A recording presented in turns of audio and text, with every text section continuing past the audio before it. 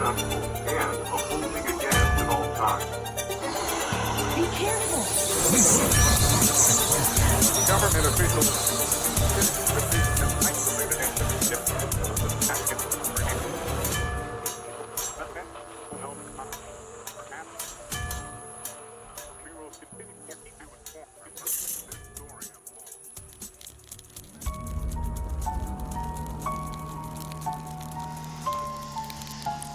Robertson County, Tennessee, 1817. A family goes to bed. A sound wakes them. A knock on the wall, sharp, deliberate. The father grabs his lantern and throws open the door. Nothing. Just cold air and dark trees. He goes back to bed. The knock comes again from the other wall. He searches the yard. No footprints. No one running. No explanation. He goes back to bed. The knocking doesn't stop. That's how it starts with the Bell Witch. Not with fire and brimstone. Not with anything you can point a rifle at. It starts with a sound you can't catch. In a house you thought was safe. In the middle of a life you thought you understood. John Bell was no fool. He was no drunk, nor lunatic. He was not the kind of man who saw things in the dark. He was a respected farmer, a community man. His neighbors trusted him. His family loved him. In Robertson County, the Bells were the kind of people you wanted next door. The ones who'd lend you money without asking when you'd pay them back. Who'd show up when your barn needed raising and stay until the last nail was in. But none of that mattered, because something came for him anyway. What followed over the next several years would become the most documented, most witnessed, most debated haunting in American history. Not one person claiming something strange, not a family whispering in private, but dozens of witnesses, neighbors, travelers, soldiers, men who rode in as skeptics and rode out saying nothing, staring at the road ahead. They all heard the same voice. It could mimic anyone in the room. It knew things it had no right to know. Private conversations, secret debts, words spoken miles away, sometimes across oceans. It recited sermons. It sang hymns off-key just to show it could. It answered questions. It asked them back. And it had a sense of humor that felt less like comedy and more like a blade turning slowly. The youngest daughter, Betsy, couldn't sleep without something pulling her hair in the dark. The father, John, the voice simply called him Old Jack, and he started fading in ways the doctor couldn't explain. Stumbling in the fields, losing words mid-sentence, staring out into the void. The voice watched him like it was keeping a clock, or stalking a victim. One of the craziest details of the story is even General Andrew Jackson heard about it and decided to ride out himself.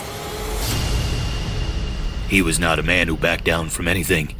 He had faced muskets, bayonets, entire armies. He showed up at the Bell Farm ready to put the whole thing to rest. Some say he left before morning. He reportedly said he would rather face the British again than face the Bell Witch. Friends, this is the story of the Bell Witch.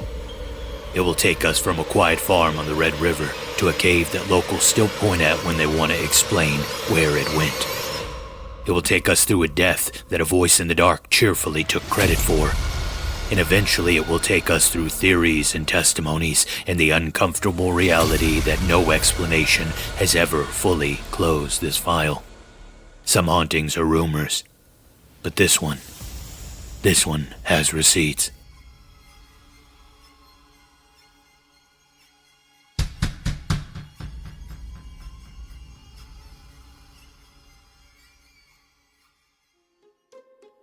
Ladies and gentlemen, welcome back to The Dancing Toaster. This is Pastor Nelly, and this is the place where we wrestle with the intersection of faith and the unexplained. Today's episode fits into our current series, but not in a traditional sense. We're still not going back through the history of witchcraft or magic just yet. As I mentioned last week, today we're focusing on one of the most famous witches in American history.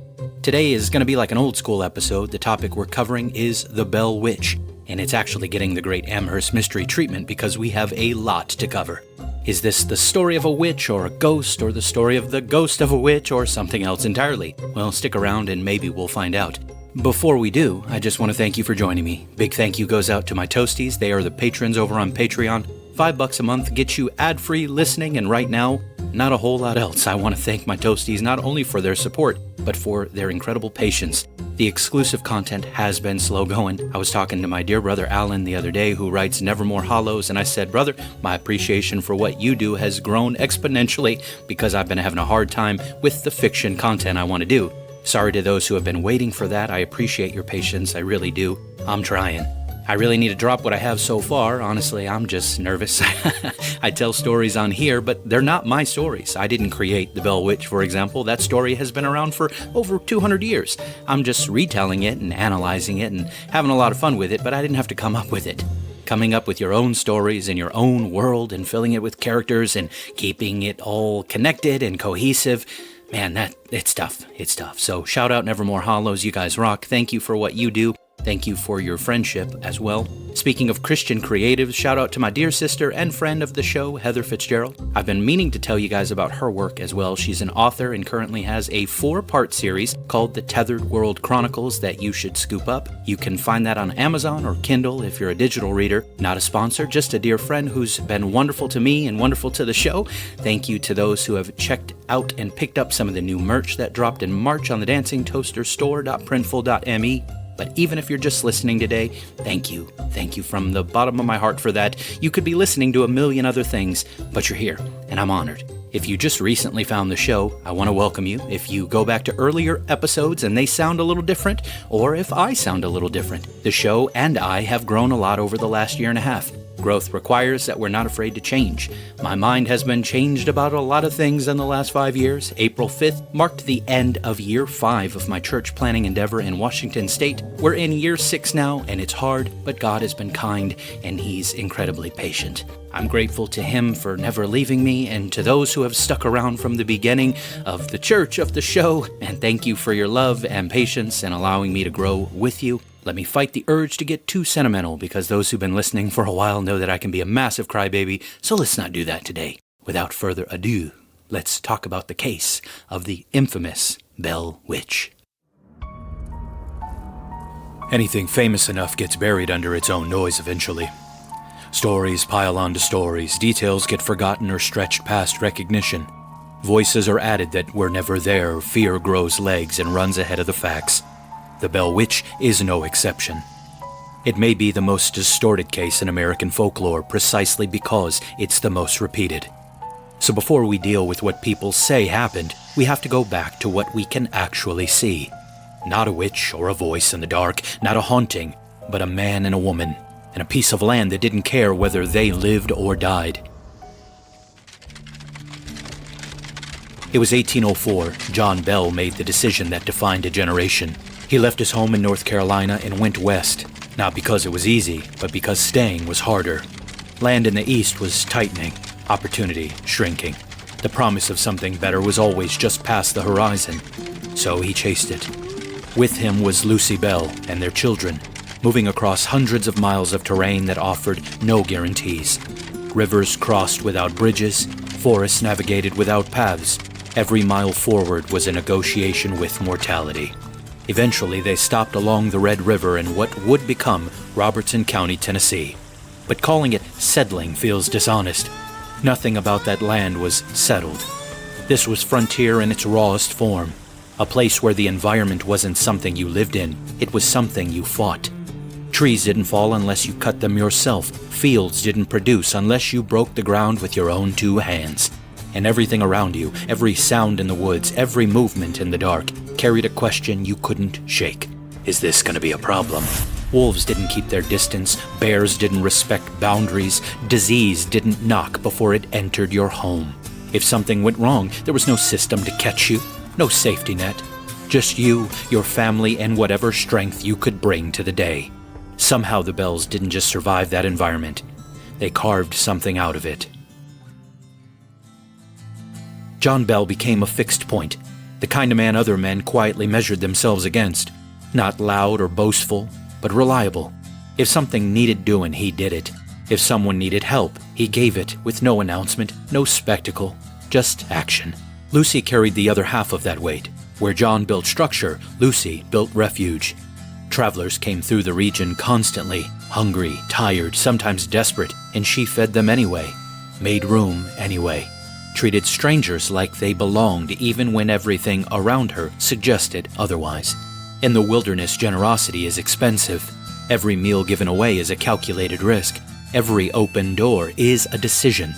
And yet the Bells built a life where people knew they could knock and be received.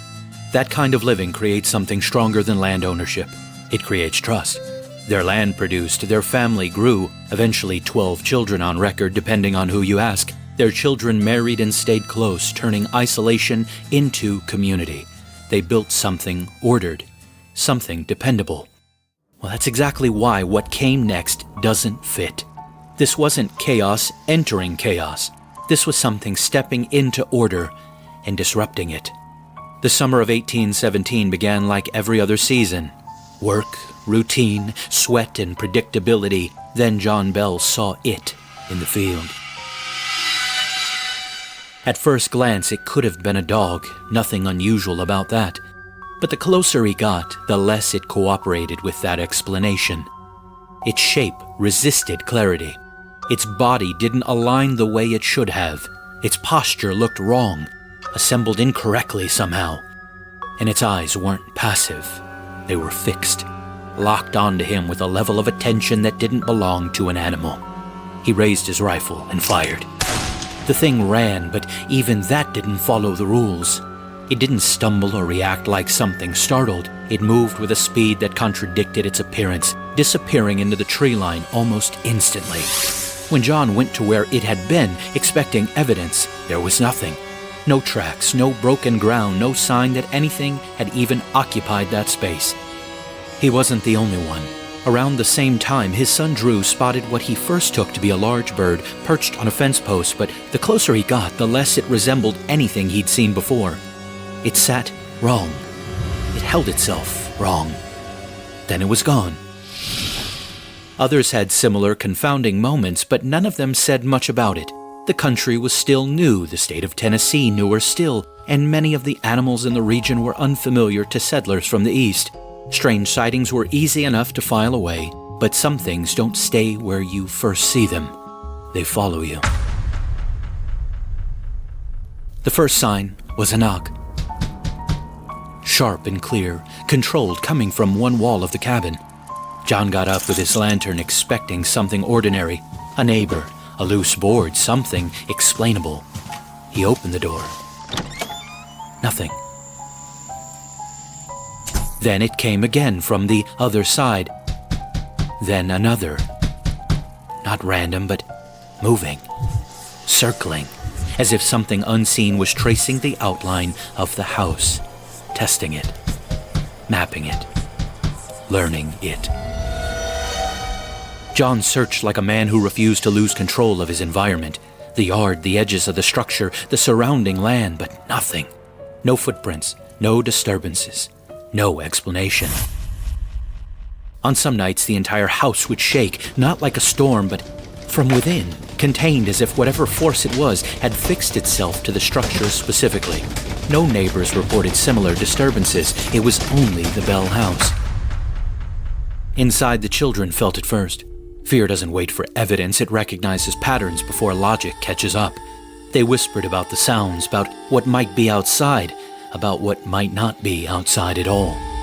But John, well, he shut it down. On the frontier, perception was everything. If your household went unstable, if fear took root, it spread like gangrene. First through your family, then through your neighbors. You didn't just lose peace, you lost standing. So he wrote it off as mischief.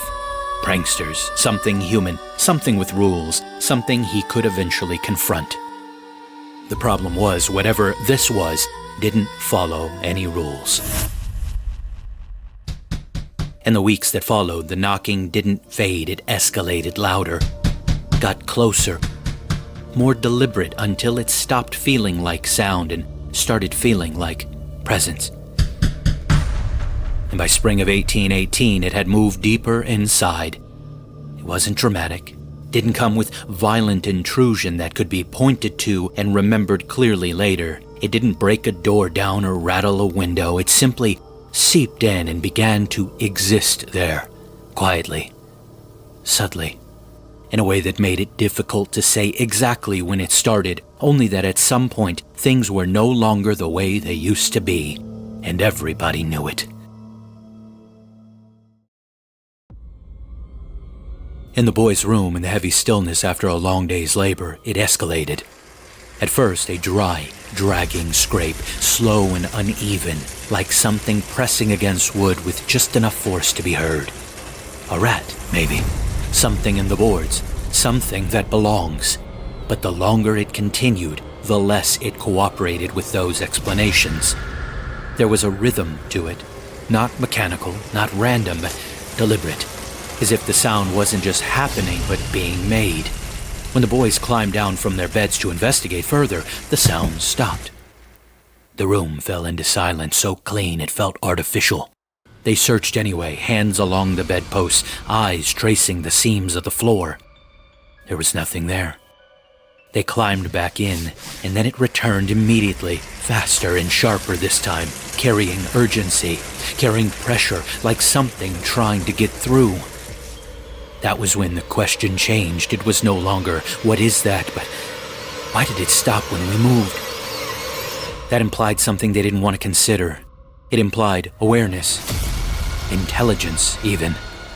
Then from beneath the floor, something began to breathe. It was wet and labored. One might even call it desperate. The sound of someone trying to pull oxygen into their lungs that won't cooperate. Gasping and choking, it didn't just sound unusual, it sounded human. The boys dropped to the floor, peered into the darkness beneath their bed. There was nothing there. No movement, no shape, no source. Sleep didn't come after that. Sleep requires trust. It requires the belief that nothing is going to happen while you're vulnerable. That belief was dead.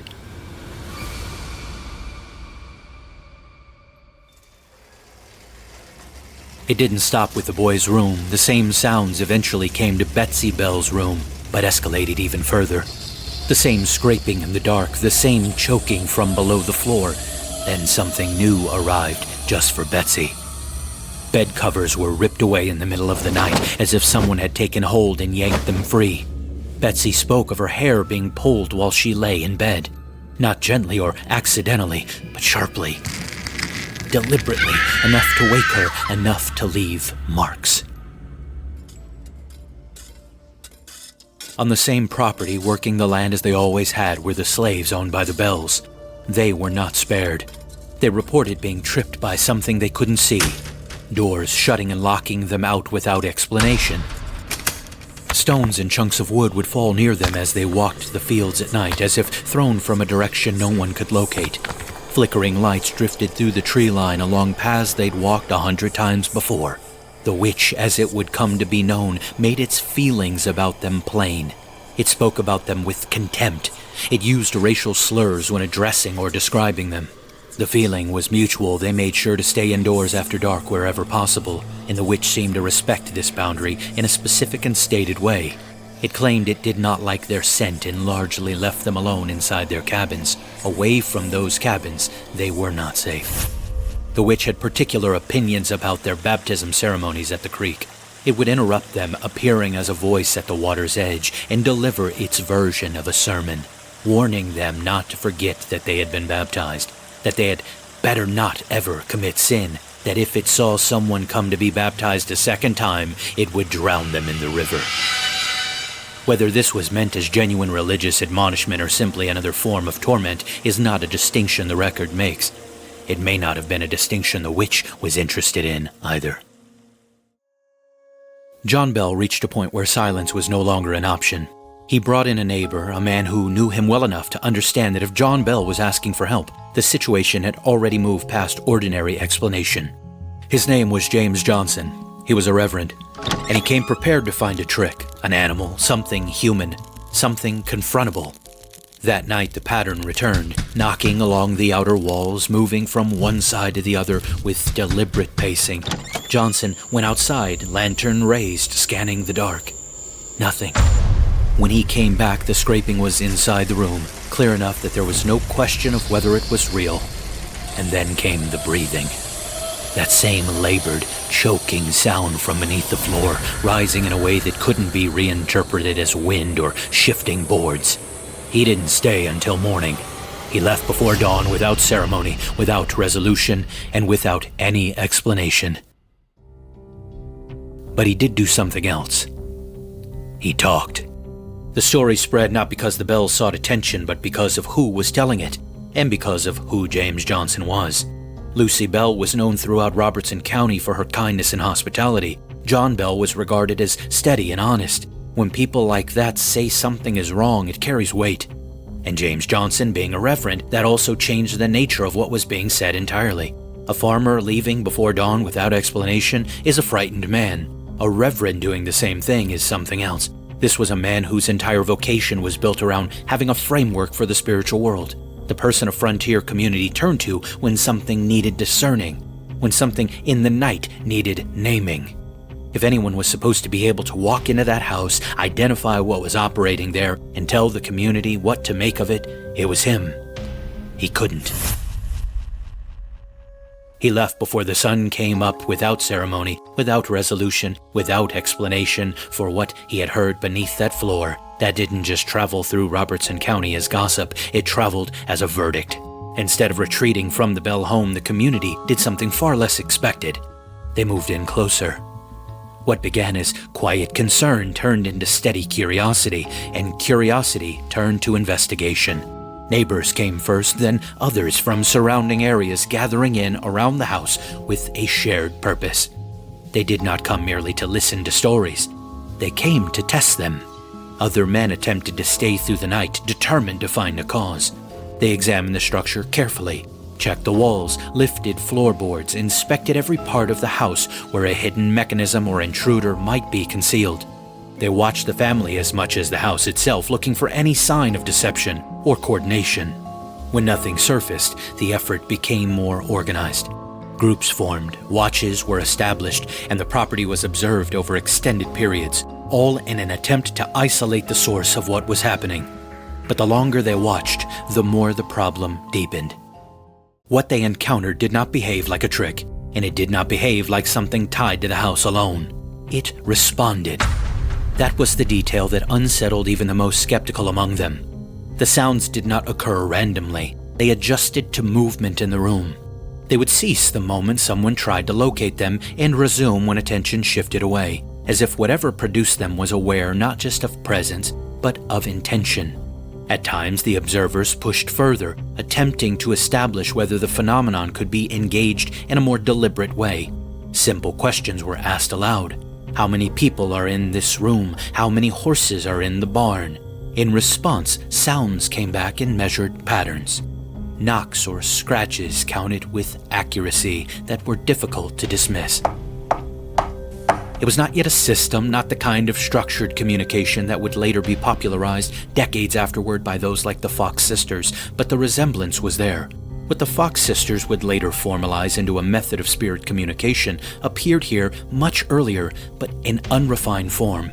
Divination wasn't necessarily the goal, as they still had no idea what they were dealing with. The Bell family had not created a system or even labeled what they were doing. They were just looking for answers, anything that could help them understand the mysterious presence that was plaguing them. In Tennessee, this was not presented as a practice or a demonstration. It was not controlled, not invited, and not repeatable on demand. The presence was intrusive, and attempts to communicate with it were shots in the dark. It answered when it chose, stopped when it chose, and revealed just enough to keep those present engaged without ever allowing itself to be fully understood or fully contained. Reactions to it varied, but they rarely ended in dismissal. Some visitors left visibly shaken, their confidence stripped away by what they had heard. Others attempted to reduce it to something ordinary, speaking of animals, tricks, or imagination, yet even they struggled to maintain that position once they had experienced it directly. The consistency of the responses combined with the lack of any physical explanation made simple answers increasingly difficult to hold on to. Over time, one conclusion began to settle in, not as a declaration, but as a growing realization. This was not the byproduct of a place, it was behavior. It reacted, it adjusted, it engaged with those around it in ways that suggested more than presence. And as the encounters continued, it became clear that it was not distributing its attention evenly. It was beginning to focus, to return to certain individuals more than the others, as though it were not just responding to the room, but selecting targets within it. And once that possibility took hold, the entire situation became something far more difficult to explain. Whatever had been content to knock and scrape and breathe in the dark was beginning to move past suggestion. It was no longer satisfied with being heard, it wanted to be known. Betsy Bell was 12 years old when the disturbances began. She was the youngest in the household, the most vulnerable. The physical torment that centered on her had been escalating for months. Her hair pulled sharply enough to leave marks, welts appearing on her skin with no visible cause. Witnesses described seeing her react as if struck when no one stood near her. Around the same time, Betsy began experiencing something new. Spells of smothering shortness of breath, an overwhelming weight upon her chest, her body going completely limp and exhausted while otherwise in perfect health. These episodes came and went with no medical explanation. The one pattern observers noted was the witch would not speak while Betsy was in one of these states. It waited. Only once Betsy returned to herself would the voice begin again. Nobody said it out loud, but the implications began there. There was a final boundary remaining between presence and identity, and what crossed it wasn't movement, it wasn't sound. It was a voice. Late one night, as Betsy hovered in that thin space between sleep and waking, she felt a slight pull at her covers. Gentle, almost cautious. Then a voice came from the darkness, close enough to feel rather than hear, and it spoke her name. Betsy. She sat up immediately, searching the room for someone, something, anything. But the room was empty. The air still. And as quickly as the voice had come, it withdrew, retreating into silence like something aware it had revealed too much, too soon. The next night it returned and again uttered her name in the dark. Betsy. But then something else. It laughed. Not loud or distant, contained and controlled, as if delivered specifically to her. The family tried the only thing left that made sense. They sent Betsy away.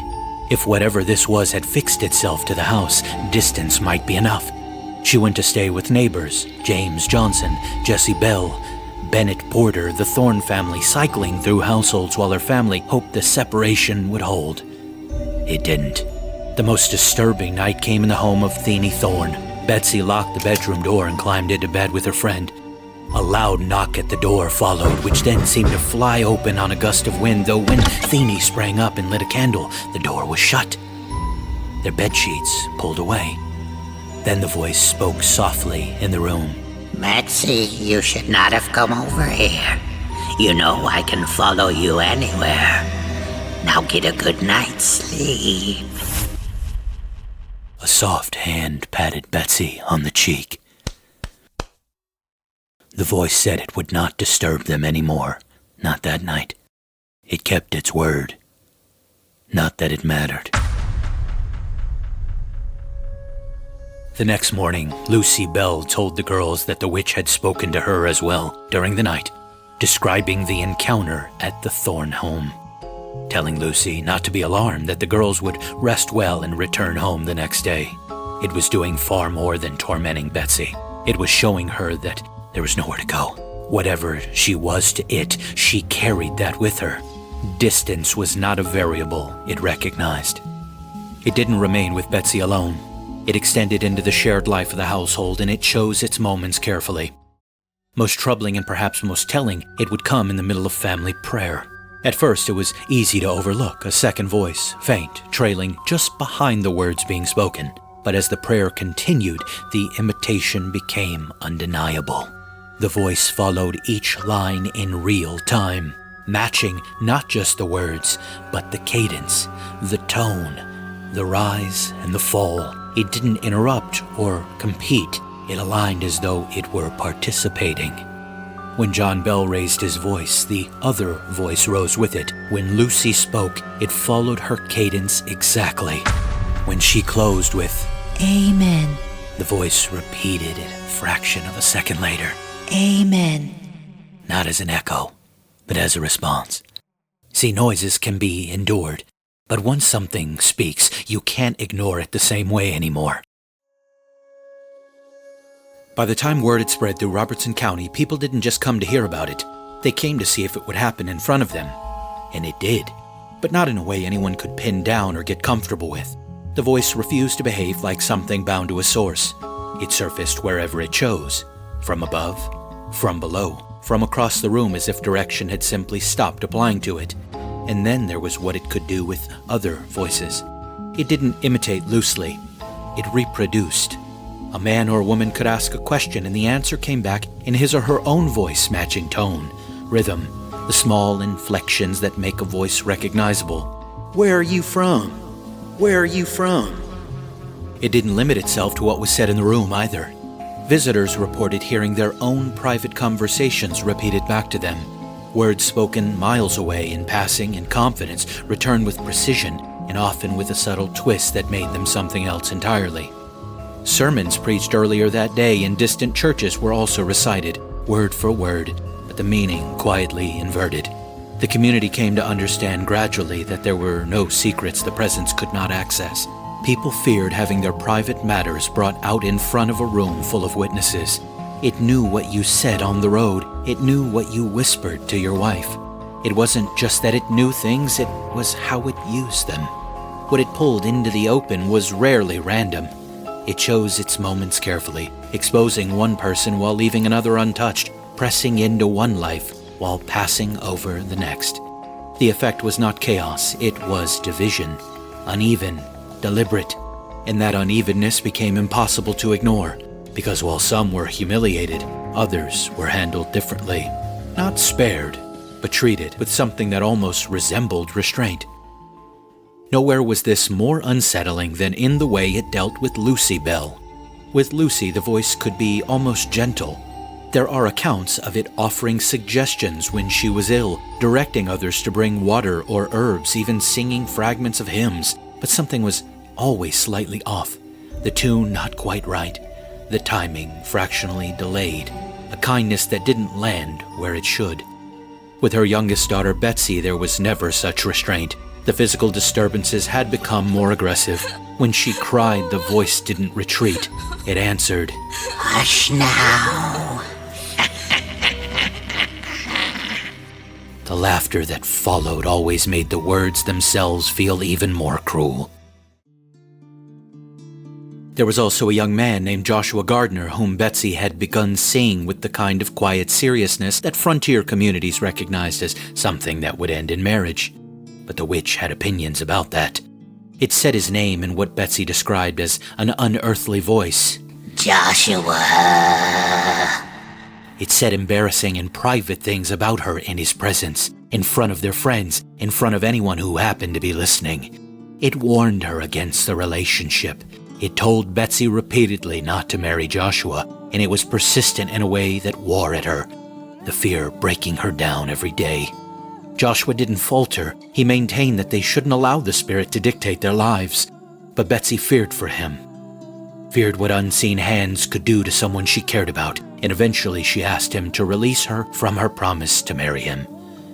For his safety, for both of theirs, he did. He moved and they never saw each other again. The witch never explained why it was so opposed to the match. It never offered a reason. It simply was, and it won. With John Bell, the dynamic was different again. Where it tormented Betsy and occasionally humored Lucy, well, it watched John. That was the word witnesses kept returning to. Watched. It followed his movements, fell silent when he left a room, returned when he entered, repeating his words back with subtle distortions that made them sound smaller than they were. It called him by name slowly, deliberately, as if savoring the act. John. Over time, people began to notice the effect. He changed. Not suddenly, but steadily. Moments of distraction, words lost mid-sentence, a kind of drift that didn't match the man they'd once known. The voice addressed him as Old Jack with a familiarity that felt earned rather than invented. It declared that it would torment him to the end of his days. And it never explained why. It never said anything against his character or tried to turn the community against him. Instead, it spoke openly of its hatred for him. A hatred it, again, never explained and never softened. It didn't shift or waver. It stayed fixed as if it had already decided something about him and was simply carrying it out. And it kept its focus on him the entire time. At some point, people stopped asking questions out of curiosity and started asking them out of frustration. The presence had answered dozens of inquiries, some clearly, some evasively, some with just enough truth to keep people leaning in. It had demonstrated it could hear, respond, mimic, and choose when to do any of those things, but it had not said what it was. It had been speaking and communicating for a while, dragging them along. People grew weary of the mysterious interactions. They wanted an identity, but would have settled for at least identification. After all this time, no one knew who or what they were dealing with. Reverend James Johnson was one of the first to come to the aid of the bells in the beginning. He had left that first night before dawn with no explanation and no answers, but to his credit, he returned. This time he brought others with him, and this time he came not as a frightened witness, but as a man with a purpose. He addressed the entity directly. The answer that came back expanded the room's understanding of what they were dealing with. It said to him, I am a spirit from everywhere. Heaven, hell, the earth. I'm in the air. In houses, in any place, at any time. I have been created millions of years ago. It wasn't the only identity it offered. On other occasions, it described itself differently, as a spirit whose rest had been disturbed, as something ancient that had been drawn to the property. It contradicted itself. It seemed to find that useful, maybe even entertaining. But a cosmic self-description is not the same as an identity. Ancient, ever-present, powerful, from everywhere and nowhere, that gave the community nothing to hold on to, nothing to name, nothing to bring before a congregation or explain to a neighbor or pray against with any specificity. Johnson had drawn something remarkable out of it. What he hadn't drawn out was anything Robertson County could use. That would take another reverend entirely. James Gunn was a local preacher, and where Johnson had come with the measured approach of a man conducting an investigation, Gunn came with the directness that perhaps caught the presence off guard. He pressed it in a way that the others hadn't, and the entity, for reasons it never explained, acknowledged that he had asked in such a way that the answer could no longer be evaded. It said to him, I am nothing but old Kate Bat's witch, and I am determined to torment John Bell to his death. The community finally had a name. Whether the name was true was another matter entirely. The effect in the room was immediate, not because the name came from nowhere, but because it was already there. It was already in the back of all their minds, in the quiet circulation of suspicion that had been building for months before anyone said it out loud. Kate Batts was no stranger to the community. She lived nearby. Her husband, Frederick, had become disabled, leaving her to manage the household alone. And sadly, all her children had died young. She was labeled an eccentric. She was known to speak harshly about John Bell. There had been some disputes between them years earlier, and she had reportedly declared she would get even with him. The superstitious always pointed to her habit of asking women for their brass pins, the theory being that when someone gave Kate a pin, it gave her power over them. Brass pins had also been found throughout the Bell house as well, sticking from pillows, left on chairs, and on occasion, Betsy had described being poked by something that felt exactly like a brass pin. It was enough for some. The real Kate Batts always denied the claim outright with an anger that those who remembered her described as sincere. John Bell himself said he did not believe she was responsible for the phenomenon, and there was no reliable evidence that ever tied her to the events at the farm beyond the circumstantial and the voice's own agreement. But the name still held, not because it had been proven, but because it fit, and the people were desperate for something to cling to. The people no longer had to say the voice or the thing in the Bell house. Now they simply called it Kate. And in doing so, they made the story easier to tell, easier to carry forward. There were 2 more strange episodes that kept Kate's name circulating in the speculation despite the lack of evidence. A girl named Emily Payne, frustrated with butter that wouldn't churn one morning, declared that old Kate Batts had bewitched the milk and plunged a heated iron poker into the churn. She then made an excuse to visit Kate that same day and found her nursing a hand she claimed to have burned that morning. The other major episode didn't occur until after Kate Batts died. By custom, someone was to sit with the body through the night before burial. By the time of her passing, Kate had no family, and finding volunteers proved quite difficult. A young woman named Fanny Story eventually agreed, on the condition that 3 or 4 others would stay with her. She wasn't going to take any chances. The group of girls reported spending the night fighting off large black dogs and cats, dogs that wouldn't respond to sticks, and cats that jumped on the coffin. A yard crawling with animals that shouldn't have been there. Whether they were telling the truth or playing on the community's existing fears, no one could say with certainty. Maybe it was a little of both. Kate Batts died long after the main haunting had ended. Most considered it doubtful she'd been responsible, but her name had already been given to the thing, and the thing had accepted it, and that was enough. By 1819, the Bell Farm had become something it was never meant to be. People traveled to it, stories moved the way they always do on the frontier, carried along roads, passed from one traveler to another, growing just enough with each telling to pull the next person in. The Bell family cabin filled night after night, farmers, preachers, travelers, and curiosity seekers, men who believed and men who didn't, all gathering in the same small space, waiting to see if the stories would hold under observation. Most left differently than they arrived. What struck them wasn't just that it happened. It was how it adopted. It didn't repeat itself the same way twice. It studied the room, and then it used what it found. A man named William Wall came from Montgomery County, having heard the tales and deciding to make the journey by horseback to see for himself.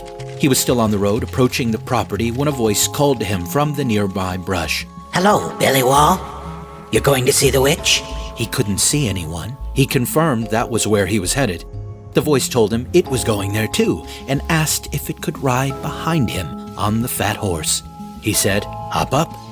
The horse immediately squatted as if a heavy weight had landed on it, then began wriggling and kicking. Wall reached behind him but felt nothing, though the voice continued beside him the rest of the way, asking questions, complimenting his hair, laughing at the horse. When he arrived, the voice told him to hitch his horse and go inside. It would be in shortly to entertain him. About an hour later, the performance commenced with rattling sounds as if hazelnuts were pouring down onto the floor, followed by voices and conversation Wall had no frame of reference for. He said the trip had completely satisfied his curiosity, and he never came back. The witch entertained, it embarrassed, and it exposed.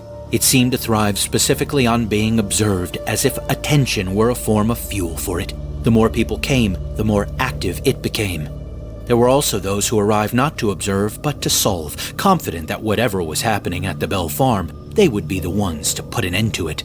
A professional detective named Mr. Williams came from out of town, certain that the family was manufacturing the disturbances in order to make a profit. Richard Bell later noted that the family had never charged visitors anything, not a cent, and had in fact refused payment repeatedly while continuing to feed everyone who came through and ensure their horses were attended before departure. None of that reached Mr. Williams before he arrived, though, with his conclusions already formed. The witch stayed quiet for the first night. Williams took this as confirmation of his theory. Whoever was behind it, he was too afraid to perform with him watching. The second day, nothing either. He announced to the room that his suspicions were confirmed.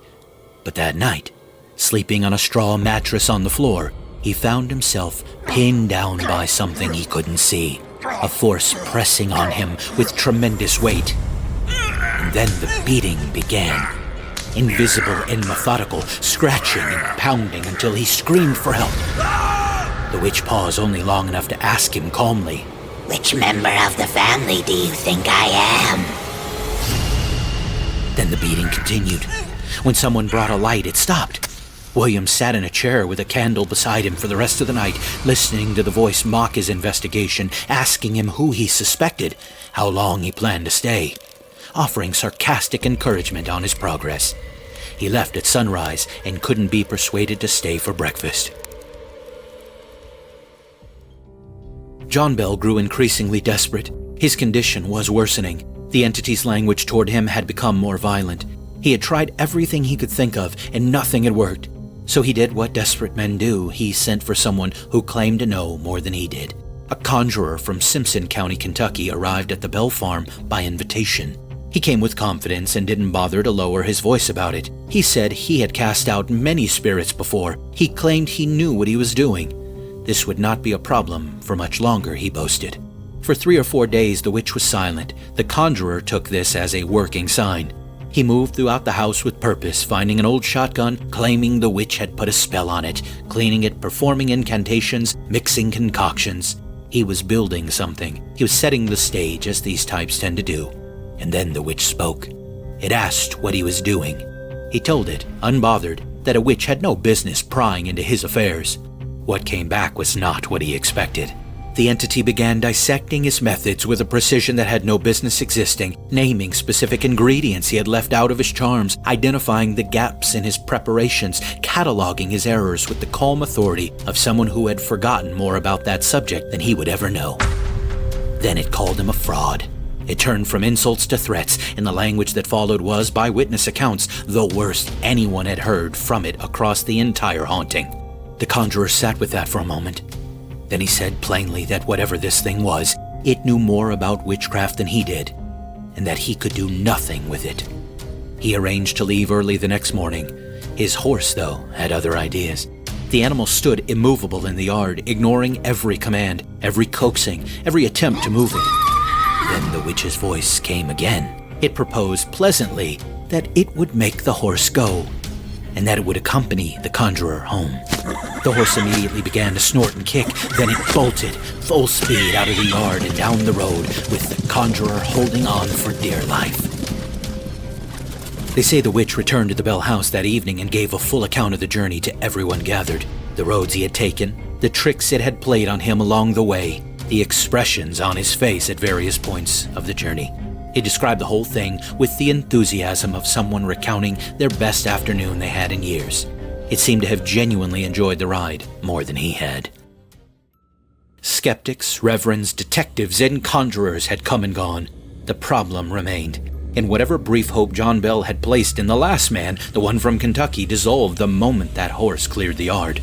John Bell wasn't the only one growing desperate. By that point, Betsy Bell had reached the point where she was willing to try anything. She reportedly said she would take medicine even if it were poison, if there were any chance it might free her from the witch's attention. So when a man claiming to be a witch doctor offered a remedy and promised to end her torment, well, she agreed to take it. She became violently ill almost as soon as she took it. The man who had given her the dose insisted it was working, that the reaction was expected. But what followed was something no one in the room could easily explain. According to those present, Betsy Bell began vomiting pins and needles. Not figuratively, actual metal pins and needles. Examined and handled by those in attendance, and the voice responded amused. Then, turning its attention to the man who had given the remedy, it mocked him with something that almost sounded like approval. It called him the only conjurer who had managed to do anything effective, saying he had made Betsy produce enough pins and needles to supply the entire community, and that if he gave her another dose, he could open his own store. The moment did not pass quietly. Years later, it was said that Thenie Thorne's daughter-in-law recalled how Thenie herself had collected some of those pins and needles and kept them for the rest of her life, as if holding on to proof of something no one could fully explain. That moment lingered. Because whatever had just happened, whatever had passed through her body and onto that floor, it wasn't confined to her. It wasn't even confined to the house. By now, that much was becoming clear. This thing didn't stay in one place. It didn't operate within boundaries people could understand or control. What it did in the home was only a part of it. It had proven before that its reach extended well beyond the walls, beyond the rooms where people gathered to listen and watch. It followed. It observed. And at times it chose to reveal itself elsewhere, not just in private moments, but out in the open, out on the land itself. On the river near the north boundary of the farm sat a cave. Even before the haunting, children from nearby farms had dared each other to stand at the mouth of the cave, to step inside a few paces and feel the temperature plummet. The cave went back a long way past a large open chamber with a ceiling 30 feet high, then narrowing into passages too small to walk upright. Betsy and her friends had explored it many times by candlelight. One afternoon, a boy crawling into a narrow tunnel at the back of the cave pushed too far and became stuck in what felt like mud or quicksand. His candle went out. No one could reach him. Then, according to Betsy, the entire cave lit up as if from a lamp, and the witch's voice called out that it would get him out. The boy's legs were seized and he was pulled clear, nearly suffocating, his face dragged through the mud. The children agreed not to tell anyone, but the witch told the boy's parents that night, advised them to put a halter on him next time so his companions could pull him out, and asked if they'd gotten all the mud out of his hair. It also used the cave for smaller cruelties. Betsy described it keeping the fishing corks near the cave bobbing as if something was biting, so they'd jerk the lines up and find nothing on the hook, then just laughing at them. Small performances, the kind that are worse for being pointless. Outside the cave and across the property, the experiences weren't limited to the Bell family alone. Those who had worked the land, including the enslaved farmhands, had encounters of their own. According to accounts compiled by Martin Van Buren Ingram, several of these encounters centered on a man named Dean, who is confirmed in Robertson County records as belonging to the Bell household and remembered in local tradition as one of the strongest and most reliable workers on the property. What can't be determined with certainty is how much of what survives is faithful oral tradition and how much has been shaped in later retellings. What the accounts describe, however, is consistent in its pattern. By this point, Dean was encountering the presence in a way others did not describe as clearly. Where others heard it or felt it, he claimed to see it. Most often, he saw it in the form of a black dog. But even that form did not remain stable. At times it appeared as an ordinary black dog. At others, it was something distorted. A dog with two heads, or more unsettling still, a dog body with no head at all. Dean believed that during one encounter he had struck the creature with his axe, splitting its head, and that the later appearance of two heads was the result of that blow. From then on, he carried that axe with him wherever he went. Along with it, he kept a small object his wife had made, a kind of protective charm, fashioned from her hair and other materials she believed could ward off harm. He walked the property at night with both, not as a precaution, but as a necessity. On one occasion, the figure blocked his path. It stood in front of him and spoke. It told him he would not pass unless he handed over the object he carried. It identified itself by name, Black Dog, and it referred directly to the earlier encounter, the strike of the axe, as if confirming both its memory and its identity. Dean refused to give it over. He tried to turn back, but the figure was there again. What followed is described not as a struggle in the usual sense, but as something that moved through him. A sudden weakness, total and immediate, that stripped him of control. The axe dropped from his hand. He tried to reach for it and found he could not stand. His body gave way beneath him, and then, according to his account, his sense of himself began to shift. He described the experience as if his body had changed, as if he had been reduced, reshaped, forced into something else. He spoke of voices above him, arguing, deciding what to do with him. He felt hands on him, weight on his back, as if something had climbed on top of him and taken hold. But whatever that moment was, it did not last. He kicked, he broke free, and he ran.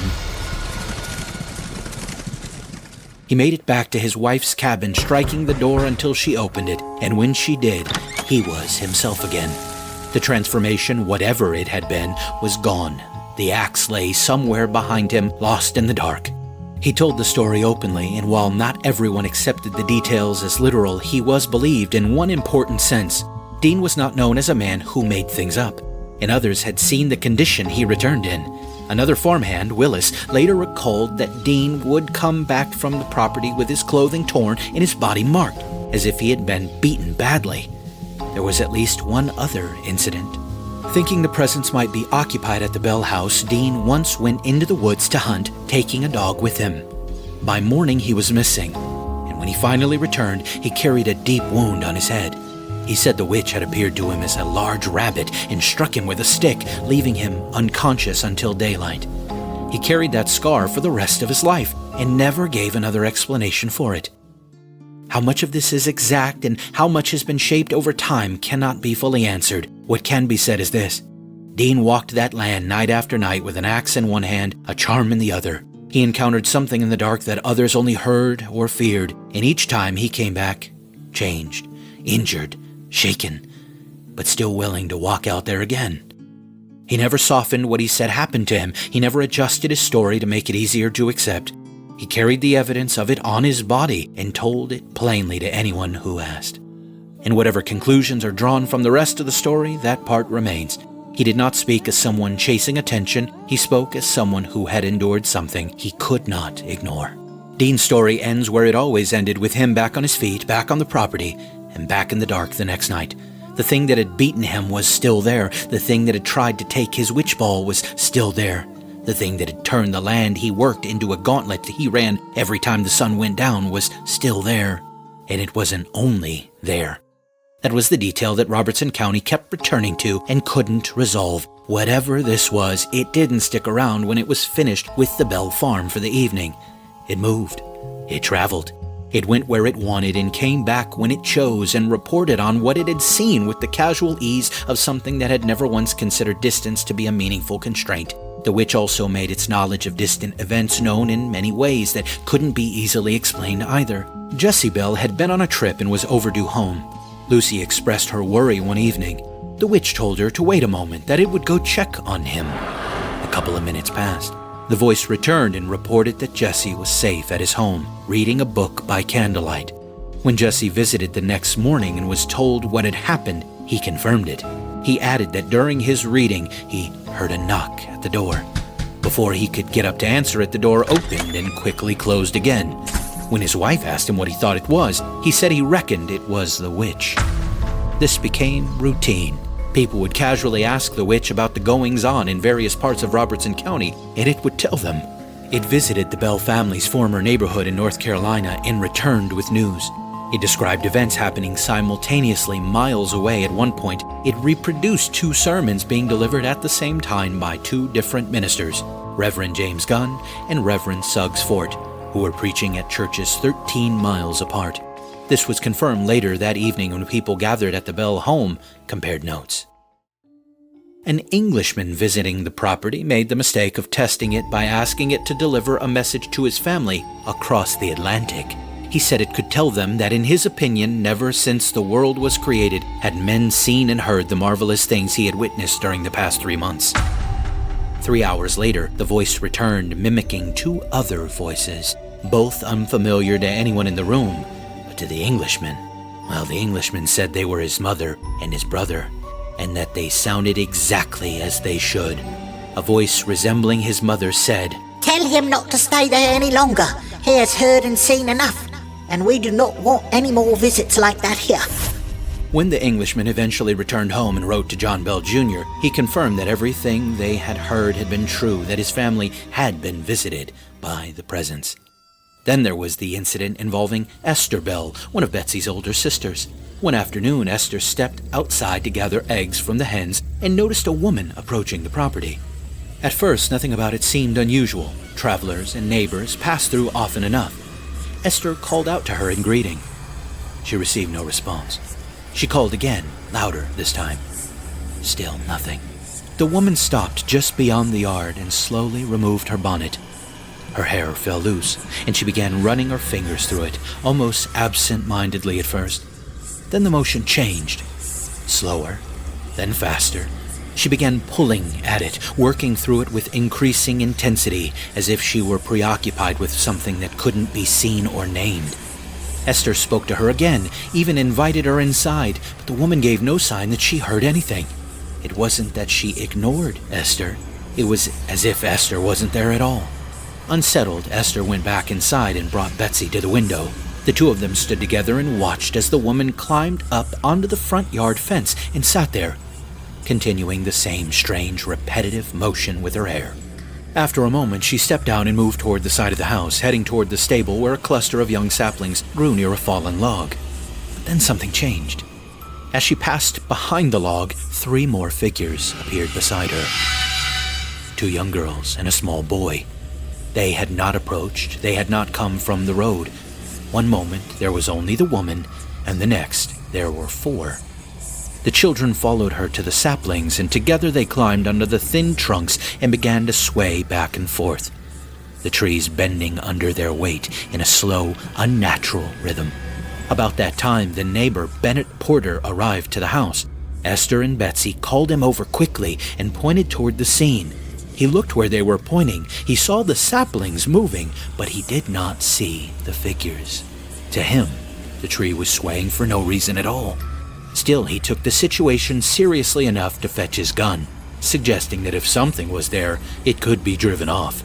As they watched the figures climb down from the sapling and move behind the fallen log, one by one their heads disappeared above it, rising just enough to be seen before dropping out of sight again. Esther pointed to a specific spot along the log, marking where one of the figures had just appeared. Bennett raised the rifle and fired.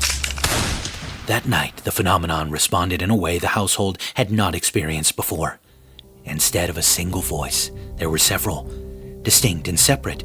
They spoke over one another. They argued and mocked and cursed in tones that were sharper and more chaotic than anything the family had heard up to that point. In later accounts, these voices were given names: Black Dog, Mathematics, Psiphography, and Jerusalem, each one taking on a personality of its own. One voice in particular, the one identified as Black Dog, seemed to dominate the others, threatening them, ordering them, even claiming responsibility for what had happened earlier that day. At one point, it was said that the voice referred to Bennett Porter's gunshot, claiming that Jerusalem had been struck and injured. Whether that statement reflected anything real or was simply part of their performance is impossible to say. What is clear is that the behavior had changed again. The phenomenon was no longer presenting itself as a single presence. It was dividing, or at least appearing to. At times, the voices would argue among themselves for extended periods, using language that shocked even those who had grown used to the disturbances. On other occasions, the tone shifted entirely, becoming almost theatrical.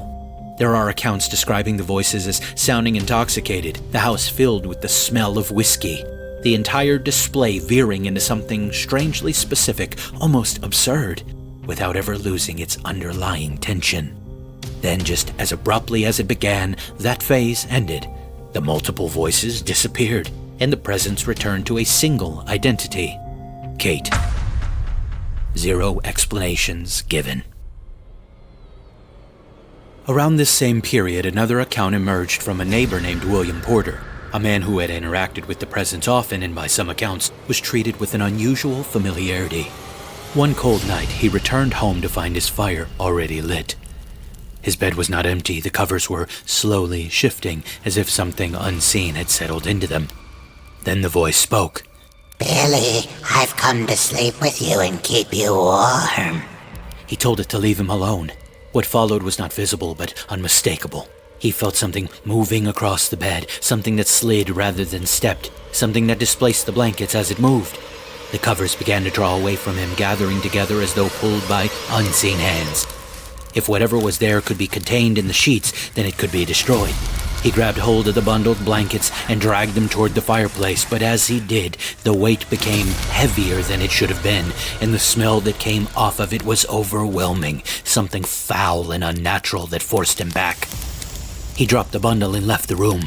When he returned, the bed was empty.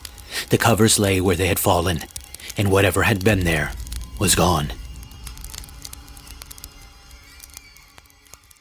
In the midst of all of this, word reached Andrew Jackson, or so the tradition holds. The account of his visit does not appear in Jackson's personal journals or any contemporary record. Historians have noted its absence, but that hasn't stopped anyone else from recounting the tale. What Ingram's compilation preserves is this. Jackson, already a well-known military figure, traveling through Tennessee, he was curious and confident that he would find a rational explanation for the Bell Witch. He traveled to the Bell property with a party of men, a wagon loaded with supplies and tent equipment, intending to camp outside rather than crowd the already full home. The wagon stopped on the road a short distance from the farm. The driver yelled and whipped, and the horses strained, but the wagon didn't move. Jackson and his men got out and pushed, but nothing.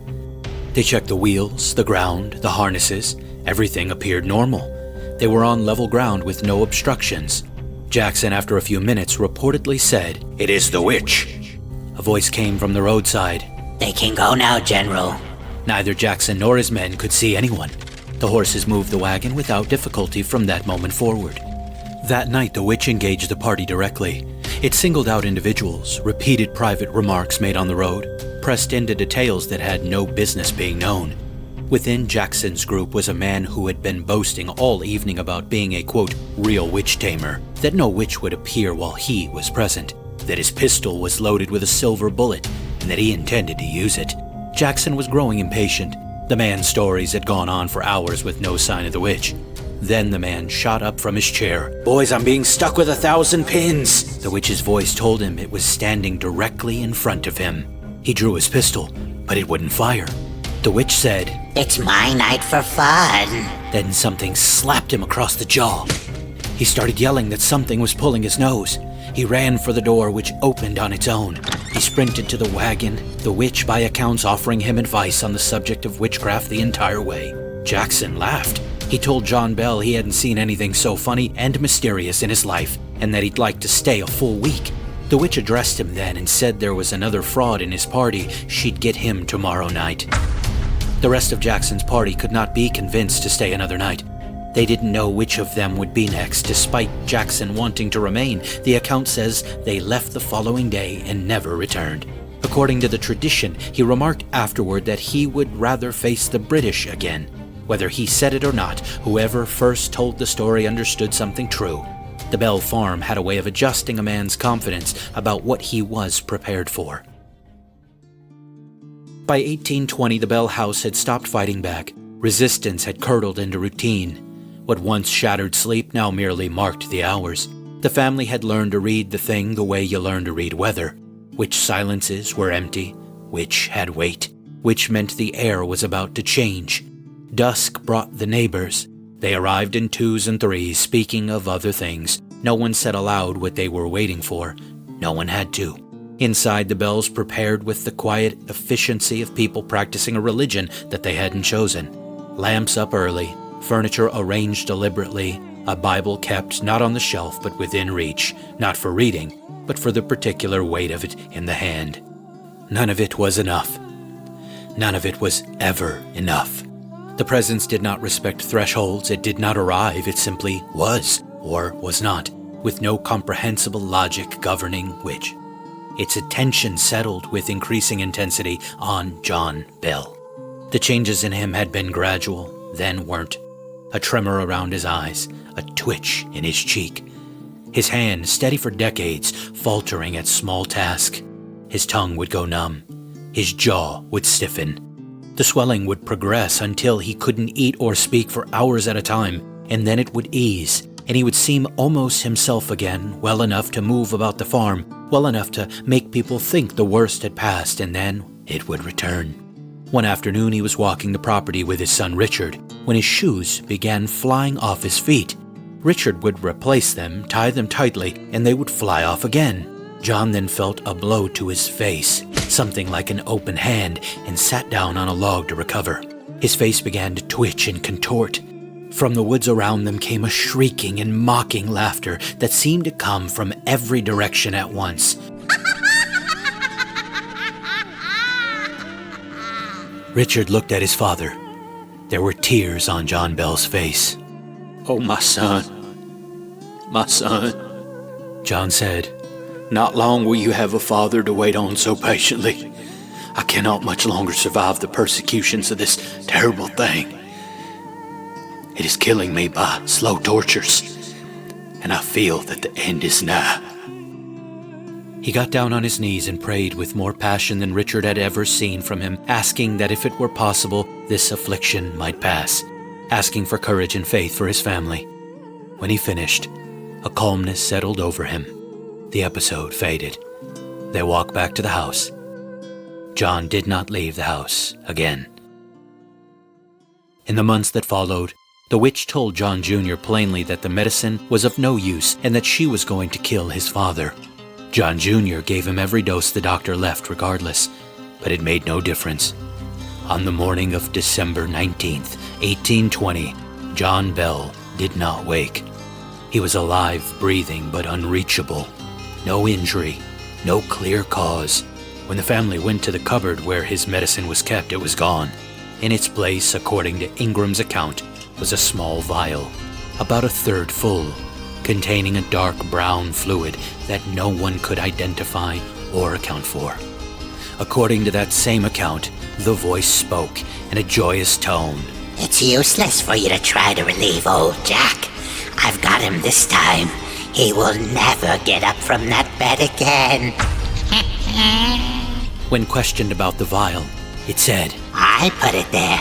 I gave old Jack a big dose of it last night while he was asleep, which fixed him.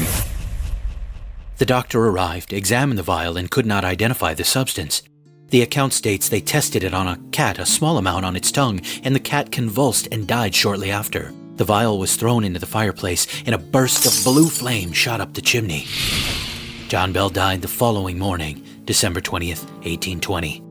The witch could be heard singing throughout the house.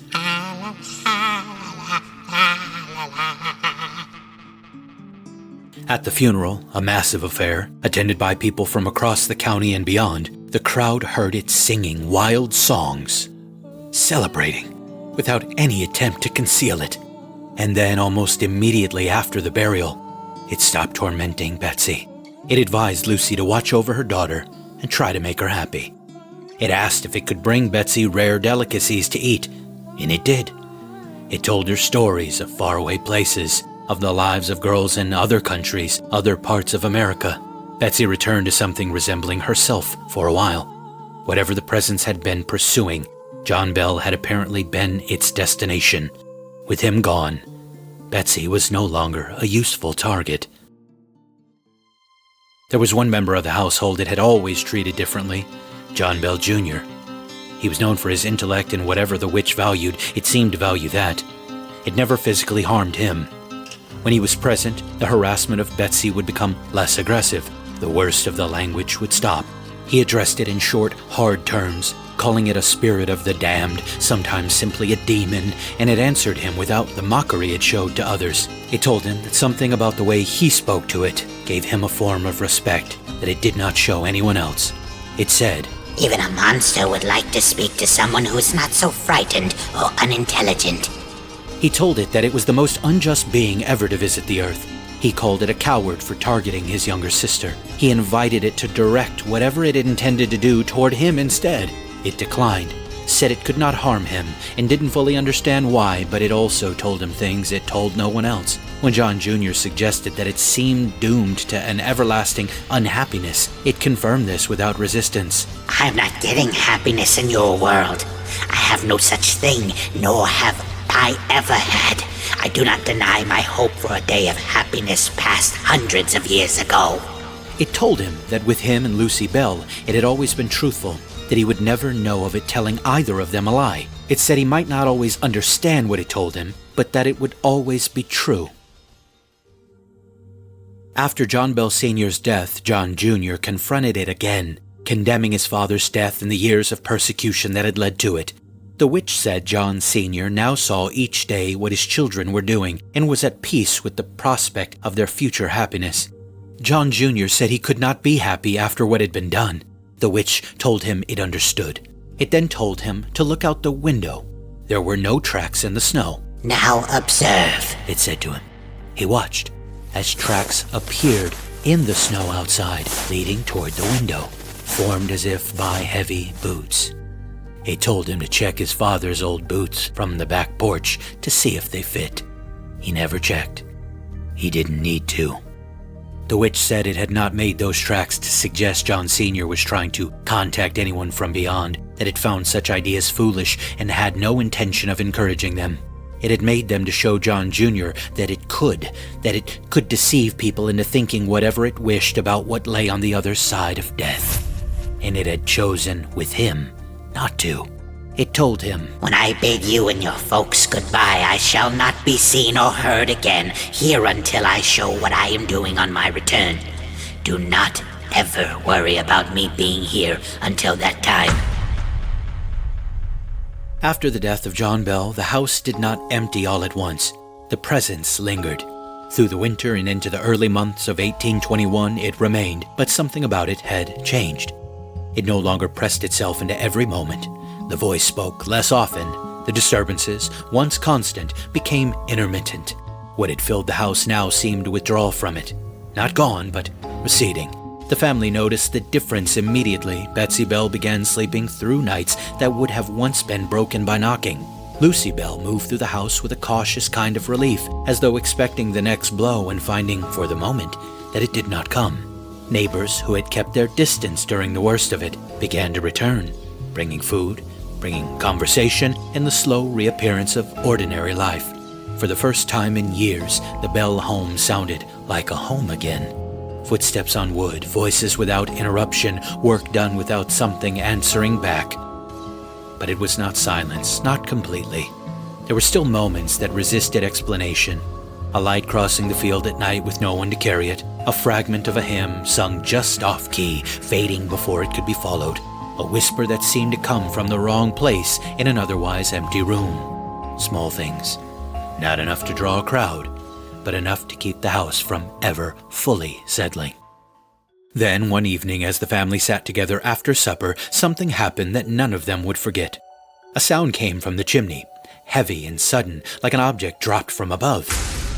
It struck the hearth with force and burst outward, not into debris, but into smoke that filled the center of the room. Out of that moment, the voice returned, clear, final. It said, I am going and will be gone for 7 years. Goodbye to all. And then it was gone. This time the silence held. The years passed, the land continued, work resumed. The family endured. What had happened did not disappear, but it no longer occupied the house in the way it once had. It became something remembered rather than something present, until February of 1828. By then the old farm was quieter, occupied by Lucy and her sons, including Richard and Joel. The years had not erased what had happened there, but they had dulled its immediacy. Then the disturbances began again, not with warning, with familiarity. The knocking returned, the scratching along the bedposts, the covers pulled away in the night. Nothing new, only what had already been known. This time the family made a decision. They would not engage it. No questions, no reactions, no acknowledgments. They would live as if it were not there and see whether silence on their part would accomplish what resistance never had. For 2 weeks it continued, and for 2 weeks they refused it. Then, as suddenly as it had resumed, it stopped. No farewell, no declaration. It simply withdrew. But whatever had left the house did not leave everything untouched. The family carried it with them in ways that did not fade.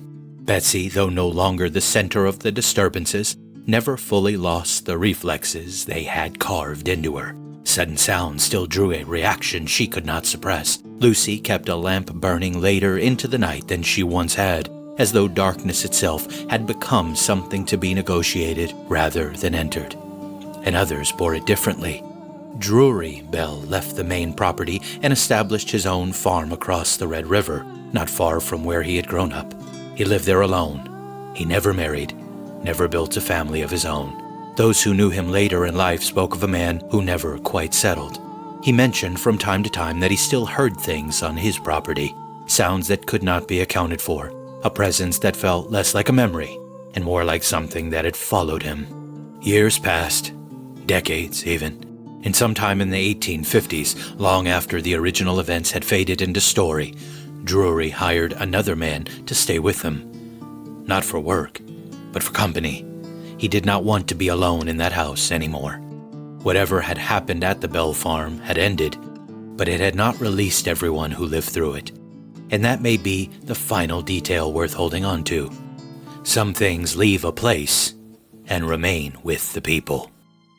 More than a decade after the Bell Witch had fallen quiet, the story had not disappeared.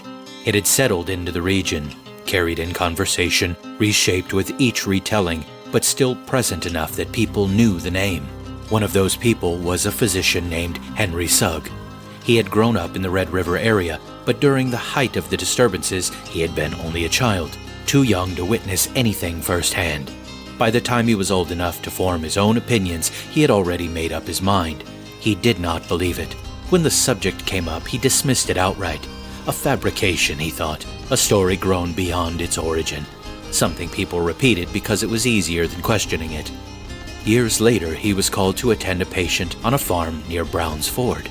The man he was treating spoke of strange noises from the night before, disturbances that had unsettled him enough to bring the old story back to mind.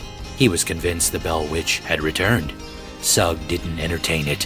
He told him plainly that there was nothing to it, that the Bell Witch had never been anything more than rumor and exaggeration, that whatever he had experienced could be explained, and while he was saying it, something in the room answered him. The leather bag he had set by the door began to move. It rattled uncontrollably. The glass vials inside struck against one another with increasing force, as if something unseen had taken a hold of them and shaken them deliberately. Then, without warning, there was a sharp report from within the bag, like glass breaking all at once. Sugg stopped. He crossed the room, opened the bag, and inspected its contents. But every vial was intact. Nothing broken, nothing disturbed. He returned to the patient and resumed his explanation, now more careful, more deliberate, as if speaking the words again might restore control over the moment. But then it happened again. Louder this time. The same violent rattle, the same sudden explosive sound. And again, when he checked, nothing had changed. No damage, no cause, no explanation. There is no record of what he said after that, only that he could not account for it. The land itself also did not forget easily. The property that had once belonged to the Bells eventually passed into the hands of the next generation, including Alan Bell, the son of Richard.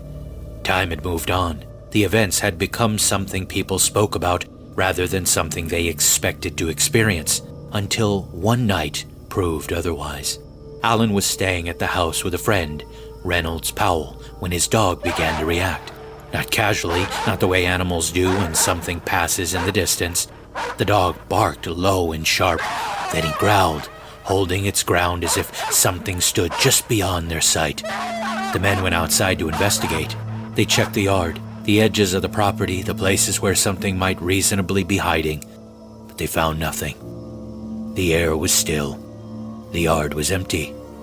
They brought the dog back in, settled again, and eventually returned to bed. For a while, nothing happened. But then, without warning, the pillows beneath their heads were pulled free. The blankets followed, drawn out from under them with a force that made resistance pointless. They searched the room immediately, checked the doors, the windows, the corners where someone might conceal themselves. Everything was secure. Nothing was there. They barred the doors, set things in order, and lay down again, this time alert, waiting. And it happened again. The same motion, the same force, the same complete lack of anything visible to account for it. This time they tried to hold on to the pillows, gripping them tightly, bracing themselves against whatever might be pulling them away. It didn't matter. The pillows were taken from their hands and thrown back down onto them as if returned with intention. After that, the room went still. Nothing else moved. But neither man slept, because whatever had been there had not needed to be seen to make itself known.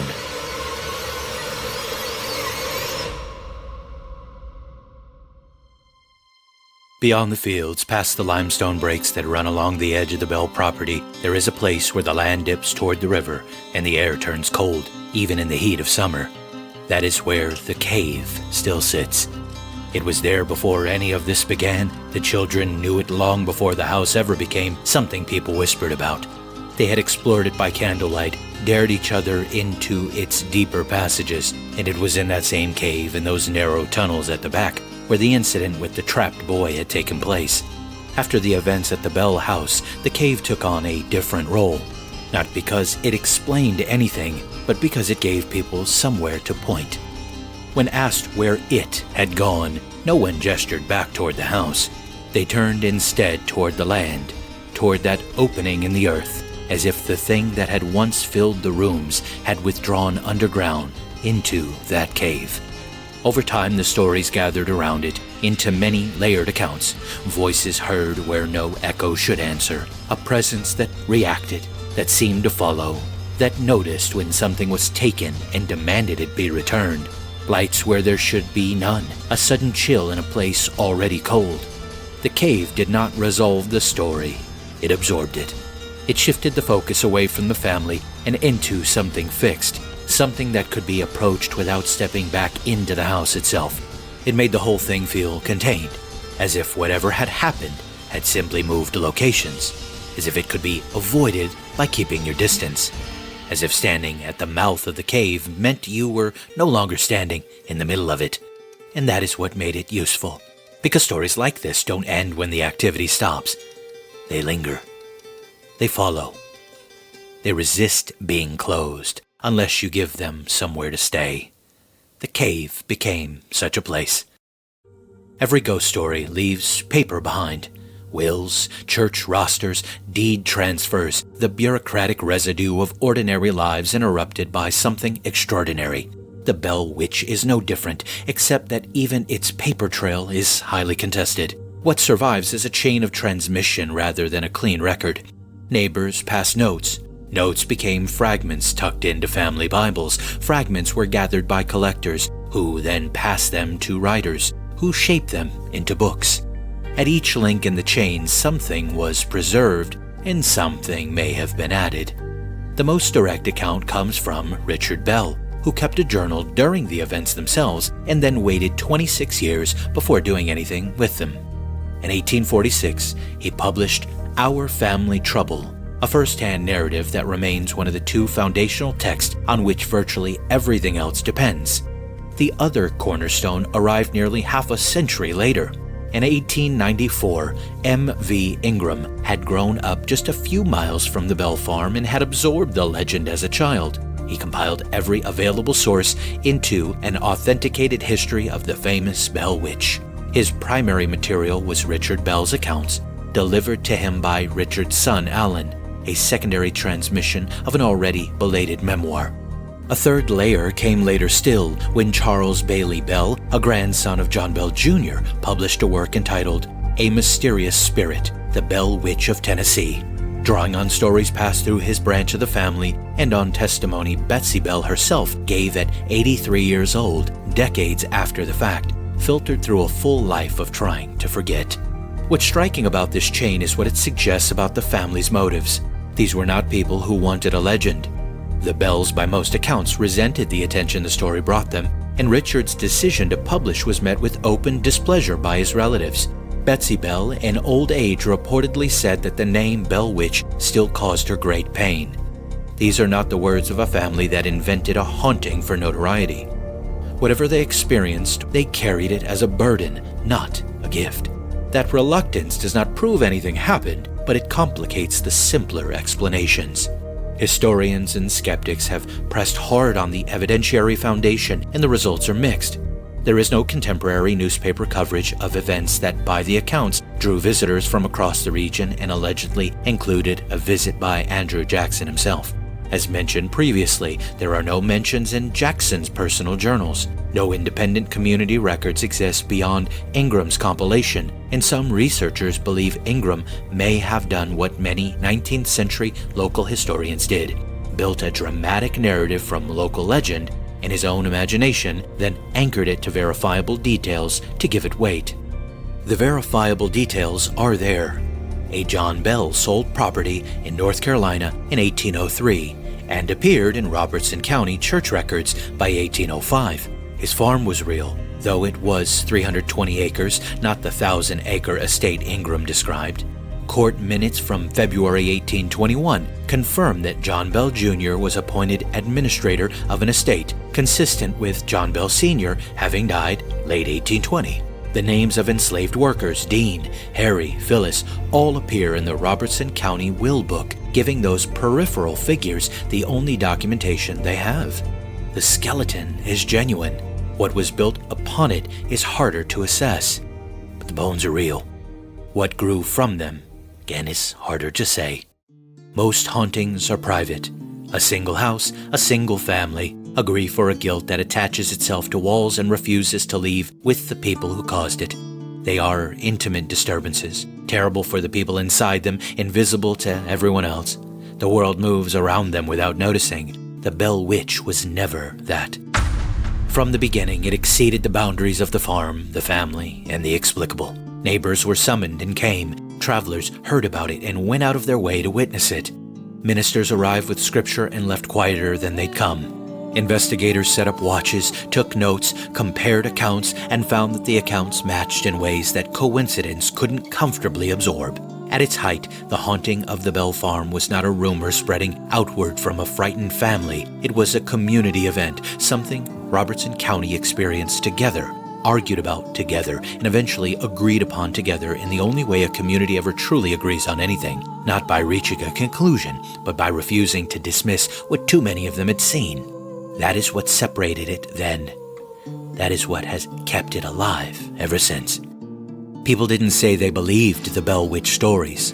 Belief implies distance, a position taken on something you weren't present for. What the witnesses said was different. They said they were there. They said they heard it, not filtered through someone else's account, not reconstructed from memory after the fact, but in the room, in the dark, with the sound moving around them in ways that had no explanation they were willing to put their names to. And because they said it that way, with the particular weight of direct testimony rather than inherited legend, the people they told it to received it differently, not as folklore, as fact passed from a mouth that had been there. That quality of transmission is why the story survived everything that should have ended it. The house came down eventually. The farm changed hands, was divided, was worked by people who had no connection to the Bells and no particular interest in what had happened there. Robertson County grew, modernized, found other things to talk about. The 19th century became the 20th. The last people who could say, "I was there," grew old and passed away, and the story passed entirely into the hands of people who could only say, "I was told."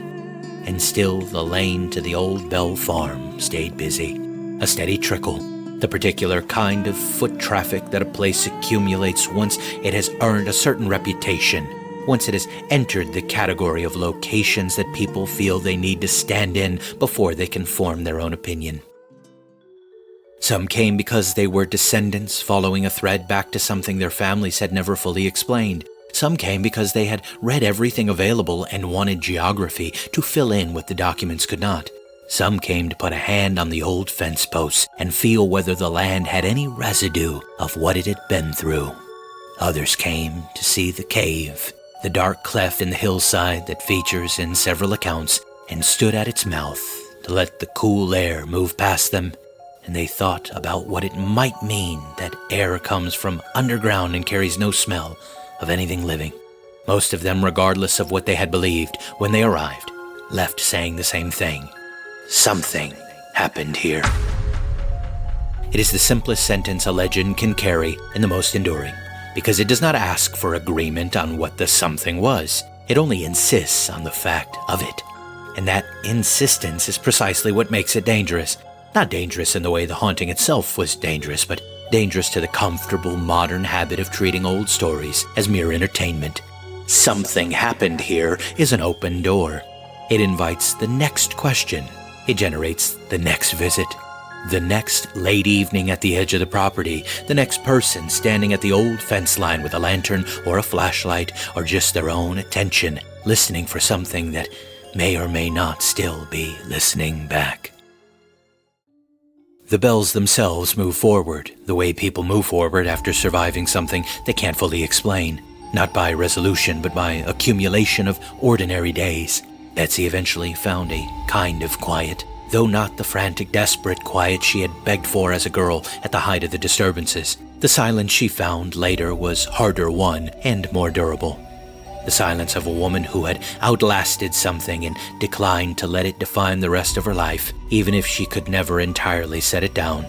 Lucy Bell, by all accounts, kept her faith intact and her family around her, which may be the most remarkable feat of the entire story.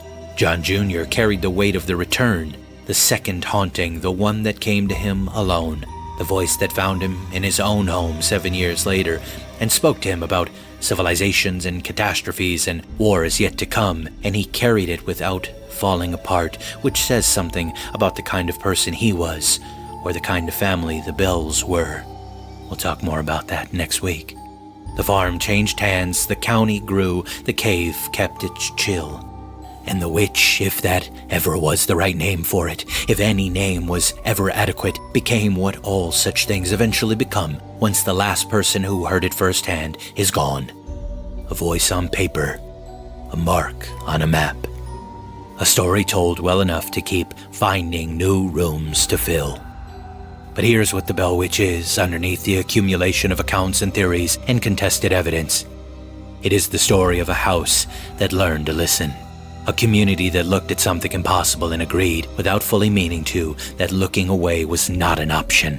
And a reminder of the stubborn human habit, ancient, persistent, not entirely irrational, of giving a shape to the fear that moves at night, that taps on our walls, that calls out from the dark in a voice that sounds almost familiar.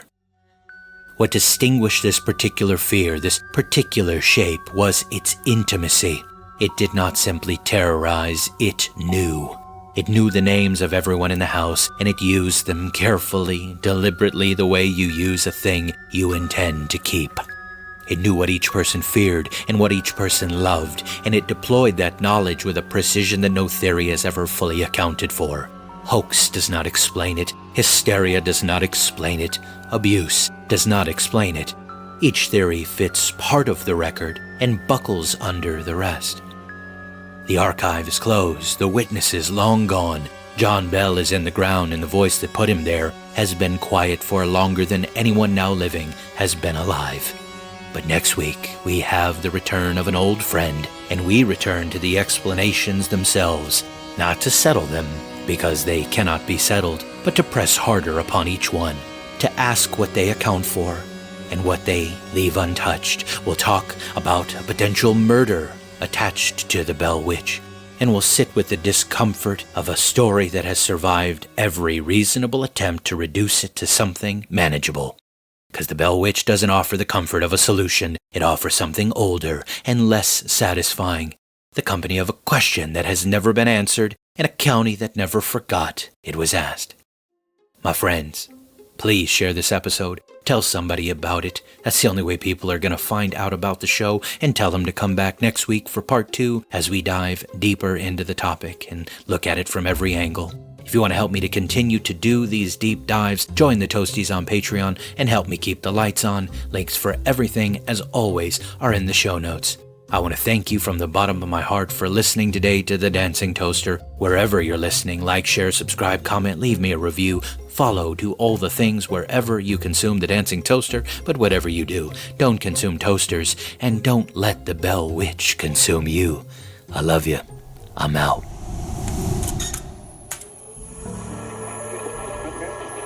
Report suspicious activities and call 911 for immediate response.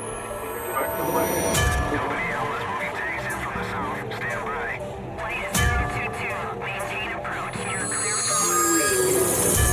Traffic delays and restrictions. Take personal security precautions to avoid becoming a victim of an attack. Avoid crowded public areas and gatherings.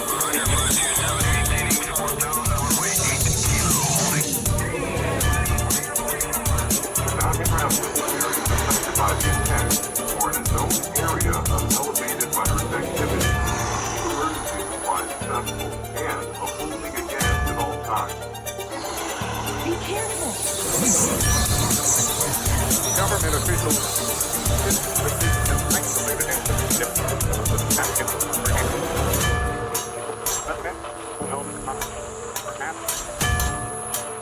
We will continue to keep you informed regarding this story unfolds.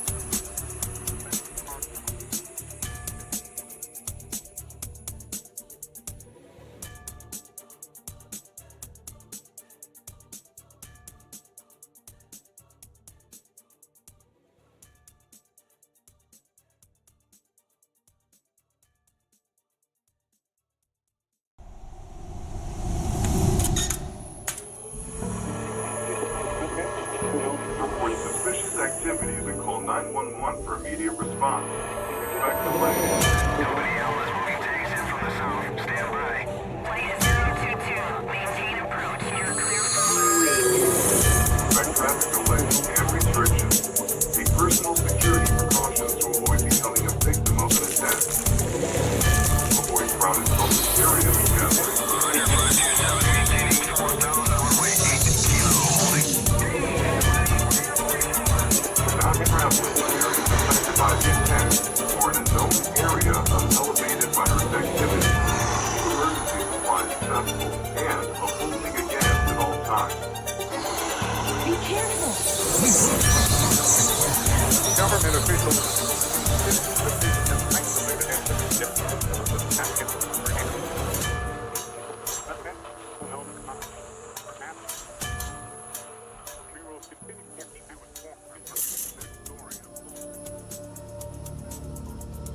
Robertson County, Tennessee, 1875.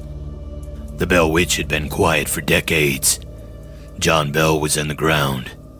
The farm had changed hands. The family had scattered to the wind. The witnesses were old men and old women telling stories to grandchildren who weren't sure what to believe. The county had moved on, or so it told itself. The truth was, Robertson County hadn't moved on at all. It had just stopped talking about it out loud. The fear was still there, woven into the fabric of the place the way smoke gets into wood. You couldn't see it, but on certain nights, in certain company, you could smell it. A man named Smith understood that. He arrived in the Red River area the way trouble usually arrives. Quietly, with no history anyone could verify and no family anyone could name. He found work on a farm, kept his head down, and then when he had figured out the shape of the place and the weight of what it carried, he started talking. He said he had abilities. He said he could bend a man's will, override it, reach into the space between a person's intentions and their actions and plant something there that wasn't theirs, just like conception. He said it didn't come from study or practice. He said it came from the Bell Witch. In most places, a claim like that gets a man laughed out of the county. This wasn't most places. Thomas Clenard and Richard Burgess heard him, and somewhere between hearing him and believing him, something broke loose in them that couldn't be put back. They became afraid. Not the kind of afraid that makes a man check the locks before he goes to bed. Not the kind that fades with daylight. This was the kind of afraid that Robertson County had been producing for 60 years. The kind that had no edge you could find and push back against, because it didn't come from outside you. It came from inside. That was what Smith had done to them, or what they believed he had done, which in Robertson County amounted to the same thing. He had gotten in, past the part of a man that reasons and resists and tells itself it's still in control. Past the part that says this is a trick, this is just a man with a loud mouth and borrowed reputation. Past all of it, down into the place where a person lives when they stop performing and start surviving. And once he was in there, they couldn't find him to remove him. They tried, the way men try when they don't have language for what's happening to them. By working harder, by staying busy, by telling themselves it would pass. It didn't pass. It deepened. Every morning they woke up a little less certain that the thoughts in their heads were their own. Every evening they went to bed with something sitting on their chest that hadn't been invited and wouldn't leave. They watched each other the way men watch when they're too ashamed to say what's actually wrong. And then at some point, that neither of them could have named precisely, the calculations changed. There was a man doing this to them. A physical man, a man who ate and slept and bled like any other man. A man who could be found and confronted and stopped in the way that the Bell Witch itself had never been stopped. Not by detectives, not by conjurers, nor by generals, because the Bell Witch had no body to put in the ground. But Smith, we did. They decided the only way out was through him. So Thomas and Richard killed him. The trial that followed was not like other trials. They didn't deny what they'd done. They explained it. They said Smith had placed them under his influence through witchcraft derived from the Bell Witch herself, that they had not been fully themselves, that what they did to survive something that couldn't be survived any other way. The jury listened, and then the jury agreed. A man was dead. The men that did it walked free. And the explanation that satisfied a court of law in 1875 was the same name that had terrorized a family 60 years prior. I spent a long time thinking about what that verdict means. It means the Bell Witch didn't need to be in the room anymore. It had already done its work. It had cracked something open in that community and left it open. And decades later, a man with no name and no history walked through the gap it had made and used what he found there to make two men afraid enough to kill.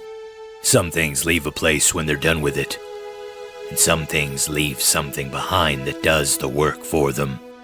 Robertson County learned the difference the hard way.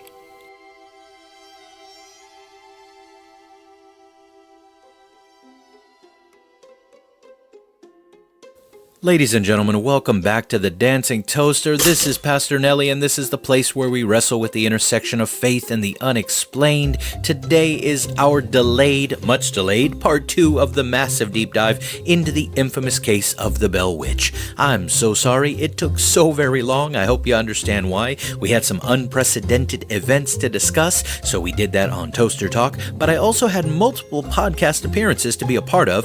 One with my dear brothers over on the Dangerous Info podcast, another with a new friend of the show. I'll be announcing that next week. That'll be a surprise. And of course, with somebody who had been listening for a while, and I didn't even know.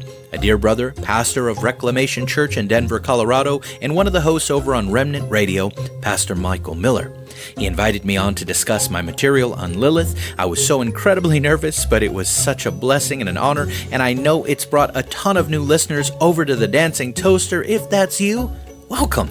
Thank you for joining me. Over here, I don't expect you to agree with me on everything. That's one of the beauties of the body of Christ. Unity does not mean uniformity. I didn't come up with that, but it has stuck with me ever since I first heard it years ago. To my day ones, thank you so much for going on this crazy ride with me. We don't always agree, but we always show love and we always show respect to one another, and I love that. Thank you for listening. Thank you for sticking with me. I don't deserve you, but I love you. To my toasties, my patrons over on Patreon, thank you. I cannot thank you enough. I cannot forget about you, nor those of you that have blessed me up over on buymeacoffee.com. You help me to keep this crazy train a-moving, and I thank you all so very much. You could be listening to a million other things, but you're here, so I'm grateful. On a personal note, another thing that delayed the show the last 2 weeks was my new tiny friend. My wife and I rescued another pit bull, and he came from a horribly abusive hoarder home, and he has been an absolute handful, but he is one of the sweetest, most loving creatures I've ever met, and knowing what he's gone through, for him to be that loving still, oh man, it grabs my heart. It's why I love dogs more every day. His name is Rascal. His name is not false advertisement. Now that he's getting a little more comfortable, we're seeing his name is very fitting. He's a little brother to our other pit bull that we just recently rescued named Rosie. I hated being away from you guys and from the show this long, but he needed a lot of TLC, and I've had to work hard to get them to agree with one another and get along with each other. But I'm not going to waste any more time. Let's talk about the Bell Witch. When we last visited the Bell Farm, we spent a long time there. We covered the knocking that started it all, the escalation from sound to presence to voice, the targeting of Betsy Bell, the parade of investigators and conjurers and generals who allegedly came to solve it and left with more questions than answers. We ended having learned something painful, the death of John Bell, and the long, strange aftermath that followed a family that never asked for any of it. If you haven't heard part 1, I need you to go back and listen first. Normally I wouldn't say stop listening right now, but what we're doing today won't land the same without it. Today we're not telling the story anymore. Today we're asking what the story means. Because if what happened on that farm was real, then we're not dealing with a ghost story. We're dealing with something that looks a lot closer to what the Bible describes as unclean spirits. All right, it's time to talk about what happened. It's time to dig and examine the case from every angle, the original one and the weird murder case tied to it a half-century later. We'll ask the hard questions, we'll ask the weird questions, we'll also take the case to Scripture and see what it says about the potential happenings on the Bell Farm. Got a big surprise for you today as we go back to the Bell Farm. Rejoining me after a lengthy hiatus is our dear friend, ladies and gentlemen, the man whose eyes roll so far back in his skull he stares at his brain, Dr. Al B. Wright. Welcome back, Doc. Well, at least I have a brain to stare at. Ah, there it is, the insults to my intelligence. Oh, how I've missed you. So glad to have you back. Back? I never left. You tried to replace me with Mr. T and Crumpets talking about that Harry Potter nonsense. I've been sitting here for the better part of 2 months listening to thousands of years of hogwash, and then you wasted my time with about 200 years of campfire stories dressed up as history. Can we address what this actually is before we go building a theological cathedral on a foundation of one man's diary that nobody ever even saw? Whoa. Slow down. We're not even there yet. I didn't try to replace you with Professor Godfrey. He's helping me with a specific series, one we need to go back to, but I thought some breaks in between would do us some good and life be lifing, and man, things are just nuts in the world, but Whatever. You just wanted somebody on here who couldn't shut you down and who would agree with your foolishness. what are you even talking about? We don't agree on everything. We agree in the possibility of many things, but we differ strongly on the sources and implications of those things. Whatever. Can we move on from Professor Fairy Dust and just get on with debunking the witch? You're awfully spicy today. You must have been fermenting this whole time. I think I got Vinny's number around here somewhere. Hold on. Now wait a minute. We don't need to go getting that weirdo on here. I'll reel it in. All right. Oh no, it's too late. Vinny, hey! Oh, so Toaster Boy does know how to use the phone. I got half a mind to hang up on you right now, leaving me on ice for 2 months. Well, he is right about having half a mind. Doc, shut up, Vinny. I'm sorry. What? You brought Pencil Neck on before me? Now I really ought to hang up. It's not like that, Vinny. It's not. Oh, no, don't let us keep you. You're right. He's a jerk. You should hang up. You really should hang up. Doc, if you don't shut up, I'll get Godfrey on here too. Oh, no, you don't. Professor Twinkletoes don't need no more airtime, all right? You guys really are crapping all over Godfrey. I didn't realize you were both so jealous. No, we ain't. I can always get y'all to agree on something. Anyways, both of you, shut up and welcome back. There's been a lot going on in the world and a lot going on with the show and with my life, but I'm glad you're both here, so let's dive in together. Shall we? Fine. Yeah, fine, whatever. First, Doc, you already took the first shot. Did any of this actually happen? I want to address this directly because you deserve honesty and because the sourcing problem in this case is real. The Bell Witch case rests almost entirely on 2 books. Richard Bell's Our Family Trouble, written in 1846, and Martin Van Buren Ingram's 1894 compilation. Researchers have noted that there are almost no independent contemporary records that predate Ingram. Sadly, there was no newspaper coverage of what was said to be a county-wide spectacle, and sadly no mention in Andrew Jackson's personal journals of a visit that, if it happened, would have been remarkable enough to write home about. Richard Bell's original diary, the supposed foundation of the whole account, has never been verified or seen by anyone outside the family. Boom, right there. Thank you. Finally, the man admits it. The diary nobody's seen, the newspaper that didn't cover it, the general who somehow forgot to write it down, that he was talking to a ghost. This is all folklore. This is a Tennessee family that told stories around a fire and a man named Ingram who turned those stories into a book 40 years after most of the witnesses were dead. Well, Doc, some scholars believe exactly that Ingram constructed large portions of the legend from local folklore, anchoring it to verifiable facts about the Bell family and expanding outward from there. Good, so we agree. We agree on the sourcing problem. We do not agree on what that means. Of course we don't. Take that, egghead. Why did you have to call him? Look, the man admits there's a sourcing problem, and Doc over here thinks he just won the Super Bowl. Congratulations, Doc, you found the gap in the paperwork. You know what else has gaps in the paperwork? The moon landing, the Kennedy assassination, the entire history of what the government has been doing in facilities nobody's allowed to visit. You think an absence of documentation means something didn't happen? That's not how it works. That's actually the opposite of how it works. The more something gets buried, the more something gets covered up. You know who keeps good records? People who want you to find them. You know who doesn't? People who don't. That is not how historical scholarship... And another thing. You're gonna sit there and tell me that dozens of people, neighbors, travelers, reference a man who fought the British, all independently experienced the same thing, described the same thing, was shaken by the same thing, and your explanation is campfire stories? My Nona tells stories around the table every Sunday. Nobody walks away from a table unable to sleep. Nobody walks away from her carbonara and says, I would rather face the British again. There's a difference between a story and a testimony, Doc, and you know it. Are you finished? Are you finished? Yeah, I'm finished. You sure? Because I want to make sure you're finished before I respond, because last time I thought you were finished and you weren't finished. I said I'm finished. All right, first of all, the moon landing happened, Vincent. Second of all, comparing the Bell Witch to the Kennedy assassination is exactly the kind of thing I'd expect from a man whose primary research facility is his grandmother's basement. Third, and I want you to listen carefully because I'm only going to say this once, the absence of documentation for an event that allegedly involved dozens of witnesses, countywide panic, and a visit from a future president of the United States is not a minor gap in the paperwork. That is the paperwork not existing. Those are different things. If Andrew Jackson had visited a haunted farm in Tennessee and had been run off before morning by a talking ghost, I promise you somebody would have written it down. The man wrote everything down. He was not a modest correspondent. Unless they didn't want it getting out. I'm not finished now, Vincent. I'm sorry.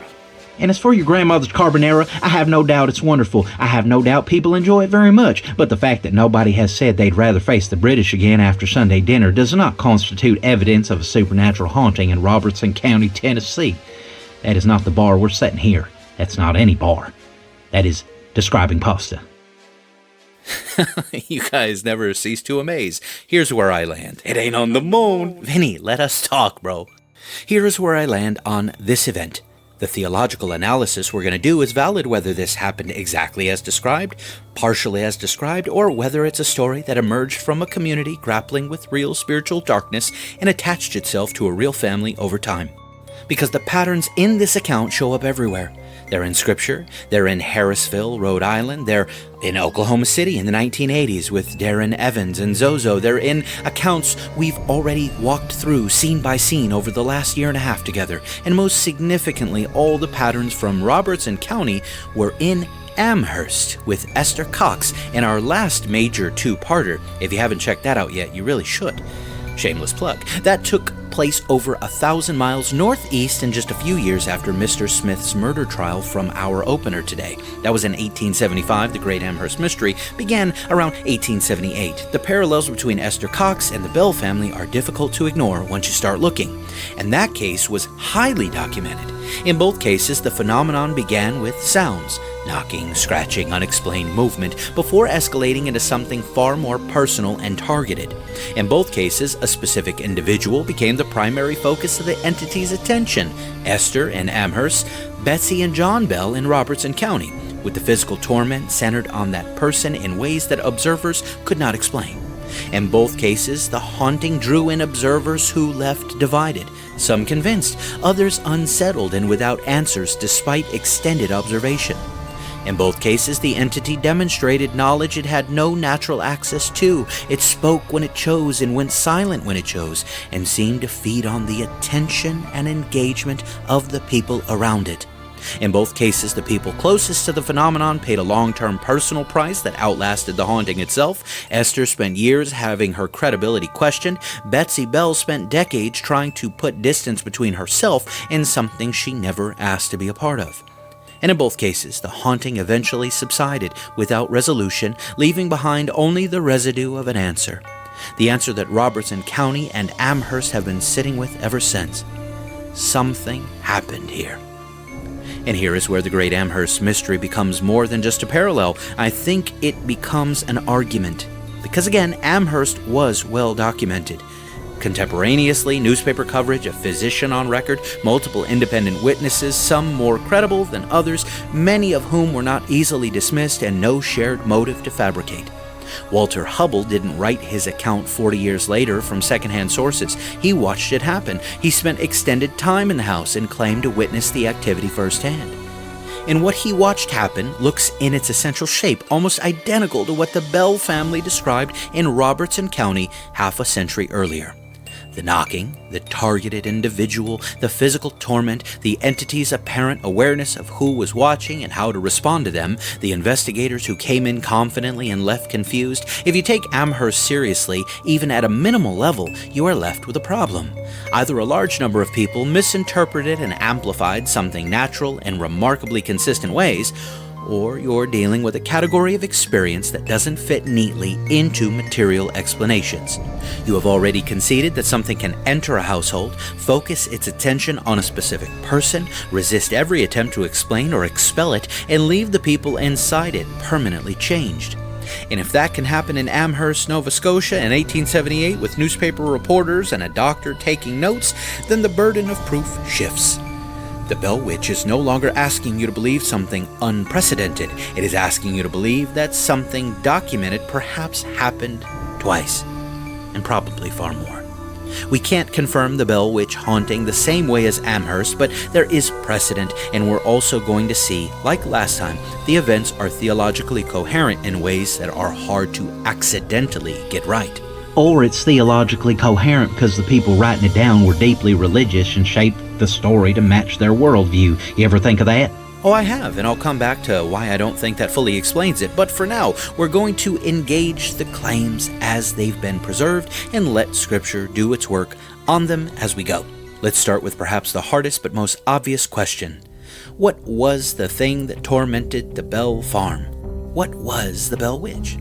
Let's start with the name itself, the Bell Witch. It feels like a severe haunting, but no one ever called it the Bell Ghost. That name creates problems the moment you press on it. Wait a minute. What if it's the ghost of a witch? Well, it never claimed to be a ghost, and a ghost, by the traditional definition, is the spirit of someone who has died.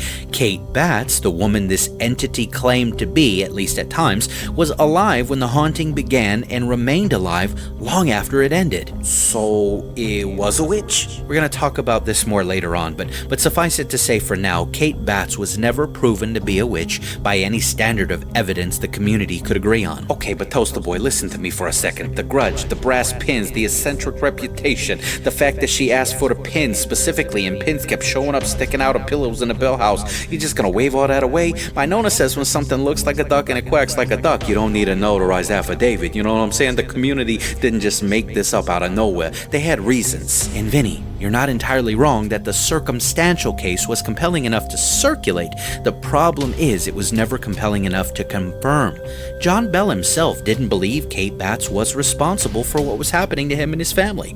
The woman denied it with an anger that people who knew her described as genuine, and the entity that accepted her name never actually claimed to be her in any verifiable sense. It simply didn't correct the record when the community handed it a convenient identity to hide behind. See, but that's suspicious in itself. Why wouldn't she deny it? Because denying it draws more attention. Classic misdirection. My cousin Sal does the same thing all the time. Doc, you want to weigh in here? I want to weigh in on his cousin Sal, actually, because comparing a 19th century accusation of witchcraft to whatever your cousin Sal gets up to is not the analytical framework I would choose. The circumstantial case against Kate Batts is exactly that, circumstantial. A grudge ain't evidence, eccentric behavior ain't evidence, or you're guilty. Brass pins in a house where the primary accuser is a teenage girl experiencing what we are generously calling a haunting is not evidence. What the community had against Kate Batts was a story that fit, and stories that fit have been destroying innocent people's lives and reputations since long before Robertson County ever existed. All right. That last part I'll give you for sure. So the circumstantial case against her, the grudge, the brass pins, the eccentric reputation, that was compelling enough to circulate, but never compelling enough to confirm. Again, not even John Bell himself believed it. But here's a detail that gets overlooked. If Kate Batts somehow was responsible for what happened on that farm, if a human being with access to occult power actually produced these phenomena, then what we are describing is a level of ability that no documented practitioner of witchcraft in recorded history has ever come close to demonstrating. The transatlantic reach we learned about, the simultaneous surveillance of an entire county, the alleged physical transformation of Dean, the knowledge of private conversations across impossible distances. If a witch did that, then the word witch is no longer big enough for what we're talking about. So the name Bell Witch is wrong in almost every direction you push it. It stuck not because it was accurate, but because it was available. And whatever was actually operating in that house has been hiding behind it ever since. Wait a minute. Actually gotta push back a teensy bit. You're asking whether a human being could do all that. The answer is obviously not. No human being does what happened on that farm. But that's not actually what the witch theory requires. Nobody in Robertson County was sitting around thinking Kate Batts personally flew to England and came back with a report. The way it worked, the way it always worked in every folk magic tradition my Nona ever talked about around the table is the witch ain't the power, the witch is the door. She makes a deal. She opens something up, and whatever comes through that door brings the power with it. Kate Batts didn't have to be able to do any of that herself. She just had to be connected to something that could, which I hate to admit accidentally supports the direction I'm pretty sure Toaster Boy is going in. This means even if she's a witch, we're still talking about a demonic entity's involvement either way. Whether Kate did it herself, which she couldn't, or whether she opened the door and let something in that could, you still end up in the same place. Something not human was operating on that farm. I just think she might have been the one who invited it, just saying. Man, I need a moment. What's wrong with you? Well, Dr. Wright, Vincent just made a coherent theological argument, and I think I need a moment to process that. Ah, come on, cork it, Toaster Boy. You're already on thin ice because you put me on ice for 2 months. Sounds like it'll be 2 more months before I hear the end of it. In any case, Vinny, you already brought it back to where I needed it to be. When considering the question of what was the Bell Witch, y'all knew this was coming. Demons or other worldly spirits would have had to be involved. Whether the evil spirits were acting independently or through an agent, due to the extreme nature of the phenomena described, the Kingdom of Darkness was most certainly involved. Man, I hate it when you played it must have been a demon card. You're the one that brought it up. I know, but I still don't like it. You're not the only one, Vinny. Obviously, the easy answer is the Bell Witch is demonic. But I think that may be the floor, not the ceiling. That doesn't require it to be a demon ontologically, could be something higher up the chain. In any case, most of what this entity did fits squarely within what we know about the Kingdom of Darkness. And I don't say that as a dismissal, I say it as our starting point. Because the behavioral profile of what happened on that farm lines up with the biblical portrait of demonic activity in ways that are too specific and too consistent to wave away. Before we go further, I want to talk about Betsy. Because I think this detail gets lost in the larger story, and it really shouldn't. Betsy Bell was 12 years old when the disturbances began. She was the youngest in the household. And whatever this was, it centered on her early, and it stayed centered on her throughout. Hair pulled hard enough to leave marks, welts appearing with no visible cause. Witnesses described seeing her react as if struck when no one was around her. And then there were the smothering episodes. Shortness of breath, a crushing weight in her chest, her body going completely limp while she was otherwise in perfect health, no medical explanation, coming and going without warning. There's something else about those episodes that I don't think gets enough attention. The one consistent pattern observers noted was that the entity went silent while Betsy was in one of these states. They waited. Only once she came back to herself would the voice begin again. Wait a minute. Where you going with this? He's saying she might have been the source of the deception. No, Doc. Though I think there were plenty of folks at the time that may have thought that, but didn't say it out loud. Yeah, Doc, they had a little more tact than some. I just tell it like it is, Vincent. Anyways, what I'm suggesting is, whatever this was, perhaps it was using Betsy. Do you mean kind of like that slave girl in the Book of Acts? Vinny, bud, you're killing it today. The smothering episodes weren't random. They weren't side effects. The timing suggests something deliberate, something that knew when she was incapacitated, stood down, and resumed only when she had recovered enough to experience what came next. Yo, that's sick. She was just a kid. Sadly, Vinny, that's kind of the point. Historically and biblically, it appears that many of these entities attack the most vulnerable among us. In this case, it's hard to tell if this was the cruelty of something that wanted to destroy or the cruelty of something that wanted an audience. Those aren't mutually exclusive, Vinny, but I think if it can't do one, it'll settle for the other. In Job, regardless of one's view of Hasatan or the adversary, we see God establishing limits to what that entity could do to Job and when. That gets theologically heavy real quick, but for the sake of discussion here, I don't think that death is always the desired outcome for these entities. Now hold on there. The Bible says that the enemy comes to steal, kill, and destroy. Well, even so, Doc, why steal from someone if the plan is solely to kill them? If you kill them, what is left to destroy? I'm saying death isn't the only goal, and often not the most useful one. In the beginning of John 10:10, Jesus says the thief comes that he might steal and kill and destroy. Klepse, thyse, apollose. Steal, take what gives life meaning, peace, and stability. Kill, bring actual death or the collapse of something vital. Destroy, leave something in a state of ruin, distortion, or lasting damage.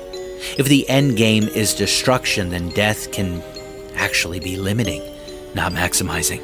A dead person is gone. A ruined person is still there, still thinking, still influencing others, and still carrying damage forward. If the goal was simply death, you wouldn't need the rest of it. But the pattern Jesus describes is comprehensive. It doesn't just end life, it empties it, distorts it, and leaves something behind that continues to unravel. Apollose, destroy, doesn't just mean physical annihilation. It can mean ruin, loss, being rendered useless, or being cut off. We could preach a whole sermon off that one word. When you read destroy as ruin, loss, being rendered useless or cut off, the story stops looking like a failed attempt at killing and starts looking like a very effective campaign of damage. Think about what actually happened to Betsy. She becomes the focal point for long stretches of time. Her life gets interrupted and redirected constantly. It was defined by something she didn't choose. Engagement broken, reputation shaped by the event. That's not annihilation, that's disruption and redirection, which fits ruin far more precisely than kill. The household itself got turned inside out. What should have been a place of stability became a place of fear and unpredictability. Nights were not restful, privacy was gone, authority structures in the home get undermined by a voice that inserted itself into everything. That's a family being rendered functionally unstable, not eliminated. Then there's the public dimension of it all. The Bell home became a spectacle. Visitors came, stories spread, credibility got tangled up with curiosity and skepticism. Even after the activity subsided, the name Bell was no longer just a family name. It's attached to something strange, something people don't quite know how to categorize. That's a kind of long-term reputational distortion. And maybe most interesting, the aftermath doesn't resolve cleanly. There's no clear explanation, no closure, no restoration moment where everything is put back the way it was. What was left was kind of a residue, a story that lingered, a community that carried it, a family that had to live with it. That's where Apollose really lands, not just ending a life, but leaving something in a diminished state. Not just killing, but cutting something off from what it was supposed to be. If destroy just meant death, then the Bell Witch case ends with John Bell, but it doesn't, because what happened there didn't just take a life. It bent a family, it marked a name. It left behind something that didn't go back to normal. And it rippled because it led to madness and murder half a century later. At the Bell farm, this wasn't indiscriminate destruction. This was targeted. It was very personal. There was something in the kingdom of darkness that didn't just want to harm, it wanted to be experienced harming. Any other thoughts, Doc, before we move on? Look, I don't have a naturalistic explanation for the timing of those episodes. I'll be honest about that. A child faking smothering attacks with that level of consistency over months in front of multiple witnesses with the voice patterns synced to her recovery, that's not a hoax anatomy I can reconstruct. Man, both of y'all are just shocking me left and right today. Shut up. I said I didn't have an explanation. I didn't say you were right. Look, I'll take whatever I can get at this point. Let's move on to something equally as disturbing. Let's talk about the knowledge this thing was said to have had. This entity, according to the accounts, knew things it had no business knowing. Private conversations, held miles away, repeated back with precision. 2 sermons being preached simultaneously 13 miles apart, reproduced word for word. Wait a minute. We've been leaning into a whole demonic angle, playing devil's advocate, pun intended. Why would a devil want to do that? Quote scripture or repeat sermons? Ain't that a bit counterintuitive to you? Not at all, actually. First, the witnesses did say it was repeated back in an unsettling manner, so out the gate edification did not seem to be the goal of the repeating of verses and sermons. I think it was more about the spectacle of it all. But we also have biblical precedent. Satan and his minions know the Bible better than we do. Look no further than the temptation of Christ in Matthew 4. Satan didn't fumble through the scriptures. He quoted them precisely and strategically. He knew exactly which passages or parts of passages to pull and how to twist them just enough to make destruction look like wisdom. That's the greater danger. It was never about whether the words were accurate. It was about the intent behind them. A counterfeit doesn't have to be sloppy to be false. In fact, the most effective ones are nearly flawless. The unsettling feeling the witnesses described wasn't coincidental. That unease was likely discernment doing its job. Scripture even warns us in 2 Corinthians 11:14 that Satan himself masquerades as an angel of light. So why would we expect his influence to show up looking obviously dark and wrong?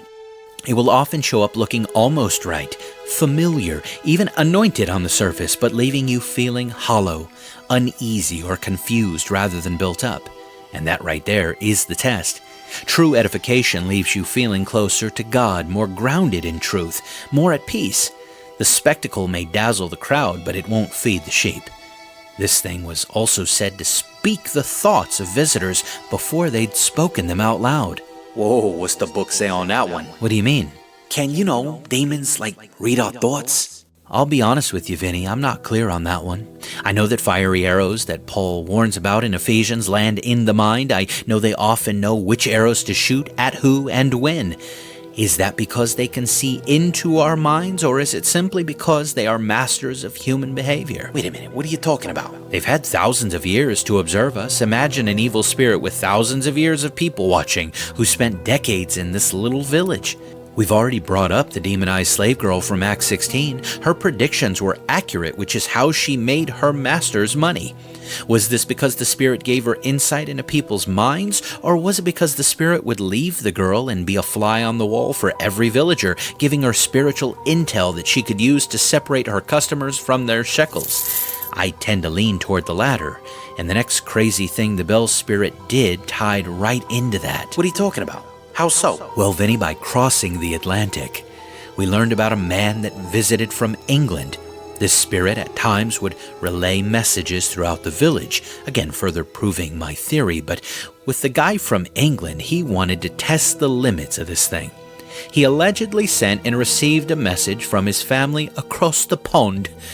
They were all dead wrong for playing games with the spirit like this, I'll be clear, but if this account is true, it ties into my theory. A malevolent spirit could easily travel there and back. The mechanism by which it would do this is purely speculative, but it's not unreasonable to see it zooming over the Atlantic, or perhaps even opening a portal from the farm to where the man's family was in England. All right, this is getting downright stupid. All we're doing is speculating on how these entities might travel. We don't know how they traverse through their realm, nor do we know how they traverse through ours when they're in it. And Daniel 10... Not Daniel 10 again. You ran that thing in the ground. What? You always want to see these things from the Bible. That's where you always try to go first. That ain't in the Bible. Now, wait a minute. I don't sound like that. We'll agree to disagree. But in Daniel 10, Daniel is praying and God dispatches an angel with a message for Daniel. We're told it was held for 21 days by a malevolent entity called the Prince of Persia. It then tells Daniel that Michael the Archangel had to come help it get free before it could bring the message to Daniel. Somewhere, somehow, it was on its way from God to Daniel and was intercepted and contained for 3 weeks. This is how we know the passage isn't talking about a human ruler, because a human ruler couldn't contain one of God's holy messengers. Point being, they gotta get around, and we know not how. Yo, do you think this little detour has something to do with UAPs? Oh, Vinny, my man, I absolutely think the two may be related, but that's something we'll leave to look at another time. Demons are real. They are intelligent, and they have been around for a very long time. There is nothing in Scripture that places hard limits on their observational capacity. They know things, they travel, they listen, they watch. But what these accounts describe wasn't just knowing your secrets, it was operating across enormous distances, apparently simultaneously, monitoring an entire county, visiting England, coming back to report it. That suggests something with either extraordinary reach or significant resources, or maybe both. Whatever the accounts describe, it wasn't a corner spirit rattling pipes in a basement. Before we talk any more about what this thing did with that knowledge it gathered in public, I want to sit with what it did with it in private.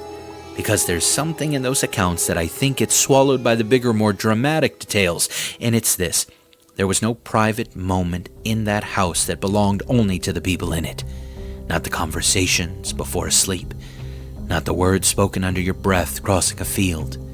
Not what you whispered to your wife in the dark when you thought everyone else was asleep. Yo, that's a specific kind of violation. That's not the same as being overheard in a crowd. It's certainly not. A crowd can be avoided. A public gathering can be skipped. You cannot avoid your own bedroom.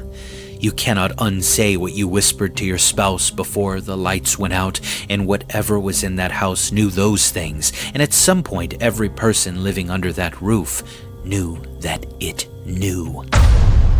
Which means at some point you stop having private thoughts, or you start performing even your private moments because you're aware of the audience. That's exactly right. And I want to tie that back to something in Scripture we keep mentioning that illuminates what I think we're dealing with here. Again, this pattern of a spirit obtaining and exploiting intimate knowledge is not unique to Robertson County. It was also found in Philippi in Acts 16. The demonized slave girl there had what the text called a pneuma pythona, a python spirit, known by many as a spirit of divination. She followed Paul through the city for days, crying out that he and his companions were servants of the Most High God who proclaimed the way of salvation. Which was true, right? I mean, she wasn't saying anything wrong. She wasn't. This is why I wanted to go back there. Just like the Bell entity going and repeating scripture and sermons, the spirit possessing the Philippian girl was speaking accurate information. It knew who Paul was. It knew what he was doing. It knew enough truth to be useful, and again, that usefulness was exactly what made her owners wealthy. People paid for access to what the spirit knew. Fortune-telling, private information, hidden things brought to light for a price. Her owners were profiting from whatever this thing could access and reveal, and Paul, after days of this, turned around and cast the spirit out, and the text makes a point of telling us that her owners were furious because their source of income had just left. Which tells us something about what the spirit was actually doing, right? I mean, it wasn't helping her, it wasn't helping the people who paid for the readings, it was serving the people who owned her, and it was serving whatever agenda the spirit itself had, right? The people getting the information thought they were the beneficiaries. But they weren't. That's the model. That's how it works. The appearance of supernatural knowledge sharing offered in ways that seem useful or impressive that actually serve the entity's purposes. The people receiving this information think they're getting something, but they're being used. All right, I'll buy it. So how does this connect back to Robertson County? Nobody was selling access to the Bell Witch. Or Betsy. No, but the dynamic is the same in reverse. In Acts 16, the Spirit's knowledge was being used to generate wealth and influence for its handlers.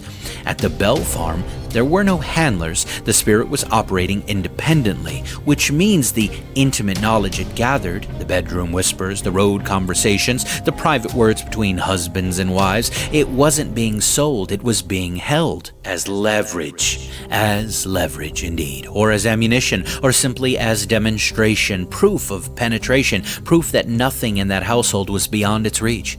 You don't have to use every piece of information you have. Sometimes the most powerful thing you can do is let people know you have it. Once that awareness settles into a household, it doesn't need to do anything else to maintain control. The surveillance itself is the weapon. The knowledge that it's watching is enough. That is not a ghost story. That is a portrait of something that understood human psychology with the precision of something that has been studying it for a very, very long time. It targeted the Bells, but it affected the whole community. But here's what bothers me more than the reach. It's not just that it knew things. It's what it did with the things it knew. Again, sermons preached earlier that day in distant churches recited back word for word, but with the meaning quietly inverted. Private conversations repeated in front of a room full of witnesses. What you said on the road, what you whispered to your wife, things villagers said in confidence in passing, things you probably forget you'd even said, brought out in public, in front of your neighbors, twisted just enough to land differently than you intended. A special kind of nastiness. That's not just knowing things, that's knowing which things to use and when. That's the distinction I want to make, because a lot of people hear it knew private conversations and file it under supernatural party tricks. Impressive, strange, hard to explain, but ultimately just a demonstration of reach, more than mere demonstration. Folks, that's strategy. It's also, and I don't love saying this, it's also quite effective. If you're in a room and something starts airing your private business in front of everyone you know, you're not thinking so clearly no more after that. You're on defense, you're ashamed, you're scared. You're not asking hard questions about what this thing actually is. You just described a control mechanism. I did, didn't I? The community came to understand gradually that there was no secret it couldn't access. And once that understanding settled in, something changed. It wasn't just that people were afraid of being hurt. They were afraid of being known, of being exposed, of having the wrong thing said about them in the wrong room at the wrong moment. It marked them, so much so, 50 years later, a guy claimed to have that same power from the same entity, and two men were afraid enough to take his life. Whether you think the entity was real or not, its effect was very real. This is a qualitatively different kind of fear than what you feel when something knocks on your wall at night. Nocturnal sounds are frightening, but the fear of exposure, of your private self being dragged into public without your consent, that goes somewhere much deeper. That touches shame. And shame, unlike fear, doesn't go away when the lights come on. We're describing a community that's been psychologically destabilized, even if half the accounts are exaggerated. Even if you throw out Ingram entirely, the social effect we're describing was real. A community that believes nothing is private stops functioning the way a community should. Trust breaks down. People stop talking to each other honestly. They start performing. And that's exhausting. Side note, spirits aside, this is current communist China. And whether you're willing to admit it or not, it's also the future that Trump is helping Mr. Thiel and Mr. Anderson secure for us through Palantir. But I'll save that for some toaster talk. But all of this is exactly what the enemy produces wherever he operates. Not just damage, division, isolation, the severing of the bonds that hold people together and what make them harder to pick off individually. Look, I'm not conceding a theological point, but the social psychology of what you're describing is documented. This is what happens to communities under sustained surveillance, real or perceived. The behavior changes regardless of whether the watcher is real. I think here the Watcher was very real, and it wasn't surveilling to gather information. It already had the information. It was surveilling to let everyone know it had the information. The manipulation and exposure were the point. The audience and the fear were the point. That tells us something about what this was. Something that feeds on humiliation. Something that doesn't just want to know you. It wants to reduce you. To take what is private and sacred about a person and make it small and public and available to ridicule. That is not random cruelty. That is a very old and very specific kind of evil. But the knowledge didn't only function as a weapon. And I think we have to be honest about that, because the analysis so far is focused on what the entity did with the information when it wanted to harm. There are accounts in this record where it did something different, where the same reach, the same surveillance, the same capacity to be anywhere and know anything was deployed in a way that looked on the surface like care. The first is Jesse Bell. Lucy expressed worry one evening about him being overdue from a trip, and the entity told her to wait a moment, that it would go check on him. A couple of minutes passed. The voice came back and reported that Jesse was safe at his home, reading a book by candlelight. When Jesse visited the next morning and was told what had happened, he confirmed it. He added that during his reading he heard a knock at his door.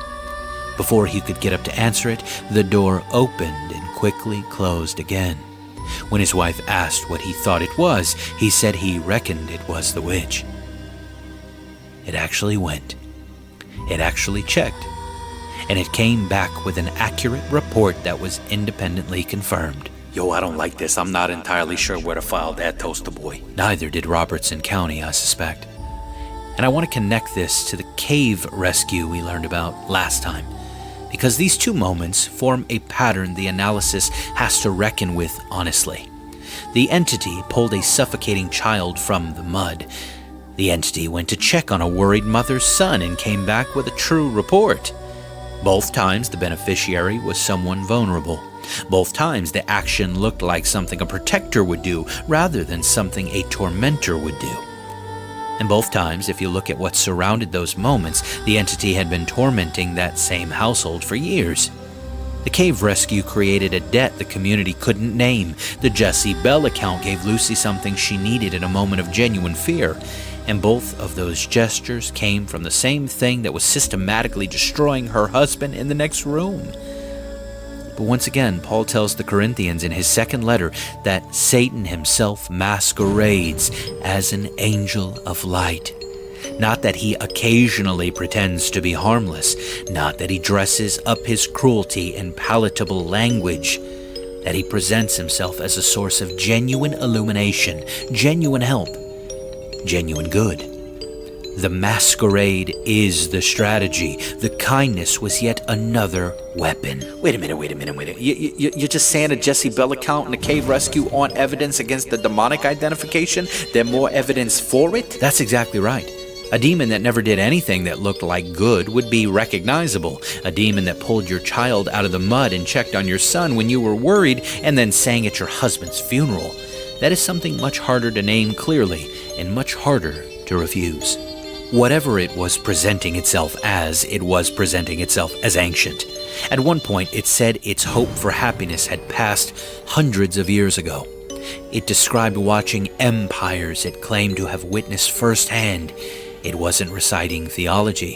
It was describing experience. But wait a minute. You still haven't said what you thought this thing was. Are we talking fallen angel? We talking demon? Those are the same thing. No, I don't think they are, Doc, but in any case, what if the Bell Witch was neither? Oh, wait a minute, what are you talking about? I thought you just spent an hour convincing me it was a demon. I've said it was demonic. I'm not sure if it was a demon in the traditional sense or something else. After my time with Michael Miller on Remnant Radio, I re-released my episodes on female demonic entities and Lilith specifically. We've talked about the spirits of the deceased Nephilim as one of the primary sources of what we understand as demons, what the New Testament called unclean spirits, what Enoch called bastard spirits. But in that episode, we talked about the women involved in the Genesis 6 event that produced the Nephilim. During the Second Temple period, people thought these women were changed by their improper mixing and that they became something else, what some ancient texts and some biblical passages point toward as siren-like entities, feminine in character, ancient beyond measure, deeply knowledgeable about human beings because they were present at the beginning of human civilization. I'm not saying definitively that's what the Bell Witch was, but the profile in these accounts fits in uncomfortable ways. Feminine identity consistently maintained, ancient self-description, even how it targeted Betsy's breathing. Hey, didn't that remnant guy talk about that? Yes, Vinny. Michael said he encountered a Lilith-like entity that was obstructing a woman's breathing, and when he rebuked that specific spirit from the woman, her breathing was restored. On top of that, you have the specific treatment of Lucy Bell. Warmth, tenderness, a parting gift, in contrast to the systematic destruction of John and the torment of Betsy. Now hold on there. If it hates men and loves women, why hurt Betsy? It hates authority and targets vulnerability. Targeting a child is further evidence of the Lilith motif, but even tenderness toward a mother while targeting a child. Perhaps it hates that its children were destroyed, so it seeks to destroy the children of others. Perhaps it has some sympathy toward the mother. Or perhaps they're merely trying to masquerade once again as beings of light. But that claim that its hope for happiness had passed hundreds of years ago, if true, if I'm correct, well, that's even more chilling, isn't it? Whatever this thing was presenting itself as, it was old. Much older than Kate Batts, much older than Robertson County, older than the United States itself. Now, on that note, I want to be honest about one specific detail in that self-description because it deserves scrutiny. It said it had been created millions of years ago. That is the quote, as preserved, and the first question any careful reader should ask is, does that language belong to 1817 or to 1894? Now, I'm glad you brought that up because I was gonna. Darwin published in 1859, Ingram published in 1894. By the time Ingram is writing, deep time is culturally present. Millions of years is a concept that educated people in 1894 were beginning to be familiar with. So when a supernatural entity in Ingram's book conveniently claims to be millions of years old, you have to ask whether that language is coming from 1817 or from the man writing it down in 1894. That is a legitimate question, and I'm not going to wave it away. The concept of deep geological time was beginning to circulate in scientific circles during the Bells era through figures like James Hutton and Charles Lyell, but it had not reached a frontier farming community in Robertson County, Tennessee. It was not common language in 1817. If any witnesses heard those words come out of that house, the phrase millions of years would have been genuinely disoriented in a way it simply wouldn't have been by the time Ingram committed it to print. So either the entity said something genuinely ahead of its cultural moment, or Ingram put words in its mouth that fit his era better than the Bells. I'd rather sit with that honestly than pretend the problem isn't there, but here's where it gets more interesting, because there are actually 3 possibilities on the table, not 2. Wait, go ahead. The first is what you said. Ingram shaped the language to fit 1894. The second is that the account is accurate and the entity said something genuinely outside the cultural framework of everyone in that room in 1817. But the third possibility is the one I want to sit with for a moment. Which is? What if the quote is accurate? What if those words were actually spoken in that house in 1817, and the claim of millions of years wasn't a reflection of scientific knowledge at all, but a deliberate seed? Wait a minute. What are you talking about? Darwin published in 1859. Whatever was in that house made its claim roughly 40 years before on the origin of species, decades before deep time entered popular consciousness. And what did it claim? That it was ancient beyond measure, that it had watched civilizations rise and fall, that the world was older than anyone in that room had a framework to understand. Now hold on, you're suggesting the entity was front-running Darwinism? I'm suggesting that the Kingdom of Darkness has a vested interest in convincing human beings that they are the product of an ancient, impersonal process rather than the intentional creation of a personal God. That is not a modern agenda. If these beings are as old as Scripture suggests, if they were present at creation, if they watched the world come into existence, then the idea of deep time is not something they discovered. It is something they know. It is something they have every reason to want us to believe in a way that displaces the Creator. That's a significant theological leap. It's a theological inference. Consider what Genesis 1 establishes and what Darwinian evolution attempts to dismantle. Not just the mechanism of creation, but the relationship. If you are made by a personal God in His image for a specific purpose, you have inherent dignity, inherent accountability, and inherent belonging to something larger than yourself. If you are the product of millions of years of impersonal selection, you have none of those things by default. You are an accident that got lucky.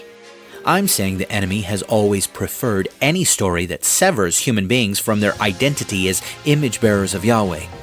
And a claim of millions of years spoken in a farmhouse in Tennessee in 1817 by something that identified itself as ancient and everywhere and uncreated by any god, that is either a remarkable coincidence or it is exactly the kind of long game that Scripture warns us the enemy plays. But we still have too much to talk about. Now let's discuss the so-called prophecies. The sourcing problem is very real here. The accounts record that this entity made predictions about future wars, the abolishment of slavery, global conflict on a scale the world had never seen, and eventually a world becoming too hot for human beings to survive, followed by a mighty explosion. Ingram published in 1894. The Civil War was over, done. He could have put anything in John Jr.'s mouth and called it prophecy. This is the oldest trick in the book. Write the prediction after the thing already happened. That's the honest problem, and I'm not going to pretend otherwise. The Civil War prediction had already come true by the time it appeared in print. The World War predictions could have been shaped by the intellectual climate of the late 19th century, when European tensions were already building. When we're dealing with accounts that only appear in print after many of the predicted events had already occurred, retroactive shaping is a real possibility, not a certainty, but a possibility we can't dismiss. So we actually agree here? I think we do. Oh man, I'll mark my calendar. As you should. One more note about these alleged prophecies. The prediction about the Earth becoming too hot for human beings to exist and a mighty explosion following, that one is harder to explain as 1894 retrofitting. This crazy idea wouldn't come until much, much later, but it certainly is evil in origin. The Bible gives us a clear picture of the end, and climate change ain't it. Not to mention all climate change activity has been used by psychos and wannabe despots to control every aspect of human existence.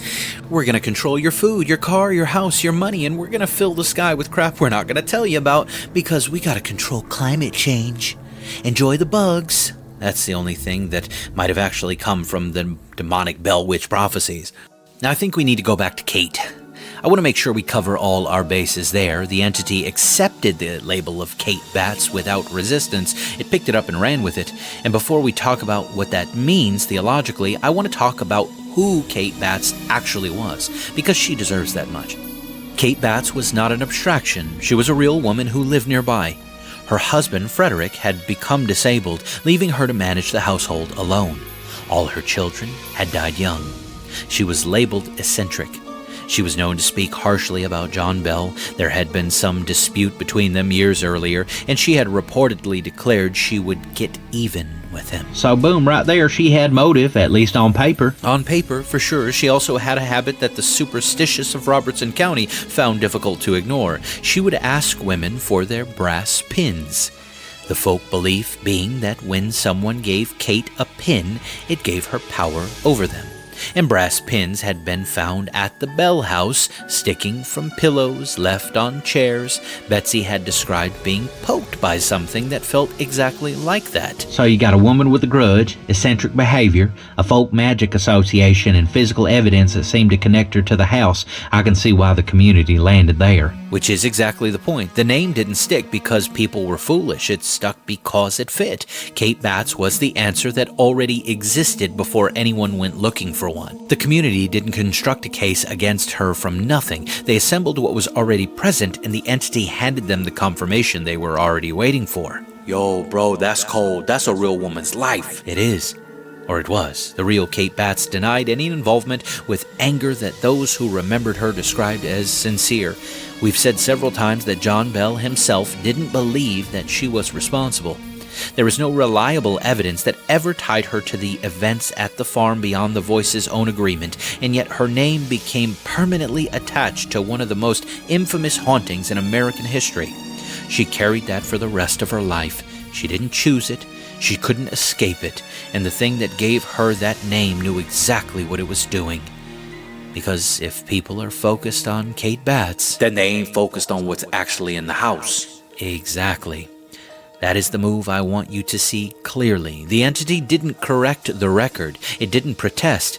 It accepted an identity that gave the community a target they could understand, local, human, explainable, already half suspected, and in doing so it redirected every conversation, every investigation, every prayer meeting away from itself and toward a woman who had no defense against it.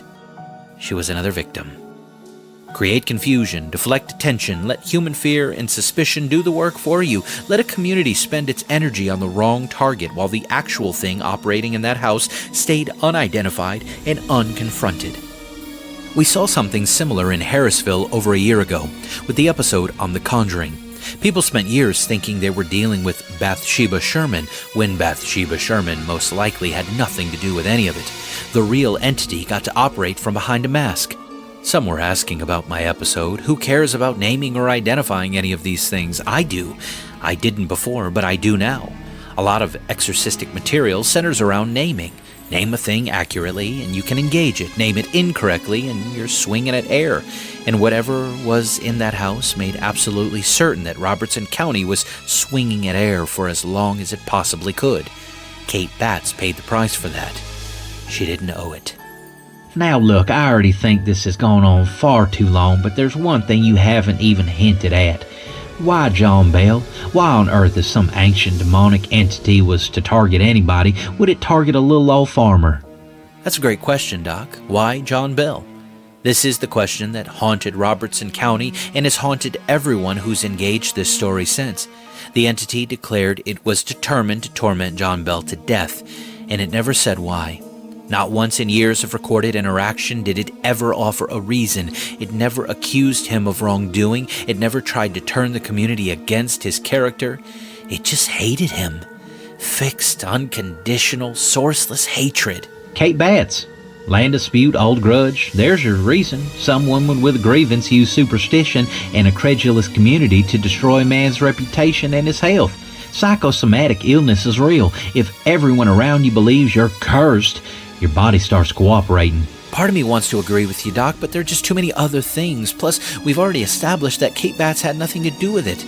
And psychosomatic illness doesn't explain a vial of unknown substance found in a place of the medicine, a cat dying from a test dose of it, and a bodiless voice singing cheerfully at a man's funeral. Oh, come on, the vial is Ingram, the cat is Ingram, the funeral singing is Ingram. Look, I've already acknowledged the sourcing problem, but theologically the pattern matters regardless of whether every detail is accurate, because that pattern appears in Scripture in an uncomfortable book we've already mentioned today. In Job, Hasatan asks permission to afflict a righteous man. God grants it. The affliction was severe. The reason wasn't given to Job for most of the book. The suffering was very real. The man targeted was not uniquely guilty. And the purpose, from Job's vantage point, is completely opaque. Oh, come on, you're not actually comparing John Bell to Job. I'm not drawing a direct parallel. I'm not saying God authorized what happened at that farm, but I'm saying that the pattern of a specific focused, seemingly sourceless spiritual attack on a righteous man is not without biblical precedent. The fact that the entity never provided a reason doesn't mean there wasn't one. It may mean the reason was above John Bell's pay grade. It may also mean it's above ours. Isaiah 55, 8 and 9, I keep coming back to it the last year and a half. For my thoughts are not your thoughts, neither are your ways my ways, declares the Lord. For as the heavens are higher than the earth, so are my ways higher than your ways, and my thoughts than your thoughts. There are things that happen in the spiritual world that we are not equipped to fully understand from where we're standing. The Bible also says in Deuteronomy, the secret things belong to the Lord. None of these are cop-outs, honest acknowledgement of the limits of human perspective when it comes to the operations of a spiritual universe we only see partially. Now, what about his son? What about John Jr. over there? Why didn't this thing hate him like it hated his pops, or how it hated Betsy? What about John Jr. is another hard question. The relationship between this entity and John Bell Jr. is one of the strangest details in the entire case, and also one of the least verifiable, coming as it does from the furthest end of the oral tradition chain. Least verifiable, most convenient. The one member of the household it never hurt, the one it supposedly respected and confided in, and that information comes from his own descendants. You see how that works, right? I do see how it works, and I'm not asking you to take it as settled history. But with that caveat clearly on the table, what the accounts describe is an entity that never harmed him, respected him, told him things it didn't tell anyone else, and admitted to him that it had no happiness and never had. It told him he would never know it to lie to him. Demons lie, that's their whole thing. Usually, but there's something in this specific exchange that doesn't fit the standard template. Demons don't typically make peace with the people who challenge them.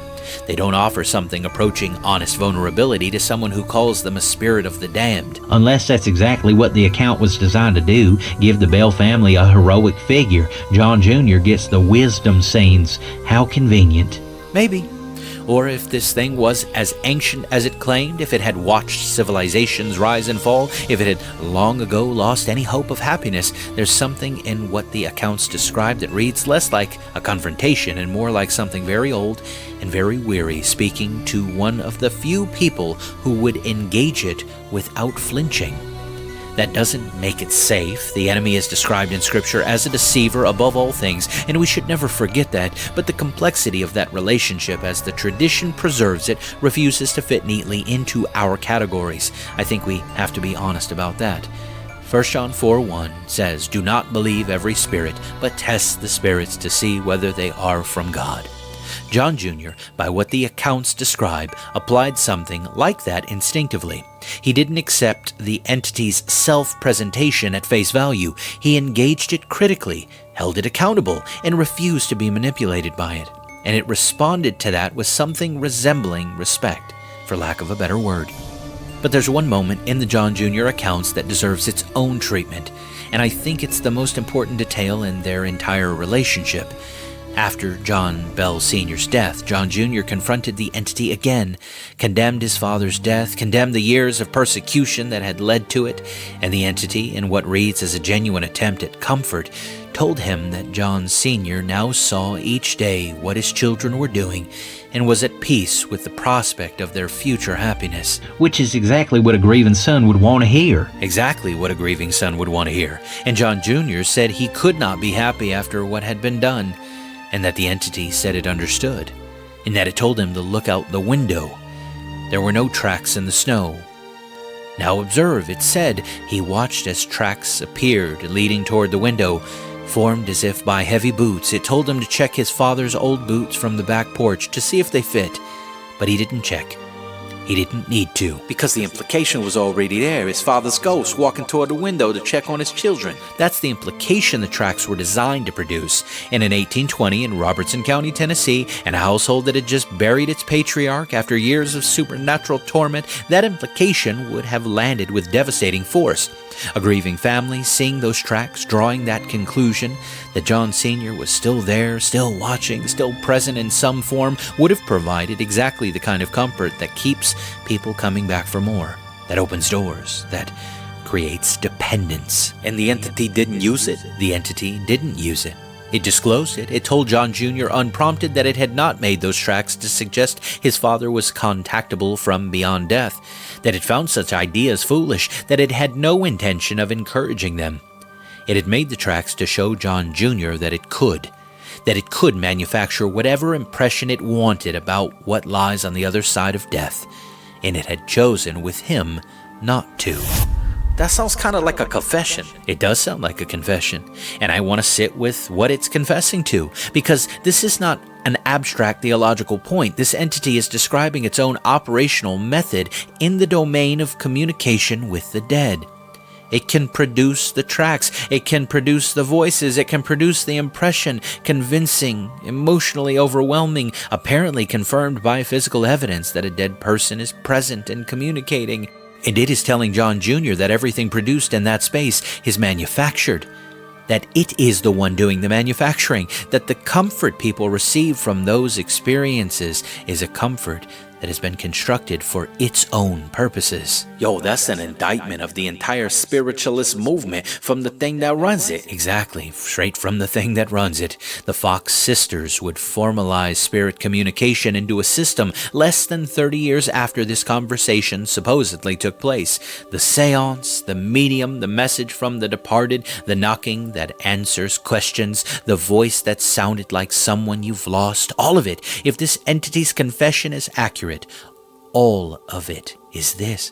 Tracks in the snow made to produce an impression, used to keep the grieving coming back and opening forbidden doors and seeking more. And the entity told John Jr. this voluntarily? If the record is true, yes, voluntarily, without being pressed, in the context of a relationship it had committed to be honest within.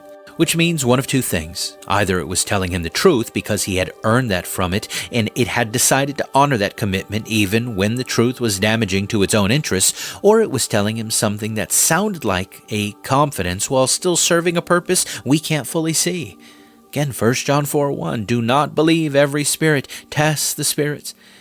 Even this moment of apparent transparency has to be held carefully because a being ancient enough and intelligent enough to manufacture grief and comfort in the impression of contact with the dead is also ancient enough and intelligent enough to know that voluntary transparency can be its own kind of manipulation. Telling someone you could deceive them but have chosen not to is itself a form of establishing trust, and established trust is a door. Wait, so you're saying even the honesty might be a weapon? Even the honesty might be a weapon. John Jr. apparently understood that. He never checked the boots. He didn't need to. He received what was being shown to him without letting it become something it wasn't. He didn't interpret the tracks as his father. He didn't interpret the entity's transparency as trustworthiness. It's the posture the rest of us need when we encounter things that seem to offer access to what lies beyond death. Not credulity, not flat dismissal. The willingness to look at what is being shown, understand the mechanism behind it, and refuse to let the mechanism become the message. The enemy has been making tracks in the snow for a very long time, and he's been very good at getting people to check for the boots. I think it's time we touch a little bit on the people who tried to solve the case of the Bell Witch while it was unfolding. We'll start with Mr. Williams, a professional detective who arrived from out of town with his conclusions already formed.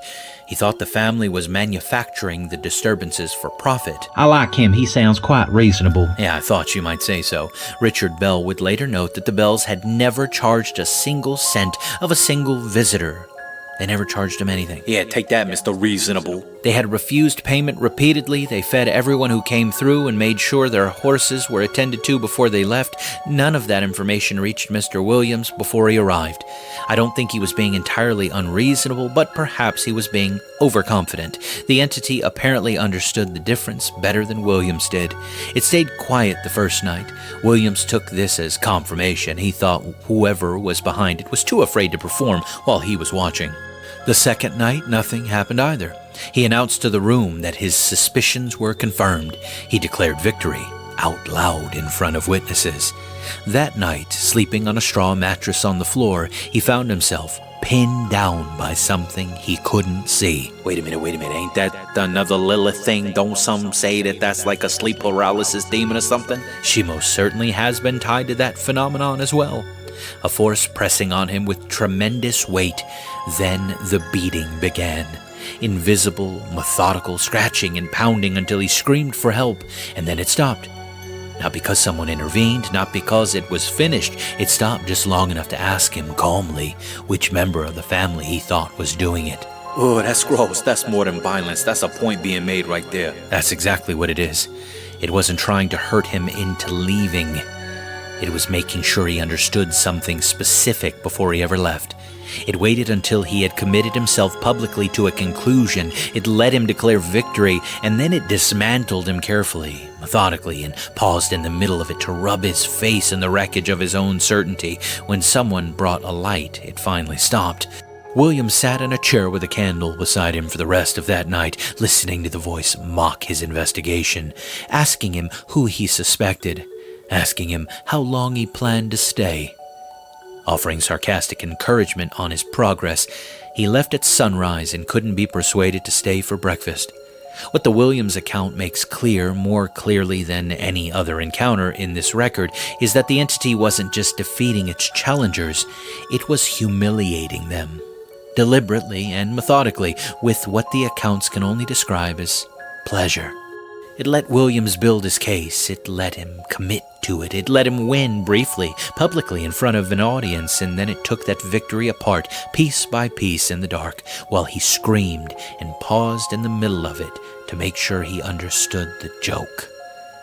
That is not the behavior of something that simply wants people to leave. That's the behavior of something that wants people to know they were never in control to begin with. But Williams wasn't the only one. The Jackson account needs its own moment because it's been sitting in the background of this analysis as a punchline, and it deserves more than that. To be fair, it has some punchline qualities. Well, it does, and we'll get to those, but first I want to address the sourcing honestly because this is the account with the most visible hole in the record. Jackson's visit does not appear in his personal journals. Historians have noted its absence. A man who faced the British, who would become a future president of the United States, who traveled to a farm in Tennessee to investigate a talking ghost. If that happened, it was remarkable enough to write down, and as far as we know, he didn't write it down. Or if he did, it hasn't survived. That is a real problem, and I'm not going to pretend otherwise. So most likely we're probably dealing with a story that attached itself to a famous name because famous names make stories travel further. That is a legitimate possibility. What I'll say is that the account as Ingram preserves it has specific details that feel less like legend building and more like faithful transmission of something that has embarrassed people. Legends about famous figures tend to make those figures heroic. This account makes Jackson's entire party look frightened and makes the self-professed witch tamer among them look like a fool. That's not the typical shape of a story invented to borrow someone's credibility. Fair point. Unflattering details tend to survive because nobody would invent them. With that caveat on the table, the wagon. Before Jackson even reaches the Bell Farm, before he has knocked on a door or spoken to a family member or given the entity any reason to know he's coming, the wagon stops on the road. The driver whips and yells. The horses strain. Jackson and his men get out and push, but nothing. They check the wheels, the ground, the harnesses. Everything appears normal, level ground, no obstructions, and no explanations. And then the voice speaks from the roadside. From the roadside. Not from the house, not from inside a wall, but from the open road. And it addressed him by rank. They can go now, General. Nobody visible. The horses moved the wagon from that moment forward without difficulty. It knew who he was. It knew he was coming. It had apparently been watching the road, and it chose the moment of maximum inconvenience. Jackson and his men pushing a wagon on a public road to demonstrate that it had been aware of him the entire time. That is not the behavior of something that reacts to visitors. That's the behavior of something that was tracking the approach and chose its moment deliberately. That night, it engaged Jackson's party directly. Repeated private remarks made on the road pressed into details that it had no business knowing, and then it found the witch tamer. The man among them with the silver bullet, who had been boasting all evening, hours of it. No witch would appear while he was present, he thought. His pistol was loaded with that silver, and he intended to use it. Jackson was growing impatient. The stories had gone on for hours with no sign of the witch. Yeah, and then the entity did exactly what it did to Williams. Exactly what it did to Williams. It waited. It let him commit fully and publicly to his position. It let the boasting peak. And then pins. 1,000 of them, he said, all at once. He drew the pistol. It wouldn't fire. The voice told him it was standing directly in front of him. Then something slapped him across the jaw. Then something pulled his nose. He ran for the door, which opened on its own, and he sprinted to the wagon with the entity offering him unsolicited advice on the subject of witchcraft the entire way. The advice on the way to the wagon gets me every time. It's the detail that tells you the most about what this thing was. It wasn't satisfied with the route. It wanted the lesson delivered in full. The man ran, and the entity ran commentary all the way to the wagon, making sure he understood not just that he had lost, but exactly why and exactly how. That's the same pattern as Williams. Let them commit, let them peek, dismantle them publicly, make sure they understand the joke. And then there's Jackson, who laughed. It might be the strangest detail in the entire record. A man watches his companion get systematically humiliated, pins, slaps, nose pulling, running commentary, and his response was laughter. He told John Bell he hadn't seen anything so funny and mysterious in his life and that he'd like to stay a full week. Jackson was not a man who frightened easily, and the entity's response to his laughter is very interesting. It didn't mock him. It didn't target him. It addressed him directly and almost conversationally. There's another fraud in your party. I'll get him tomorrow night. Go to bed, it's late. It dismissed him politely with something that reads almost like recognition. Jackson was one person in that room who hadn't performed either fear or false confidence, and the entity apparently noticed. It told him, go to bed. Yo, but his men didn't share his sentiments. No, they did not. Despite Jackson wanting to stay a full week, he couldn't hold his party together for a second night. The entity had made its point efficiently. One demonstration was enough to break the resolve of everyone around him. Now, hold on a minute. I want to go back to something you just said. You said Jackson wanted to stay a full week, right? But that's not the only version of this story that's been handed down. What about the version of this nonsense where Jackson said he'd rather fight the British again than spend another night in that house? You're right, that is a common narrative associated with this event. Well then, so which is it? Because those ain't the same man. A man who lasts and wants to stay a week is a different man entirely from a man so shaken he's invoking redcoats as a point of comparison. You can't have both. You can't have both as a single unified testimony, no, but I want to push back gently on what you're asking the contradiction to mean. I'm asking it to mean the record ain't reliable. That's fair, and the record isn't perfectly reliable. We've already said that about the sourcing. Wait a minute.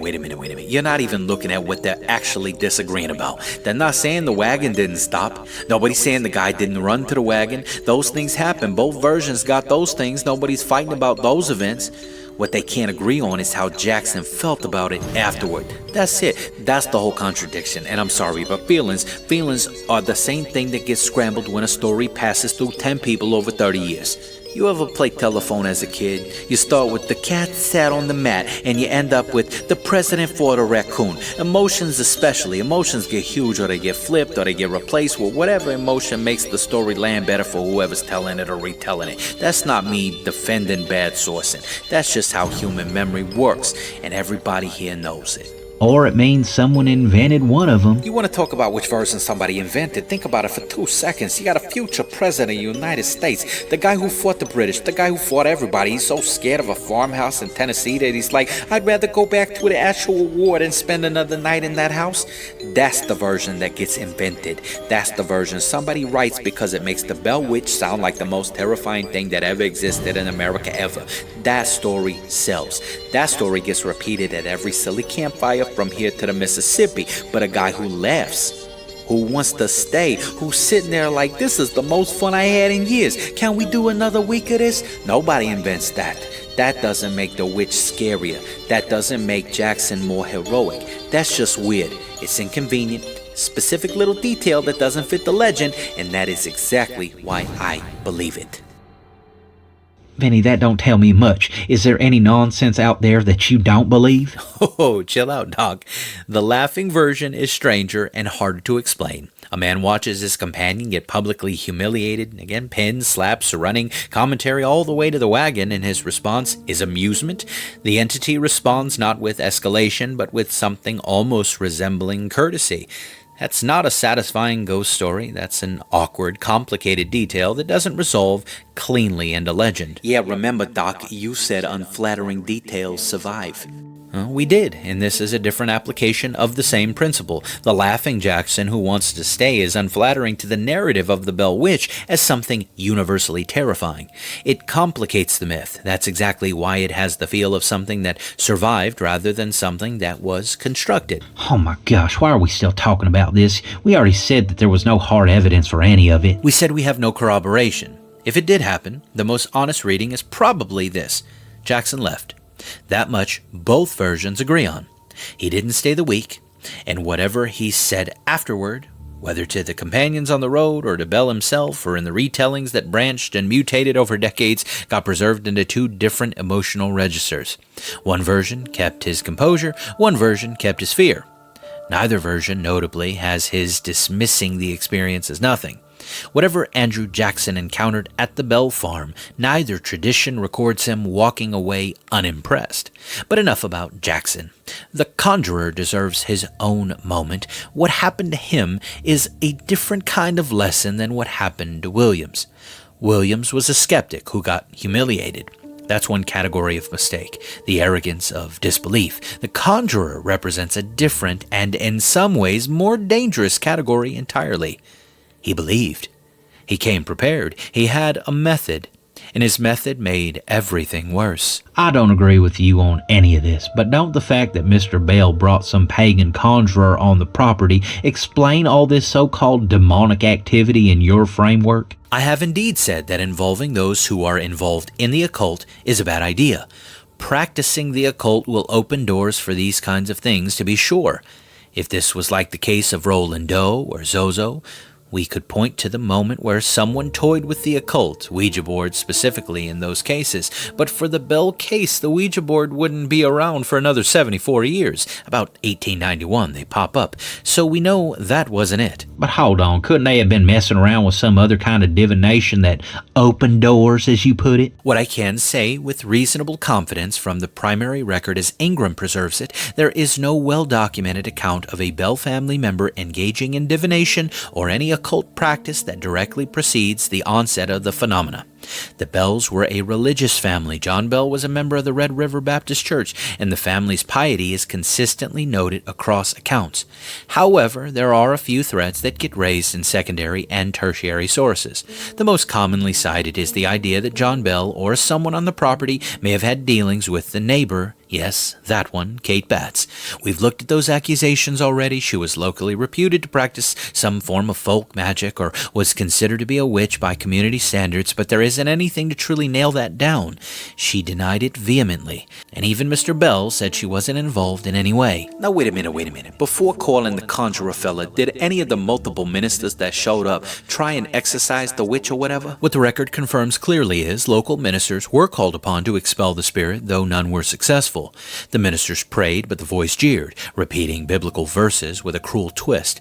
The most documented ministerial involvement was James Johnston, the family friend and lay Christian leader, whose response after spending a night in the house was to declare it a spirit, quote, just like in the Bible, but the record doesn't show him attempting a formal confrontation or commanded expulsion. He essentially confirmed the phenomenon and then stepped back. Now here's where I need to be careful with you. One source mentions Lucy Bell attempting exorcisms, and another references Reverend James Gunn interrogating the entity and getting the name Kate Batts out of it. But the sourcing on the exorcism details specifically is thinner and appears only in secondary retellings rather than the main Ingram account. What Ingram does preserve clearly is this. The entity was not silenced by prayer. It creepily participated in it. It mimicked it, even mocked it. No minister appears in the primary record as having attempted a formal commanded expulsion in the name of Christ the way the gospel accounts describe Jesus operating, or the apostles. Now wait a minute, don't demons possess people, not places? Even if I agreed with you, what were they supposed to do? I'm glad you brought that up, Doc. I've been looking at that concept a lot over the last few months, and Michael Miller and I were talking about that before the Remnant episode. The idea of possession specifically is a complicated one. The word itself has been mistranslated into a corner, I fear. The Greek word used throughout the Gospels is daimonizomai, and it does not mean possessed. More specifically, it means to be demonized, to be under demonic influence or affliction. The King Jimmy translation rendered it possessed, and that word has dominated popular Christian understanding ever since, but it imported a meaning the original text doesn't carry. Possession implies total ownership and control, a demon in a person running them, kind of like a puppet. Not that this can't occur, but like so many supernatural things in the Bible, we've oversimplified it. What the gospel accounts actually show is a spectrum. The woman in Luke 13, whom Jesus identifies as bound by Satan for 18 years, she wasn't raving or violent. She was simply bent double and couldn't straighten. She was in the synagogue. She was presumably functioning in her community. She was demonized without being possessed in the Hollywood sense. Daimonizomai describes a spectrum of demonic influence rather than a binary of possessed or not possessed. That being said, the Bell household doesn't need to produce a head-spinning, levitating family member to qualify for this category. Chronic torment, targeted affliction, disruption of worship, resistance to prayer, and the systematic destruction of a specific individual are all consistent with demonization, influence, and affliction without requiring classic possession of a human host. We can go a little further into the demons only inhabit people assumption because it's been a while since this came up.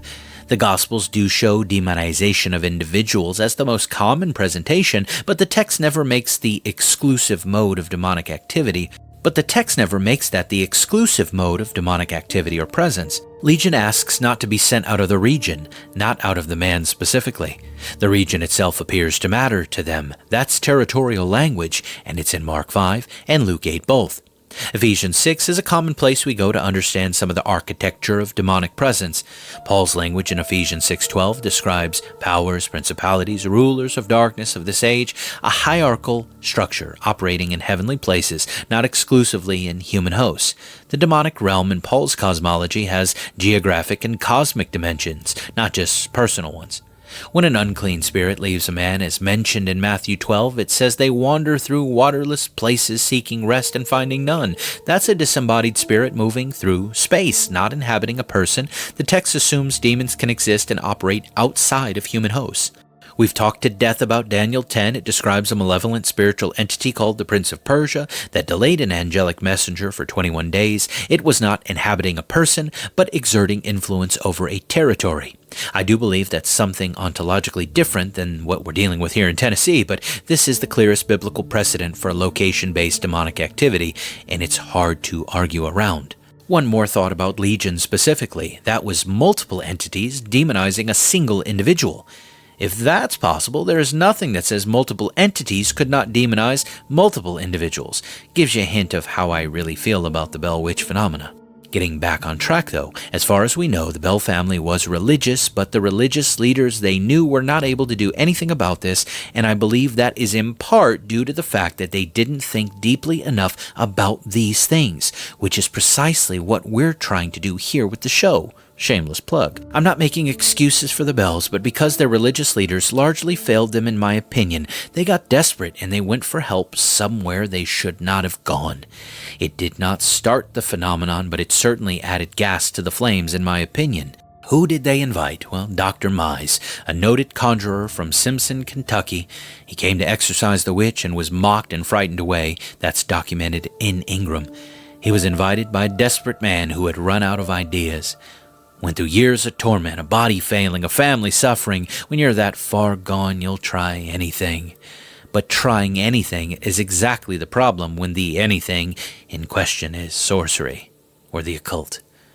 We know the Bible has a great deal to say about those things. Deuteronomy 18 is unambiguous. The practices this conjurer was employing, the incantations, the charms, the casting out of spirits through occult methods, these are not neutral tools that can be pointed in a godly direction. They are specifically and repeatedly condemned in Scripture, not because they don't work, but because of what they connect you to when they do. When you attempt to fight a demonic entity using the kingdom of darkness's own methods, you are not bringing a weapon into the fight. You are bringing an invitation. You are essentially walking into that house and announcing that you operate in the same spiritual territory as whatever is already there, and whatever is already there knows that territory better than you do. Wait a minute, ain't that exactly what happened? The thing didn't just beat him, it corrected him. It knew more about his craft than he did. Exactly. That detail right there is worth sitting with. The entity didn't overpower the conjurer through superior force. It outclassed him on his own terms. We're told it named the ingredients he had left out of his charms. It identified the gaps in his preparations. It dismantled his methods from the inside with the calm authority of something that had been doing this since before the conjurer's great-grandmother was born. The conjurer arrived thinking he was bringing expertise to bear on a problem. What he was actually doing was entering a contest on his opponent's home turf, using his opponent's rulebook against an entity that wrote the rulebook. Of course he lost. He could not have won. The framework he was operating in was not designed for him to win. Now, I still gotta ask, what should Bell have done? He was desperate, he was dying. What was the right call? The right call was never a conjurer from Kentucky, I'll tell you that. The right call was never incantations and charmed shotguns and mixed concoctions. And I want to be careful here because I'm not saying this to be glib about a man who was suffering. John Bell was a righteous man in genuine agony, and I have nothing but compassion for the position he was in, but the pattern in Scripture is consistent. When God's people turn to occult practitioners for deliverance from spiritual darkness, they do not receive deliverance, they receive deeper entanglement. Saul going to the witch of Endor in 1 Samuel 28 is the defining example. A man who had already been abandoned by God for his rebellion, reaching in desperation toward the very practices God forbidden, and finding not comfort but confirmation of his own destruction. The occult didn't save Saul, it never could. Rather, it put a period on the sentence that was already being written. Come on, you're not saying Bell was Saul. I'm not. I'm saying the principle holds regardless of the man. When you invite the kingdom of darkness to solve a problem caused by the kingdom of darkness, you are not solving the problem at all. You are expanding the jurisdiction. And the entity knew that. That's why it let the conjurer work for 3 days before it said anything. It wasn't afraid of him. It was letting him dig the hole deeper. 3 days of silence while the conjurer built his confidence, assembled his methods, committed himself fully to his approach, and then the entity spoke, not to flee but to lecture, not to negotiate but to demonstrate. It wasn't threatened by the charms and the incantations. It was amused by them. It knew exactly what those methods were, exactly where they fell short, and exactly how to take them apart in front of an audience. and then it sent him home on a runaway horse and narrated the whole humiliating journey to everyone back at the Bell House with what sounded like genuine enjoyment. This is the only thing that the passage reveals about the nature of what was operating in that house. It didn't just defeat its challengers, it savored defeating them. It came back and performed the defeat for an audience. There is something in the kingdom of darkness that does not merely want to win, it wants to be seen winning. It wants the humiliation witnessed and remembered and retold. That is not a personality quirk. I think that is a spiritual reality. Pride is not incidental to the enemy's nature. It is central to it. The same pride that produced the fall produced the need for an audience. And that detail that the entity needed to be seen winning, that it came back to perform the defeat for a room full of witnesses, that it ran commentary all the way to the wagon, that it narrated the conjurer's humiliating ride home with what sounds like genuine enjoyment, that detail is going to matter more than you realize when we pick this back up next week for our first 3-parter. We have not talked about what happens when the family finally stop providing an audience. We have not talked about what happened to Betsy and the witch doctor and the physical evidence that turned out to be the most strategically useful thing the entity produced in years. We have not talked about William Porter's cold night at home and what came through his door uninvited and got into his bed and waited for him. We have not yet talked about the shooting in the stable and what erupted from the walls of the house afterward. 4 voices, 4 names, 4 personalities, and what the multiplication tells us about what actually was operating on that farm. We have not talked about a field and a log by the road and a man on his knees in the dirt asking God if it's possible for that cup to pass and the long walk home that followed. And we have not yet wrapped up the case about a man named Smith who arrived in Robertson County in 1875 with no history anyone could verify and no family anyone could name, who told 2 men that his abilities came from the Bell Witch, and who those 2 men killed rather than remain under his influence because the Bell Witch didn't need to be in the room anymore. It had already done its work. Some things leave a place when they're done with it, and some things leave something behind that does the work for them. Robertson County learned the difference the hard way.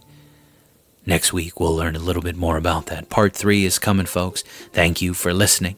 I also want to thank those of you who are praying for me. Your prayers are needed now more than ever. With all the new listeners coming out, there's a whole new level of attack, spiritual and otherwise. I'm not going to lie, I've been stalking the comments section of Remnant Radio just to see how folks were receiving the material I shared. 80% of it seems positive, 5% of it is strange and incoherent nonsense, and the other 15% is just straight malice. Many of you already know that YouTube and social media, well, they don't typically bring out the best of the body of Christ. Many professing Christians get absolutely awful on the internet, especially with the benefit of anonymity.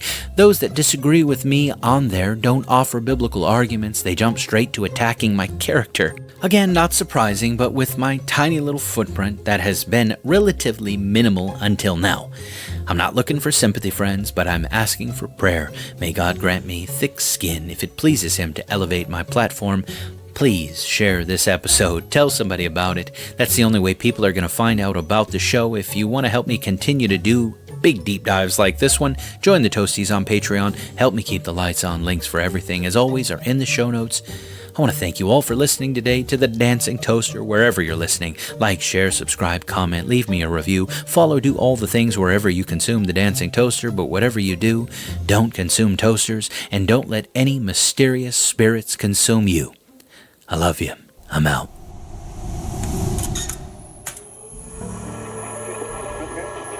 Report suspicious activities and call 911 for immediate response. Expect delay. Nobody else will be days in from the south. Stand by. Flight 022. Maintain approach. You're clear for Expect traffic delays and restrictions. Take personal security precautions to avoid becoming a victim of an attack. Avoid crowded public areas and gatherings.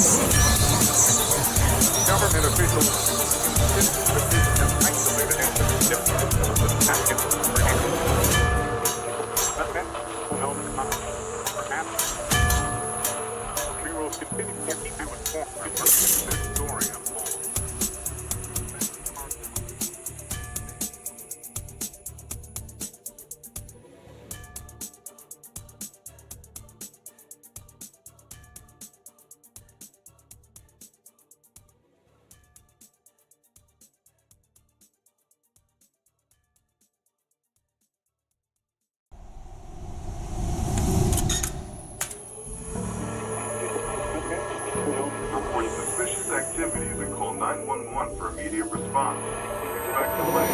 Nobody else moving tags in from the south. Stand by. Flight 022. Maintain approach. You're clear for Expect traffic delays and restrictions. Take personal security precautions to avoid becoming a victim of an attack. Avoid crowded public areas and gatherings. maintaining 4,000 runway 8 kilo holding.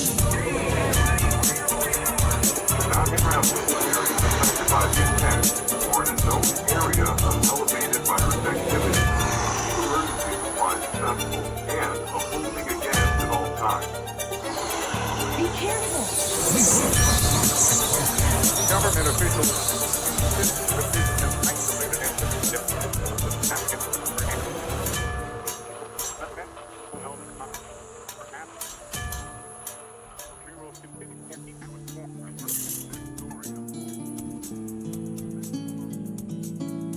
Robertson County, Tennessee, 1820.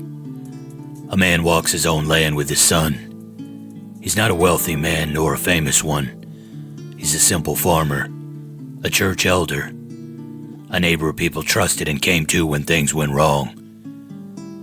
A man who had done what men of his generation were supposed to do. He left what was familiar. He crossed into territory that hadn't been tamed yet. And he built something out of nothing with his own hands and his faith and his stubbornness. He had left North Carolina for this ground. He crossed rivers that didn't have bridges yet, moved his family through country that was still raw and contested and dangerous. He cleared the land himself, built the home himself, planted the fields. He established himself as a man of standing in a community that was still figuring out what it was going to be. 16 years he worked this ground, and for the last 3 of them something has been trying to kill him on it. Not quickly nor mercifully, but slowly, deliberately. The way you dismantle something when you want it to suffer the dismantling. It started with sounds in the walls, then voices, then something that knew things it had no business knowing, and said things no neighbor or stranger or grief or illness could account for. It came for his youngest daughter first, pulled her hair in the night, smothered her in her sleep, struck her across the face in front of witnesses until she said she would drink poison if it meant being free of whatever it was. It humiliated a detective on the floor. It ran a conjurer out of the county on a horse that wouldn't stop. They say it also stopped Andrew Jackson's wagon on a public road and made the most powerful man in Tennessee spend a sleepless night wondering what was in that house. None of them could do anything about it. None of them could even correctly identify what it was, and through all of it, John Bell got worse. The affliction that targeted him specifically, the facial spasms, the difficulty swallowing, the episodes that left him incapacitated for days. It never stopped. It never relented. It never showed him the smallest measure of the tenderness it occasionally showed his wife, or the respect it occasionally showed his son. It told his family directly more than once that it had come for him, that it would follow him to the remotest part of the earth, that it would not stop until he was gone. This is that man walking his own land, walking with his son Richard beside him. That day his shoes inexplicably flew off his feet. They just flew off, no explanation, no warning. The way things happened in that house without cause, without logic, without any concession to the world working the way the world is supposed to work. Richard picked them up, replaced them, tied them tightly, but they flew off again. And then came the blow. Something like an open hand across the face, hard enough that John Bell, a grown man, a man who crossed wild country and built a life in it, sits down on a log. His face begins to twitch and contort. The thing that has been happening to him for 3 years, the thing the doctors couldn't diagnose, and the ministers couldn't stop, and the conjurers couldn't touch, working through him again while his son watched, and the trees stood still, and somewhere in the woods around them, something dark was pleased with itself. Because then the laughter came. A laughter that came from everywhere at once, that has been watching this man cross this property for 3 years, and is watching him now, and is not done with him yet, and knows it, and wants him to know it too. Richard looks at his father. There are tears on John Bell's face. Again, the man who crossed unmapped country, who absorbed years of something inexplicable living in his house without breaking in front of his community, who maintained his standing as a church elder and a respected neighbor and a man people came to with their problems, while something in his own walls announced nightly that it wanted to destroy him. And now he's sitting on a log on his own land with tears streaming down his face. He said to his son, "Not long will you have a father to wait on so patiently. I cannot much longer survive the persecutions of this terrible thing. It is killing me by slow tortures, and I feel that the end is nigh." That's not a man performing for a room. There is no room. There is no audience except his son and whatever is still laughing at him in the trees. That's a man telling his son the truth because the truth can no longer be withheld. And a son old enough to receive it deserves to hear it from his father directly, rather than piece it together later from what's left behind. Then John Bell does something Richard had apparently never seen from him with this kind of intensity. He got on his knees right in his field, while something dark laughed at him from every direction, and he simply prayed.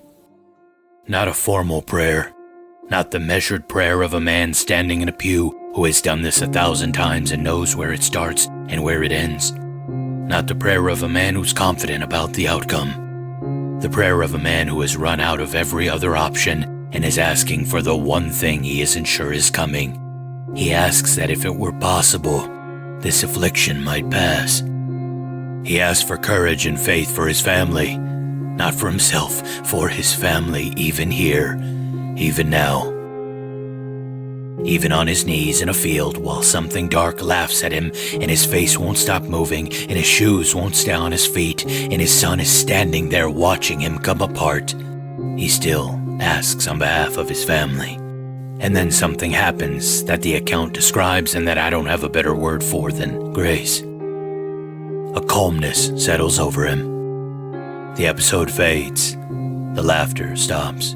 They walk back to the house together. But John Bell would never leave his home again. This is the most dramatic moment for me, not with the vial they found where his medicine should have been, not with the dark liquid nobody could identify and the cat that convulsed and died when they tested it, not with the blue flame up the chimney or the voice declaring in a joyous tone at his funeral that it had given old Jack a big dose and finished the job. Those are the details most people remember and retell and build legends upon, but they're not where the story ends for me. For me, it ended in that field, with a man on his knees, asking God for something he wasn't sure was coming. And he got up anyway, and he walked back to his house. He walked through his door, and he never left again. That is the Bell Witch, not the voice on the wall, not the committees and the conjurers and the generals, not the pins and needles and the witch doctors' concoctions, not any of the spectacle this case has been wrapped up in for 200 years. It's that moment in the field. A man who was being dismantled piece by piece on ground he built his whole life on by something he could not name or fight or reason with or escape. A man who got on his knees anyway and asked God for help, and got up and walked home when the asking was done. That's not a man who was destroyed by what came for him. That's a man who was broken by it and chose faithfulness anyway. those are not the same thing. And that difference is what 3 episodes have been building toward.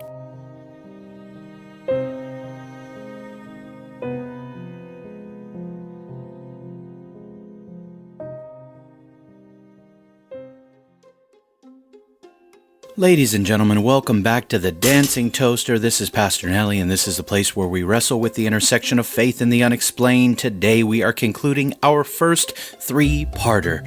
Full disclosure, when I started this case, I did not intend for it to go into 3 parts. If I had, I would have done it a lot differently, but here we are, and I really hope you've enjoyed it. Some of y'all confused me though. More people checked out part 2 than part 1, but I'm just glad you're here. Welcome back, whatever part you decide to jump in on. I also hope you enjoyed the return of Dr. Wright and Vinny. What are you talking about? Of course they did. What's the matter with you? Vinny's a hard pill to swallow, but I'm sure they enjoyed my wit and my wisdom. Yeah, I'm sure they enjoyed it as much as a dental appointment. Speaking of dental appointments, did you ever get them listening devices out of your teeth, basement dweller? Hey, don't even joke about that. I don't need them coming back and putting them in again. I think we've heard enough of you two for now. Thank you guys for coming back, and thank all of you coming back to listen. You could be listening to anything else right now, but you're here, and I'm so grateful for that. Big thank you to my toasties. They are the patrons over on Patreon. I know things are getting tighter every day, so your decision to support the work I do means the world to me. I'm really working on adding more value to that membership. Thank you for those that have patiently stuck around, even though exclusives have been slow coming. It's finally time to wrap up our first 3-parter, but before we do, I also want to thank Tim over at Six Sensory Podcast. We had an amazing conversation about a week ago that we'll release this summer over on his show. I'll keep you posted on that. I want to thank him for letting me join him. We had a great time, and some of what we discussed greatly influenced part 3 of this saga. So thank you, Tim. I'm sure you'll appreciate today's conclusion. It's time to go back to Robertson County, folks, one final time. When we were last on the Bell Farm, they had unfortunately reached into the dark for help, overcoming the dark. And though that may fly in comics and in anime, it doesn't work in real life. The conjurer, Solomon Mize, failed to bring the Bells any relief, and the Bell Witch, whatever she was, gave him the Sons of Sceva treatment. He was beaten and chased off just like those Jewish exorcists in Acts 19 when Paul was in Ephesus. Unfortunately, the family didn't learn from the failure of the conjurer. The record indicates they also reached out to a witch doctor who offered Betsy a harsh medical treatment. Betsy said she would take medicine even if it were poison if it might rid her of the witch's attentions. Now that's the statement of someone who has been ground down so completely that the risk of being poisoned no longer registered as a meaningful deterrent. Whatever caution she had started with was long gone. Like her father, she had become that desperate. According to the account, the witch doctor claimed he could end her torment. She took the mysterious dose he offered. She became deathly ill almost immediately. The witch doctor assured the Bells this was expected, and then we're told Betsy released some pins and needles. Now, when I retold the story weeks ago in part 1, I said she vomited them, as this is the popularized and more sanitized version, but in Ingram's actual account it says, quote, "The excrement was examined and found to be literally full of pins and needles." Whoa. Are you telling me she pooped them? Thank you, Vincent, for responding like a 12-year-old. Yes, Vinny, if the accounts are true, it was a painful number 2. Now you're both acting like 12-year-olds. I'm just trying to be true to the account. So, actual pins and needles were said to be present in Betsy's excrement. This detail has a different character than most of what we've discussed, not simply because of how it came out and came about, but because this was alleged physical evidence. This was not a voice heard through a wall, nor a sound in the dark that could be reinterpreted. These were objects. Physical objects in the hands of witnesses. Whoa, in their hands? I mean, I really hope they disinfected them first. Vinny, that's gross, but yes, I agree. I hope so too. Good night. Would y'all grow the heck up? Y'all are unbearable. I think I'd rather pass some pins and needles myself than listen to this guy anymore. Oh my gosh. Moving on. Thenie Thorne's daughter-in-law recalled decades later that Thenie had gathered some of those pins and needles herself and kept them for the rest of her life. That is the kind of specific, unglamorous human detail that is difficult to fabricate. People don't invent the part about keeping the pins. Especially how they found them. Hey, number 2 for brains. How do we know they even found them? How do we know they weren't planted in there? As easy as this would have been to do, Doc, we gotta ask the big question. Well, what question is that? Why lie about this? Think about what you're actually asking someone to believe if this was fabricated. It's not impossible, but you're asking me to believe that someone in that household, already exhausted, already humiliated, already ground down by years of torment that their community knew about and their church couldn't fix, decided that what their situation needed was a story about a witch doctor's medicine producing pins and needles in the most undignified way possible. And this is where it gets even more creepy and interesting, because Betsy's experience with the pins and needles isn't an isolated incident. What are you talking about? It isn't something Ingram invented or embellished for dramatic effect. There is actually a specific term for this strange phenomenon in the historical and theological literature. It's called alatriophagy, the vomiting or passing of foreign objects as a symptom of bewitchment or demonic possession. Pins, needles, nails, hair, glass stones, even live animals. Whoa, what the heck, live animals? Yep, as strange as it sounds, they all show up in the record across centuries and across continents. Stop it. Just stop it right there. You just named a phenomenon, gave it a fancy Greek label, and now you're about to tell me it shows up all over history, and therefore Betsy Bell is authenticated? I see where this is going, and I want to object before you build the whole case. Ingram was writing in 1894. He had access to earlier literature. This is exactly the kind of detail a 19th century writer lists from 16th and 17th century witchcraft accounts to make his story feel credible. It's a trope, a well-known trope, and the fact that it shows up everywhere doesn't authenticate Betsy Bell. It tells me where Ingram went shopping. That's a fair challenge, and I want to give it the respect it deserves before I push back, because you're right that Ingram was writing in 1894. You're right that he had access to earlier literature. You're right that the detailed pattern matches to things that appear in older accounts. All of that's true, but here's where the trope argument breaks down. A trope is a narrative convenience. It's a detail that gets recycled because it sounds right, or because it fits the genre, and because the audience expects it. Tropes are borrowed because they're useful fictions. What you're describing as a trope across the 16th and 17th centuries is not a trope, but a track record. Anne Gunter in England 1605 was found vomiting pins, passing them in her urine, and even ejecting them from her nose. A child in Ulster in the late 1600s was also said to be vomiting needles, pins, hair, feathers, pieces of glass, and window nails in front of Presbyterian ministers who had been called in after the doctors gave up. 30 children in Amsterdam in 1566, 30 simultaneously vomiting pins, needles, thimbles, broken glass, with doctors and exorcists and sorcerers all working the case, and none of them getting anywhere. There's a 17th century medical theological treatise called Daimona Magea. It formally codifies the vomiting or passing by stool of pins, needles, knives, live eels, hair, bones, and hooks as a diagnostic indicator of bewitchment, and cites multiple independent medical authorities in doing so. That is not one writer borrowing from another writer. That is the same phenomenon appearing in documented cases across Norway, Italy, England, Ireland, and the Netherlands across 2 centuries in front of witnesses that included physicians, ministers, and magistrates, recorded in medical literature, court records, and theological treatises. Okay, but all that still don't answer my original objection. Ingram had access to all that literature. He could have lifted the detail from any of those sources and dropped it into the Bell account. You're right, he could have. But here's what the argument can't account for.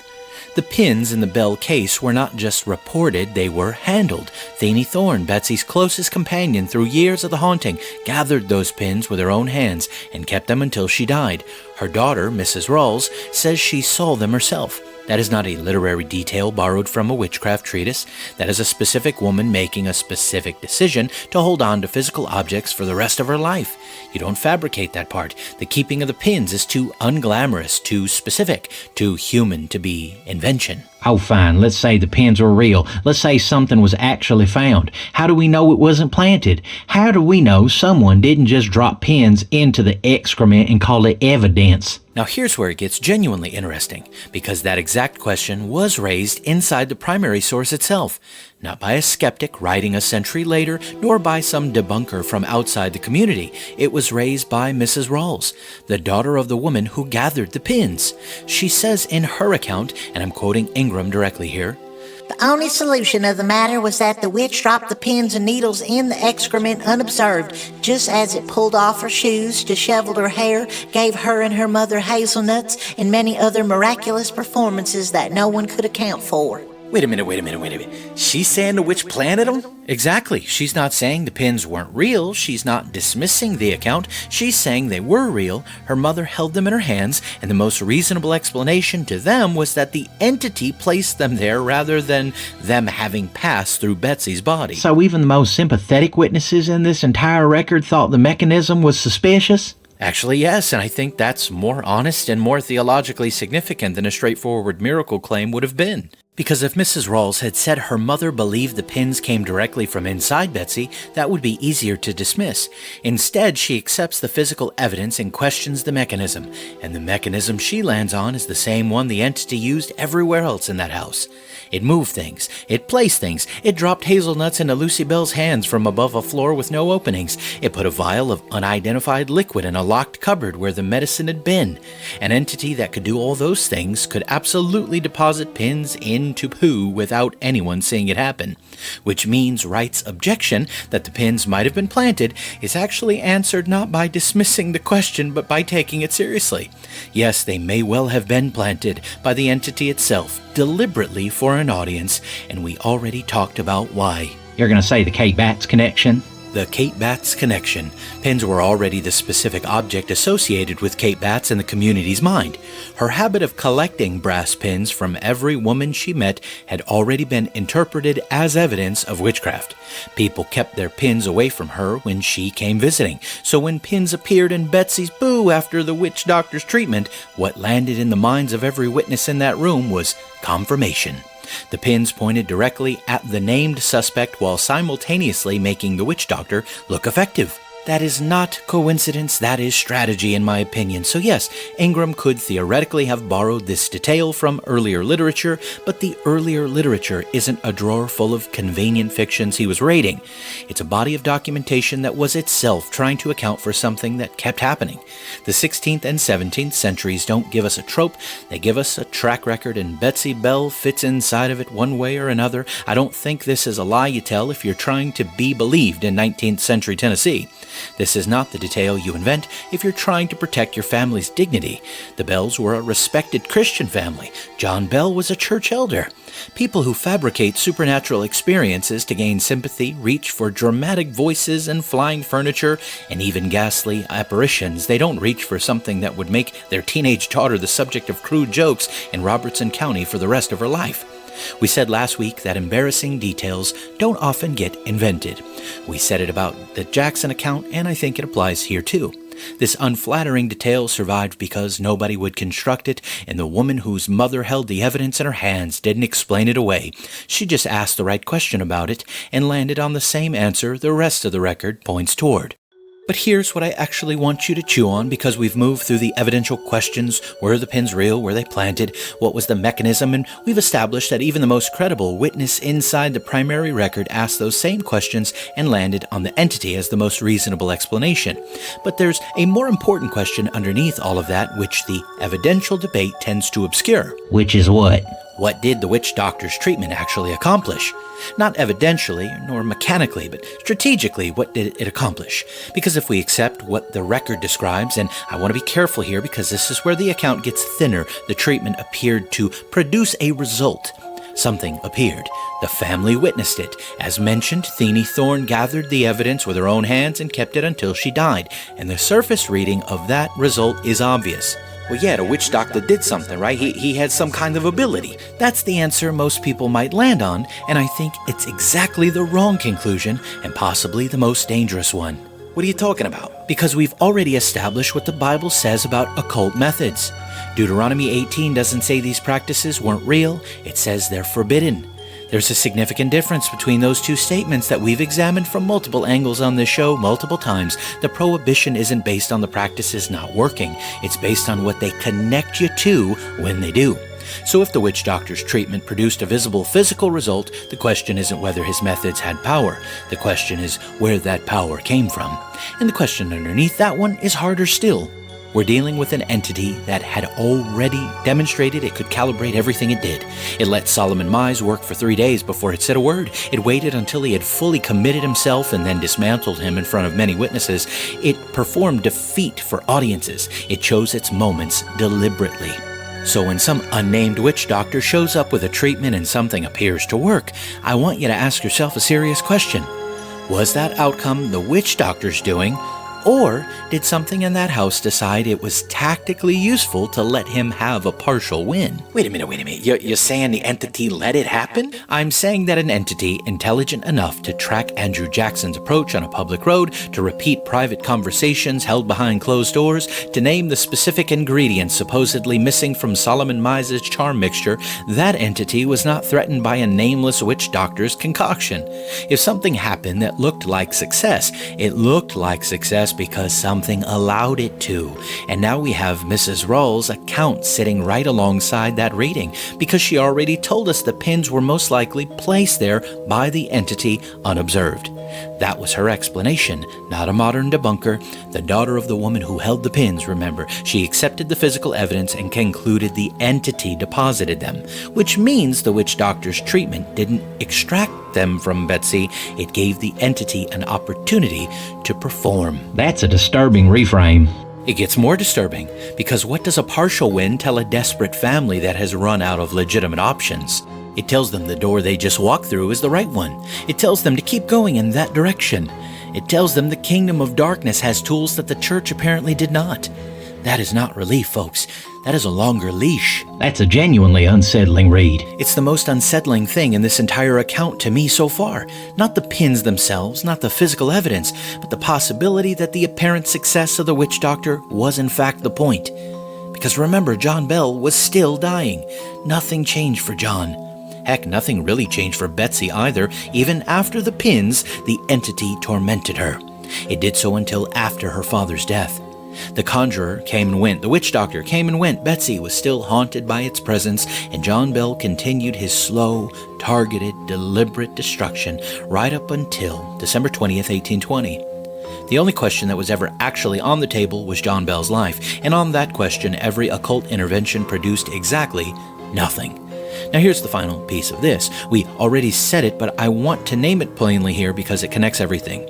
Who were the pins associated with in Robertson County? Oh, Kate Batts. Yes, Kate Batts. Her habit of collecting brass pins from every woman she met had already been read by the community as evidence of witchcraft. People kept their pins away from her when she came around. The community had already constructed a narrative in which Kate Batts collected pins for dark intentions. So when the witch doctor's treatment produces pins and Betsy's excrement, what lands in the minds of every witness in that room? Well, confirmation, right? The diagnosis appears validated, the named suspect appears implicated, and the witch doctor appears competent. All three outcomes serve the entity. None of them serve the Bells. And then the entity commended him for it. That commendation is the tell, I think. An entity that had routed every other practitioner with open contempt suddenly praised this one. The only intervention that received any positive acknowledgement from the entity was the one that produced physical evidence reinforcing its own cover story. I don't think that's coincident. I think it is strategy. The entity wasn't threatened by the witch doctor. It used him. It allowed his treatments to produce a result that served its own narrative, physical evidence pointing at Kate Batts, apparent validation of occult methods, and a commendation that would encourage the family to keep going in that direction, rather than turning back toward legitimate spiritual authority. The apparent success wasn't the witch doctor's victory, it was the entity's. The pins were not evidence of a curse being broken. They were the entity staging a performance while a desperate family mistook the audience for a rescue, and then it laughed. It told the witch doctor he was the only conjurer who had actually done a good job, that he'd made Betsy expel enough pins and needles to supply the whole community, that if he gave her another dose, he could set up a store in the community. A girl who said she would drink enough poison to be free of it had been made violently ill, and the entity's response was to joke about it. That tells you everything you need to know about how threatened it actually was. When desperate people reach toward the kingdom of darkness for relief from the kingdom of darkness, they do not find relief. They find bondage. They find the thing they were trying to escape waiting for them on the other side of the door they just opened. The witch doctor's methods didn't free Betsy. They gave the entity another performance, another audience, another moment to demonstrate that nothing operating in its territory was going to outmaneuver it. And Betsy went right back to being tormented. The pins came out, and nothing changed. Because the only question that was ever on the table, again, was John Bell's life, and on that question, the witch doctor, like every other practitioner before him, produced nothing at all. Now, changing gears, there is a moment in this record that the analysis has been building toward without naming it directly, and it arrives not through John Bell, not through Betsy, not through any of the investigators or conjurers or generals. It arrives through Esther Bell, one of Betsy's older sisters, on an ordinary afternoon going out to gather eggs. She saw a woman approaching the property. Nothing unusual about that. She called out in greeting. No response. She called again. Still nothing. The woman stopped just beyond the yard, removed her bonnet, let her hair down, and began running her fingers through it. Slowly at first, then faster. Then with the intensity that had nothing ordinary left in it, pulling at her hair, working through it with increasing urgency, preoccupied with something that couldn't be seen or named. Esther tried to speak to her again, even invited her inside. The woman gave no sign that she heard anything at all. It wasn't that she ignored Esther. It was as if Esther wasn't there at all. Esther went inside and brought Betsy to the window. The two of them watched as the woman climbed onto the yard fence and sat there, continuing the same strange, repetitive motion. Then she moved toward the stable lot, and as she passed behind a fallen log, 3 more figures appeared beside her, 2 young girls and a small boy. They had not approached from any direction. One moment there was only the woman, the next there were 4 entities. They climbed onto the saplings near the log and began to sway together, the trees bending under their weight in a slow, unnatural rhythm. And then Bennett Porter arrived, Esther Bell's husband, John Bell's son-in-law. Esther and Betsy called to him, "Call him over and point." He looks to see where they're pointing. He sees the sapling moving, but he doesn't see the figures. To him, it appears as though the trees are swaying for no reason at all. Wait a minute. 2 people standing at the same window seeing different things? 2 people standing at essentially the same vantage point. One seeing 4 figures, one sees moving trees and nothing more. That is not a question of attention or positioning. That is selective visibility. The manifestation was apparently choosing who could perceive it and who could not. That raises a question I don't have a clean answer for. Why could Esther and Betsy see it but not Porter? I don't have a clean answer either, but I don't think Scripture leaves us without a framework for it. The consistent principle across the biblical record is that spiritual perception is not uniformly distributed. It's not a function of proximity or attention or even belief. It appears to be something that can be opened and closed, granted and withheld by forces beyond human control. Now wait a minute, that ain't in the Bible. Yes, it is, and the examples aren't obscure. Many times we've already touched upon the most obvious one, Elisha's servant in 2 Kings 6. He couldn't see the heavenly armies of God surrounding them until Elisha prayed that his eyes would be opened, and there they were. Numbers 22, Balaam was a pagan prophet, a man with a documented history of genuine spiritual encounter, and his donkey sees the angel of the Lord standing in the road with a drawn sword before Balaam sees anything at all. The animal perceived what the prophet didn't. 3 times the donkey responded to what was right in front of them. 3 times Balaam saw nothing.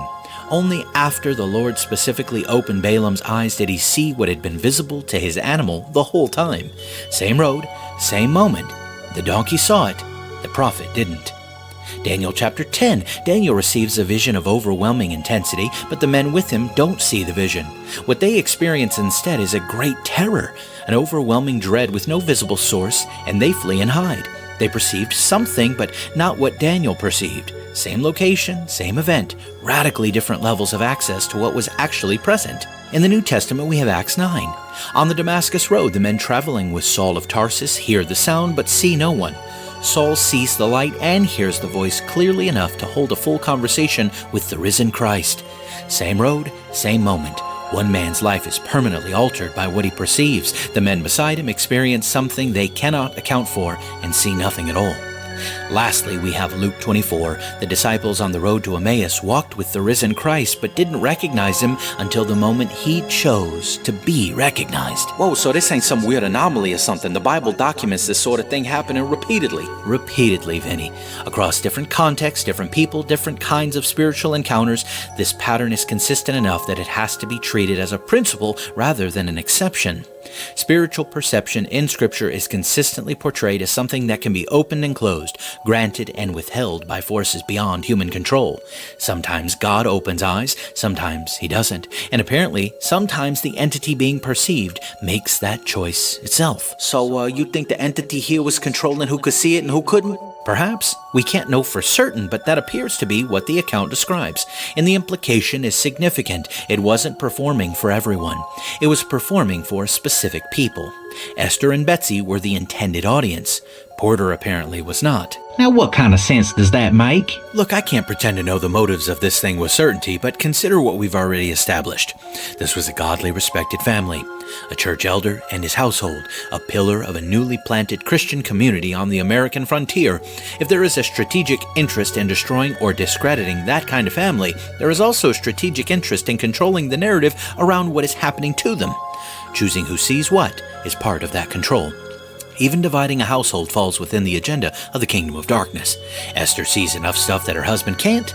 He may conclude that she has advanced perception of some kind, or he might just conclude his bride is nuts.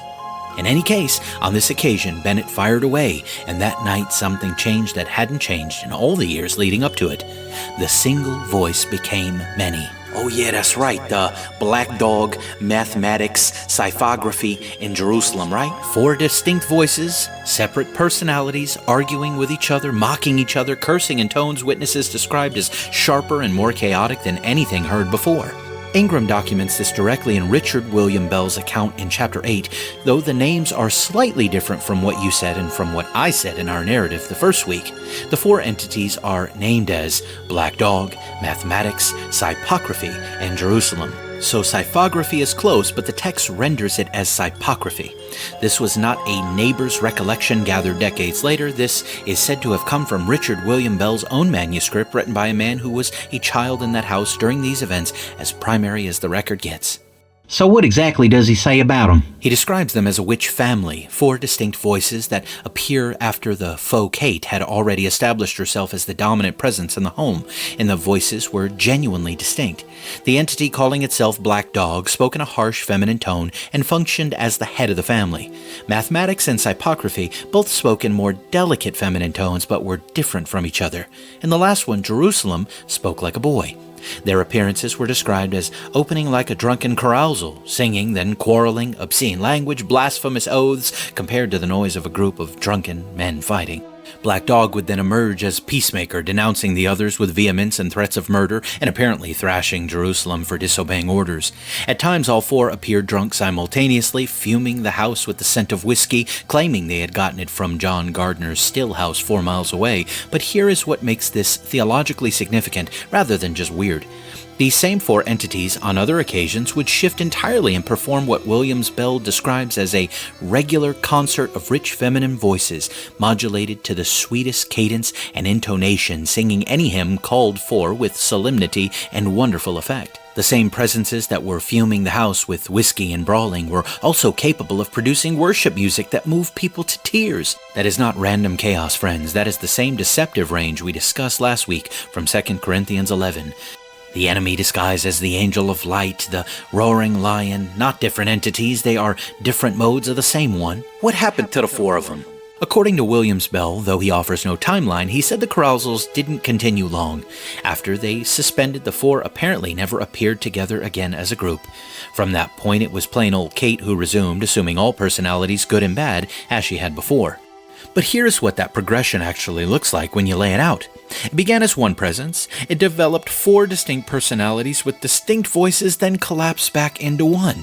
Like they merged back together or something? Or like the multiplication served its purpose and was no longer necessary, because that progression maps directly onto what we discussed from Matthew 12, the unclean spirit returning with others more wicked than itself. The house was not getting better during this period, it was getting more populated, and the entity had already told the family directly that it would follow John Bell to the remotest part of the earth. There was no geographic solution to something that had apparently multiplied its presence within the same location. Ain't there one more detail you're forgetting about? What's that, Vinny? The 4th one, the Jerusalem guy. Ain't he the one that Bennett Porter shot during the incident? Oh yeah, when Porter fired at the apparitions in the stable lot directed by the Bell sisters, who could see something he could not, the entity returned that night and declared to everyone assembled that Porter had shot Jerusalem and broken his arm with the bullet. Wait a minute, Ray. What are we supposed to do with that? Did he have silver bullets or something? I think it was all part of the charade, Vinny, whether one entity or 5. No spirits were harmed in the making of this episode, or from any of the bullets in Porter's rifle. I want to go to Mark 5 for one final thought on all of this. When Jesus encounters the demoniac at the Gadarenes and asks his name, the answer was Legion. For we are many, it declared.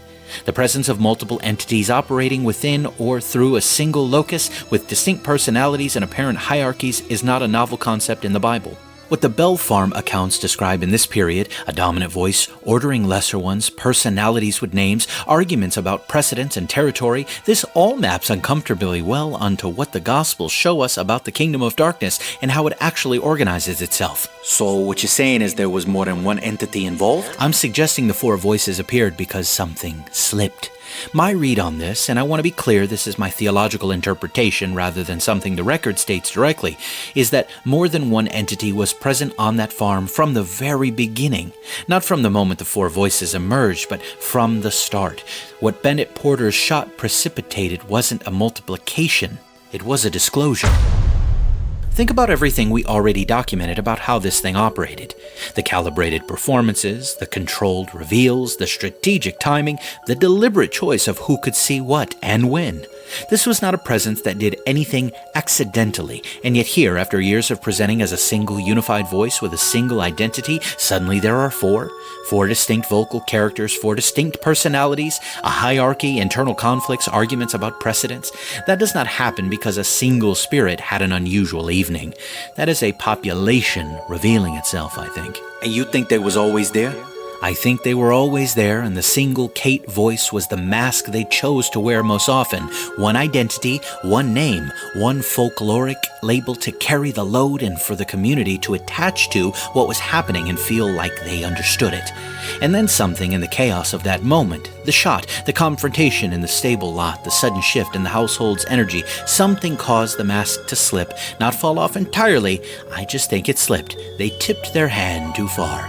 4 voices emerged where one had been, and then, according to Williams Bell, after a period he describes only as not long, they resembled behind the mask, and Kate resumed as if the other phase had never happened. Like they caught themselves? Like they caught themselves, or like the disclosure had served whatever purpose it needed to serve, and the unified presentation was no longer worth maintaining for that moment, but was worth resuming afterward. Either way, the 4 voices aren't the anomaly in this record. They're the one moment where what was actually there became briefly visible. Everything else, the single voice, the unified identity, the folklore name, that's the performance. I think the 4 voices are the truth that slipped through, or at least part of it. Cause additional confusion, stir up additional strife, then disappear. Without explanation, without transition, the multiple voices disappeared and the single identity returned as if the other phase had never happened. Now wait a minute. You still forgot one more detail. What is it this time? The whiskey detail. What's going on with that?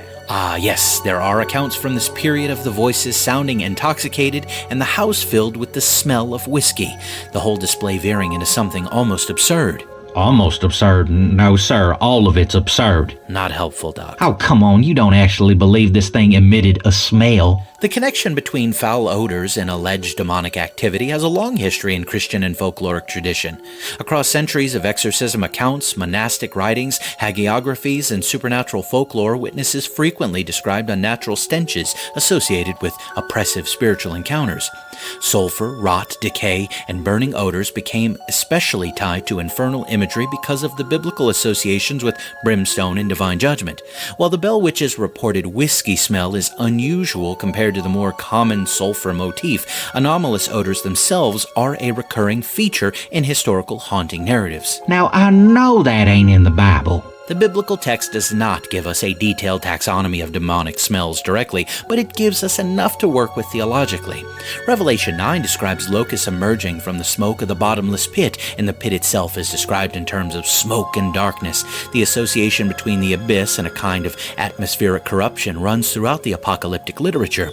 More directly useful is the physicality of demonic presence throughout the gospel accounts. When Jesus casts out Legion in Mark 5, the spirits immediately seek physical embodiment in the pigs, who then destroy themselves.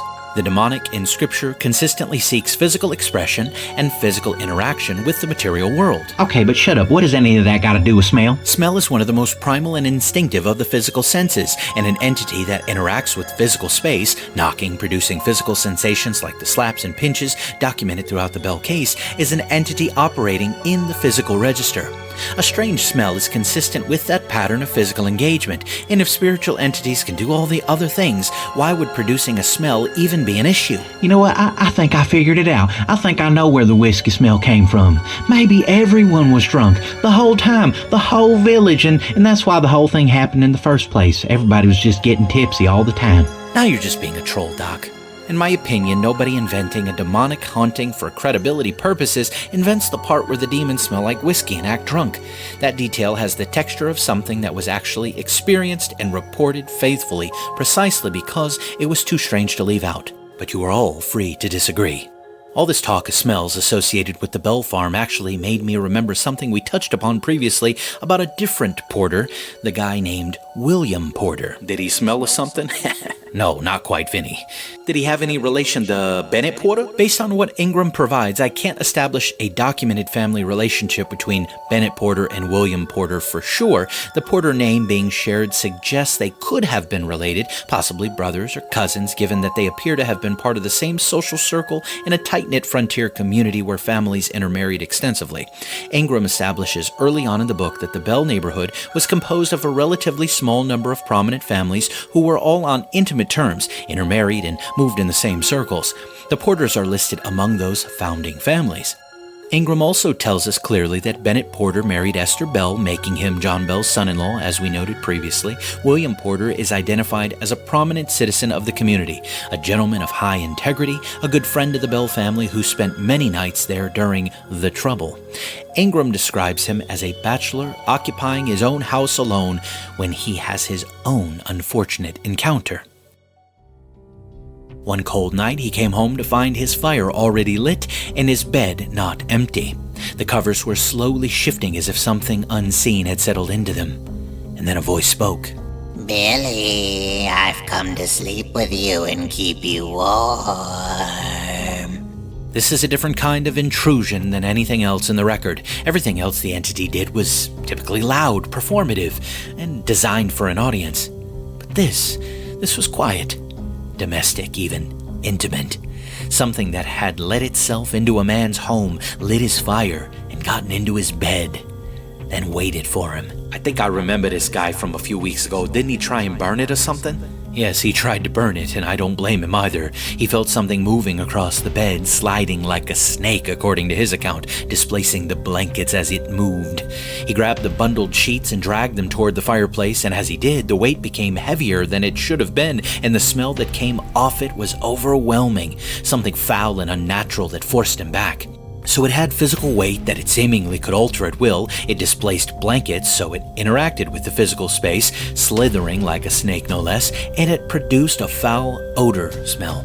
This fits more firmly within the smells associated with other hauntings. The snake imagery Porter himself uses is interesting. This, of course, is the oldest image in the biblical record for the presence of evil in intimate space. Genesis 3 does not describe Satan arriving with thunder and declaration. He arrives in the garden, in the place of habitation, in the space where the human being lives and tends and rests. And he speaks quietly, personally, in a way designed to create a sense of familiarity and trust. What the entity did to William Porter follows a similar pattern. It did not announce itself from the road. It did not perform for an audience. It entered his private space, his habitation, made itself at home in it, and waited for him. And when Porter reached for it, the physicality shifted, the weight changed, the foul smell emerged. The smell that drove Porter back from the fire is one of the moments where the concealment slipped. He grabbed it.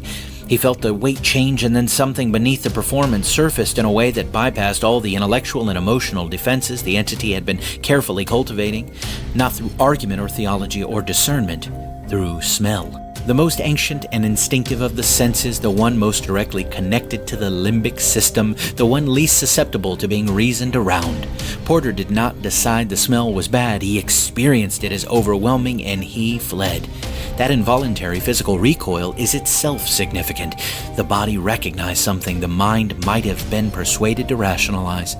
The smell is the moment the mask came off, not through theological argument nor through prayer, not through confrontation, but through physical contact with what was actually there beneath everything the entity had been presenting to the community for years, and Porter could not hold on to it.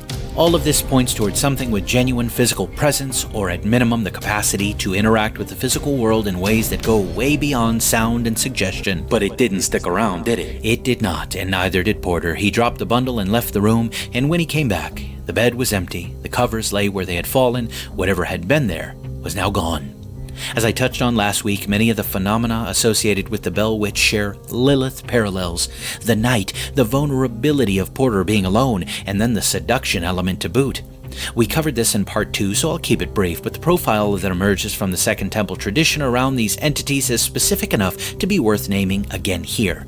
Consistently feminine in character, ancient beyond measure, knowledgeable about human beings in a way that suggests they were present long ago, deeply familiar with human vulnerability, not just physically but emotionally, psychologically and relationally. And across the entire Bell haunting, every one of those characteristics is present. Through the carousals and the blasphemous oaths and the drunken voices and the violence, the primary entity presented was usually feminine, Jerusalem being the only exception. The targeting of Betsy's breathing we covered last week in connection with ancient wind spirits sharing etymology with Lilith. Pastor Michael Miller shared with me how he encountered a Lilith-like entity that was specifically obstructing a woman's breathing. When he rebuked that spirit by name, the breathing was restored. The smothering episodes Betsy experienced, the shortness of breath, the loss of consciousness, those fit the same pattern with uncomfortable specificity. Attacking the vulnerable follows the historic record. Betsy was a major focal point. She was the youngest, the most exposed, the one whose suffering would land most directly on a father who could do nothing to stop it. She was useful precisely because she was vulnerable. And Lucy was treated with warmth, not because the entity loved her or liked her, but because the Lilith tradition consistently shows something that reserves a particular kind of regard for mothers while destroying what belongs to them. There is a reading of that tradition not universally held, but present across multiple ancient sources that connects this behavior to loss. That what targets the children of others does so because its own may have been taken. That the warmth toward the mother and the cruelty toward the child came from the same wound. I gotta ask, is this where you're leaning toward in all of this? I can't say with certainty that that is what was operating in that house, but the pattern fits in ways I find difficult to dismiss. Then there's the singing, of course. The singing is one of the details that gets treated as local color in most retellings of this case, and I think that's a mistake. This entity sang constantly. It sometimes sang hymns with a voice witnesses described as more beautiful than any human voice they had ever heard. It sang drinking songs at John Bell's funeral while his family stood over his grave. It sang lullabies and worship songs to Lucy Bell during her illness with a tenderness that made grown men turn away to hide their tears. And that detail, the singing, the quality of the voice, the range of what it chose to sing and when, fits the siren framework in a way that goes beyond coincidence. I recently retoasted the siren in Lilith episodes. The siren tradition across cultures is not primarily about danger. It is about beauty deployed as a weapon. The voice that draws you in before you understand what you are moving toward. Homer's sirens don't attack ships. They sing, and the singing is the mechanism by which sailors who know the danger still find themselves staring toward the rocks. An entity that can sing hymns with heartbreaking beauty and then sing drinking songs over a dead man's grave while his children weep is not expressing contradiction. It is demonstrating its range. It's showing you it can reach you wherever you are in your worship, in your grief, in your private moments of rest, and that the beauty of what it offers you is not evidence that it means you well. The voice that moved Lucy Bell to tears during her illness was the same voice that announced with joy it had poisoned her husband in his sleep. Same entity, same voice, different performance for a different audience. That is not a ghost rattling pipes. That is something that understands music the way a predator understands terrain. It knows where the current runs and it knows how to use it. The longer I spent with this case, the more it all fit together, though not everything fits, so maybe we're not dealing with either or, but and. In and out of the Bible, Lilith is never alone anyway. Neither are sirens. They're always accompanied by a plethora of other spiritual nasties, so it would make sense that multiple entities were at work on the Bell farm. And the title, The Bell Witch, is the perfect mask for what was really going on. And I want to connect that back to something we established earlier, the entity's own claim about itself. When pressed about its nature, it said it lived in heaven and in hell and in the earth, in the air, in houses, in people, that it could be in any place at any time and assume any form it desired. Now I want to push back on how that claim has been read, because that statement has been treated as evidence of omnipresence, as if whatever was in that house was everywhere at once the way God is everywhere at once. But that is blasphemous. Only Yahweh, the Creator God, is omnipresent. That is not an attribute that transfers to created beings, fallen or otherwise. No demon, no principality, no power described anywhere in Scripture possesses genuine omnipresence but Him. That is an incommunicable attribute of God alone, so what do we do with a claim that sounds like omnipresence coming from something that is definitionally not omnipresent? You ask whether it is a lie dressed up as a boast. Or more precisely, you ask whether it is a coordinated deception produced by multiple entities working together in a way designed to give the impression of omnipresence without actually possessing it. You're saying it ain't one thing then? I am saying the record itself tells us it wasn't one thing if we are willing to read it carefully. We documented earlier that the entity presented as one voice, then fractured into 4 distinct voices with 4 distinct personalities and what Ingram described as 4 distinct vocal characters, and then collapsed back into one. That is not one entity having a bad night. That is a structure revealing itself before reassembling the mask. And when you have multiple entities operating in coordinated fashion across a single location, each capable of independent action, you get something that functionally resembles omnipresence to the people living inside it. One entity quoting scripture in the front room while another fumes the house with whiskey. One entity singing hymns to Lucy Bell while another gets into William Porter's bed. One entity tracking John Bell across the farm while another monitors visitors coming down the lane. One entity can be reporting on events 4 miles away at Gardner's Still House, while another intercepts Drew Bell and James Johnson 20 miles down the road. That is not omnipresence.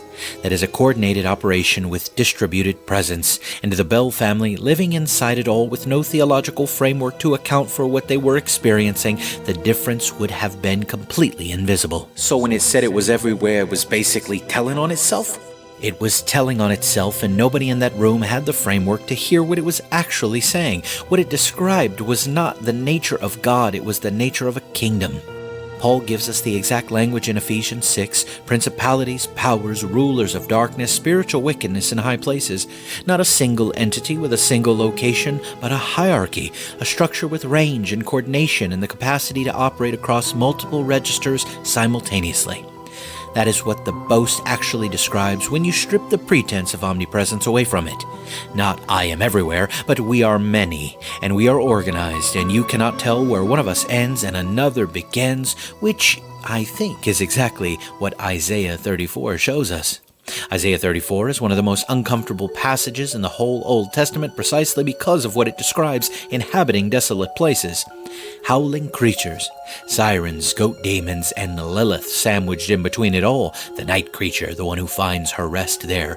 She is not alone in that text. She is surrounded by a company of other demonic creatures that inhabit the same desolate space. That is the consistent picture wherever this figure appears in the broader tradition. She is not a solitary entity. She operates with a retinue. She is always accompanied by what the tradition describes as a company of other spiritual presences. So when I look at the Porter incident, the intimacy of it, the domesticity of it, the snake imagery, the night, the vulnerability of a man alone, and I place that alongside Black Dog, mathematics, and psychopography in Jerusalem, and the 4 voices, the carousals, the coordinated surveillance, the distributed presence across the Bell property and the surrounding community, I am not looking at one thing wearing many masks. I am looking at many things sharing one mask. The Bell Witch. The title, The Bell Witch, is the perfect cover for what the record actually describes. Singular, female, local, folkloric, a name that makes the whole thing sound like a neighborhood problem rather than what it actually was. A coordinated incursion by multiple entities operating under a unified purpose with a single designated target and the theological sophistication to conceal their true number and nature from everyone in that house for years. Which makes the whole record more dangerous to engage with, not less, I think. A voice in a wall can be rationalized. A smell and a weight and a presence in your bed that you cannot burn already requires a different kind of reckoning.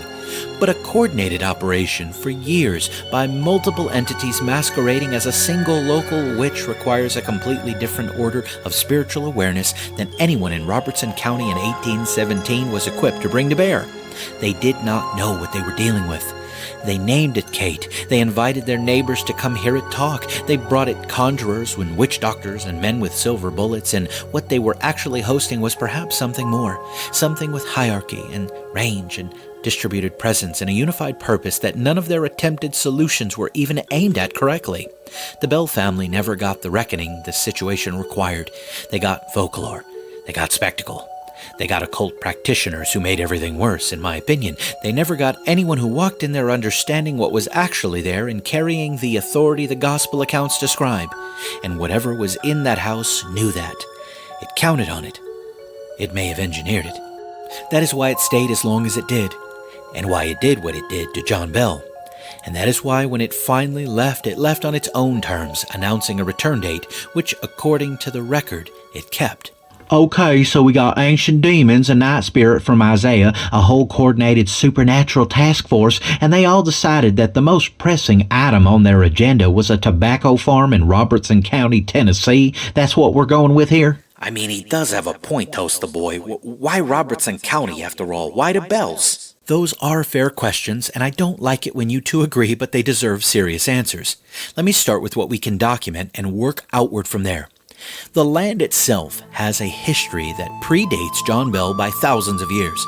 Archaeological evidence confirms that the region around the Bell Farm along the Red River was inhabited by woodland and Mississippian cultures from approximately 750 AD through 1500 AD. These were mound-building peoples. They constructed burial mounds for their elite dead throughout this region of Middle Tennessee.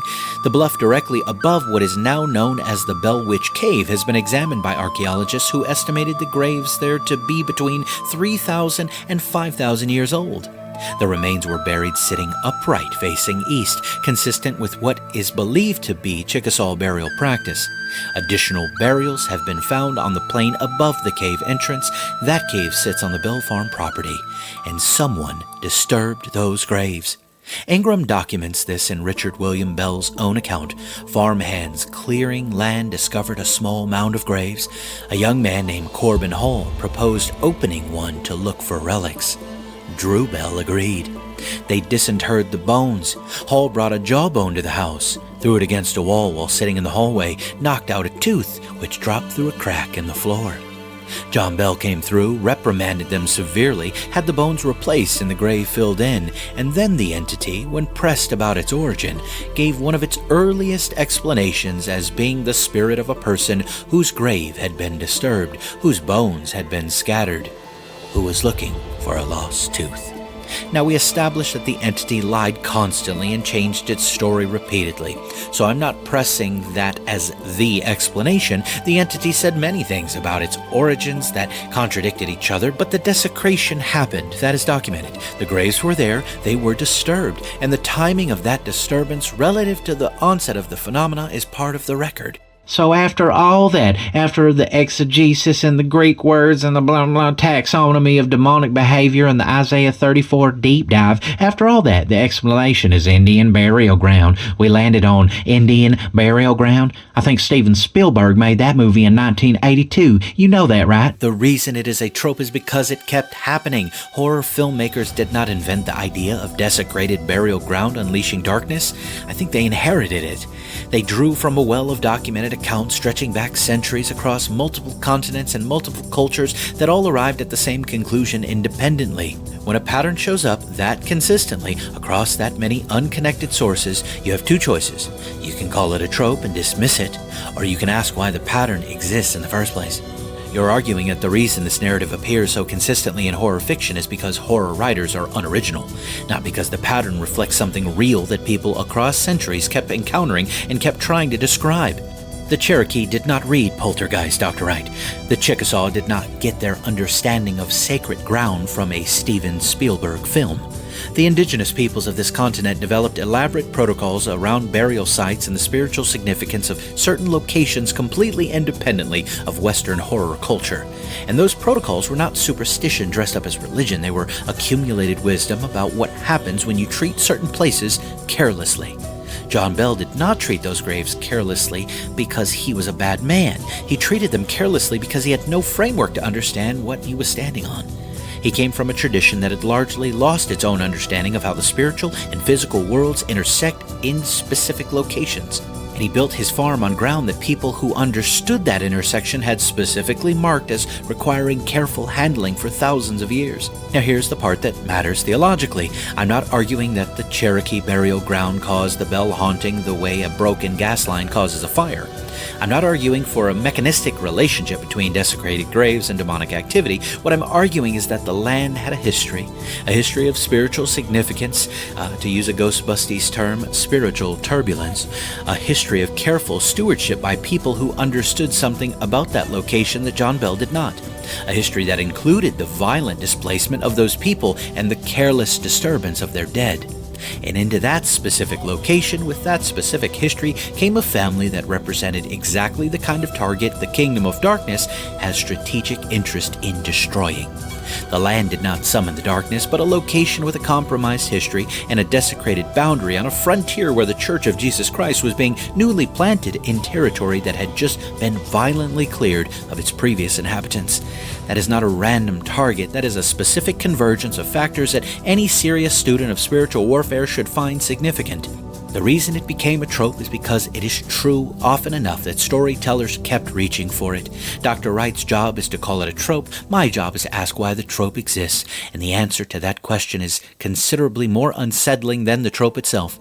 I am saying the land had a history of use as a site of spiritual significance long before John Bell arrived. I am saying that history included burial practices that were themselves connected to spiritual cosmologies we don't fully understand. I'm saying the physical desecration of those graves is documented in the primary record, and I'm saying that the entity itself referenced that desecration in one of its earliest self-identifications. Again, I am not saying that this was a Cherokee or Chickasaw spirit that became the Bell Witch, because the behavior in that house does not fit the profile of a disturbed ancestral spirit seeking rest. Disturbed ancestral spirits in virtually every indigenous tradition are understood as confused or disoriented, seeking resolution. They don't quote scripture, they don't demonstrate sophisticated theological knowledge, nor do they coordinate surveillance across miles of territory. They also do not multiply into 4 distinct personalities with names and a hierarchy and then reassemble. They do not engineer the slow, systematic destruction of a specific individual over years while managing everyone in the household with calibrated precision. What the desecration of those graves may have done is something different. It may have opened a door, not summoned a spirit. Opened a location. Like they broke a seal on something that was already there. The Cherokee understood rivers as living spiritual entities. The Red River runs directly alongside the Bell property. The cave sits at its bank. The burial ground sits above the cave. For thousands of years, that location was treated as spiritually significant by people who understood that certain places are not neutral ground, something Western Christians have forgotten. When Christian settlers arrived with no framework for that history and no understanding of what they were building on and then disturbed the graves that marked that ground as sacred space, they did not summon something new. They may have removed a boundary that was already holding something back. But here is where I want to be careful and precise with you, because there is a second answer to Wright's question that has nothing to do with the land and everything to do with the family. Remember, John Bell was a church elder, a Baptist, a man of deep and genuine piety who Ingram describes as faithful in every duty to his family, to his church, his neighbors, and to his God. A man whose integrity was never questioned even by the entity that destroyed him. The entity and all its vile curses and threats never brought a single accusation against John Bell's character. Do you understand what that means theologically? The enemy does not primarily target the corrupt. The corrupt are already compromised. The enemy more often targets the faithful. I think of Job. Job was not targeted because he was wicked. He was targeted because he was righteous. The explicit framing of Job 1 is that an adversary presents himself before God and specifically requests permission to afflict a man described as the most blameless on earth. John Bell was a pillar of a community that was establishing Christianity on the American frontier. The Red River Baptist Church was planted there in 1791. These were not nominal Christians. These were people who built their civilization around the worship of God and the advancing of the gospel into new territory. I think that is exactly the kind of target that warrants a coordinated incursion, not because of what John Bell did, because of what he represented, because of what that community was building, because of what the kingdom of darkness stands to lose when faithful people establish the worship of God in a new territory. So you're thinking the answer is both, the land and the man. The land provided a location with a compromised boundary and a history of spiritual turbulence that the settlers had no framework to understand or respect. The man provided a target that the kingdom of darkness had specific strategic interest in destroying, and the timing was 1817. Robertson County was barely 30 years removed from the last Indian massacres in the region. The history records that the years 1793 and 1794 closed the Indian massacres in Robertson County with killings and woundings just miles from where the Bell Farm would be established. That area was full of bloodshed, and I believe that draws these malevolent entities like flies to excrement. The frontier was still raw. The Christian community was young and newly planted. The cultural and spiritual displacement of the indigenous people who had held that land for thousands of years was recent and violent and unresolved. Into that specific location, on to land with desecrated graves and a history of sacred use and massive bloodshed, came a family who represented the leading edge of Christian civilization pushing into new territory. Wright's question was, why would powerful entities care about a silly farm in rural Tennessee? The answer is that it was not a silly farm, nor a silly family. It was a boundary, and something on the other side of that boundary decided the time to push back was 1817. This episode and this series has already gone on far too long, but before we get to John Bell's death, I want to talk about Dean. Because Dean's story is in this record, and it almost never gets the attention it deserves. And I think the reason it doesn't is the same reason a lot of things in this record get skipped over. It's uncomfortable in ways that go beyond the supernatural. Dean was enslaved. He worked the Bell Farm, and the entity that occupied that farm had already made its feelings about the enslaved workers plain. It behaved abusively and contemptuously toward the enslaved workers on the Bell property. There's a real tension in the historical record that people don't always know what to do with, because despite the entity's apparent contempt toward the enslaved workers on the Bell Farm, its behavior toward Dean tells a more complicated story. It didn't ignore him, it singled him out again and again. Dean reported encounters with it, some of the earliest in the entire case, and often in forms or manifestations that seemed distinct from what others experienced. Oh yes, the black dog. The black dog. Now hold on there, didn't we already talk about some black dog thing? Good catch, and it's worth distinguishing carefully because the record uses the same name for two different things. When we talked about the four voices, Black Dog was the name of one of the entities, well, at least the name it gave itself, a personality, one of the four distinct presences that emerged after the Bennett Porter incident and operated as what Williams Bell described as the head of that particular group. It spoke in a harsh feminine tone. It functioned as a kind of authority figure among the four, the one that broke up the carousals and threatened the others into order. That black dog was a name chosen by an entity to identify itself to the Bell household. It's a label or a persona, part of the same deliberate self-presentation that gave us Kate and Jerusalem and mathematics and psychography or whatever. What Dean encountered was something different in kind, not a voice calling itself Black Dog, but an actual form. An actual physical manifestation that appeared to him in the road, on the path to his wife's cabin again and again, in a shape he described as a large black dog. Sometimes with one head, sometimes with two, sometimes with no head at all. That is not a personality presenting itself with a name. That is an entity choosing a specific physical form and deploying it repeatedly against a specific person in a specific context. And the form it chose is significant because Dean was moving through darkness on a rural path alone in territory where a dog appearing in the road at night is exactly the kind of thing that would register as a threat to be reckoned with rather than a supernatural event to be analyzed. It met Dean where Dean was, in the language Dean's body would respond to before his mind could intervene, not a voice through a wall or a presence in a bedroom, but a thing in the road between him and where he wanted to be. Whether the black dog that named itself to the household and the black dog that blocked Dean's path were the same entity operating in different modes or two separate presences sharing an image, the record doesn't tell us. What it tells us is that the form Dean encountered had a physicality and a persistence that the named black dog voice did not. Dean's black dog could be struck with an axe. It had weight that responded to impact. It changed shape across multiple encounters in ways that suggested it was reacting to what Dean did to it. That is more than a name. That is a presence with a body, or at least something close enough to a body that an axe could find it. Dean believed he split the dog's head with his axe during one encounter, which he held responsible for the two-headed appearance afterward. Whether that's literally what happened, or whether Dean was describing in the only language available to him something that defied easy description, the detail is consistent across his accounts. And that man kept going back out night after night with that axe. He did, and he carried it everywhere, along with something else.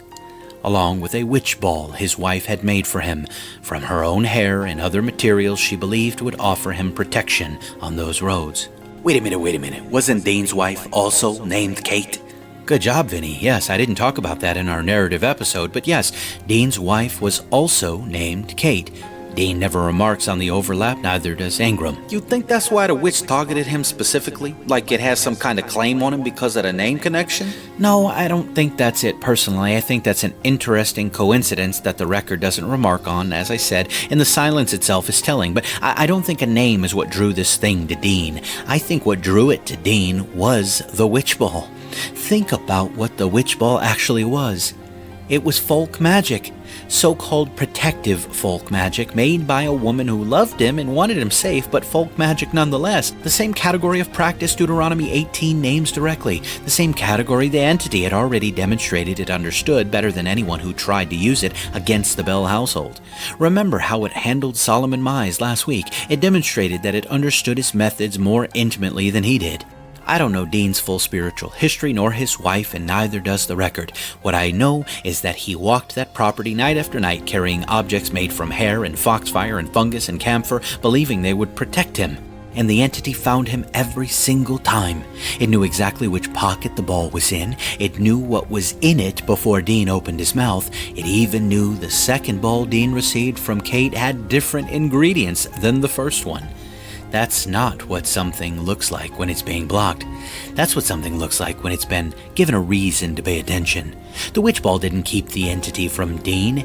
It may have been doing quite the opposite, announcing him, marking him like Frodo when he put on the ring as someone moving through that property carrying objects that belonged to the same spiritual territory the entity operated in. So the entity came for him the way it came for Mize, not with fear but with contempt dressed up as familiarity, again telling him exactly what he had in his pocket, correcting his methods, demonstrating that whatever Dean thought gave him an edge, the entity understood it better and had already accounted for it. And that's the thing about reaching into darkness to protect yourself from the dark. It doesn't work the way you think it's going to work. Dean's wife made that ball out of love, I'm sure, out of a genuine fear for a man she wanted to come home safe. That's not the problem, but the material it was made from, the tradition it drew on, the spiritual territory it operated within, that belonged to something else, and that something else knew it. You don't borrow the enemy's tools to fight the enemy. But each night Dean went out on that property with his axe and his witch ball. And on those nights, the two-headed dog blocked his way and spoke to him, told him he couldn't pass unless he handed over the witch ball. Dean said he had no ball. As noted before, the entity told him exactly which pocket it was in. He said if it wouldn't let him pass, he'd simply go another way. He turned around. The dog was standing in front of him once again. He raised the axe, told it he'd split it open to its tail before he'd give it anything. Like John Jr., he was defiant and unbending. Though misled, he refused to surrender what he had to protect himself with. Neither of them ran, neither of them gave it what it was asking for. Yeah, and both of them paid the price for it. I think both of them paid a price.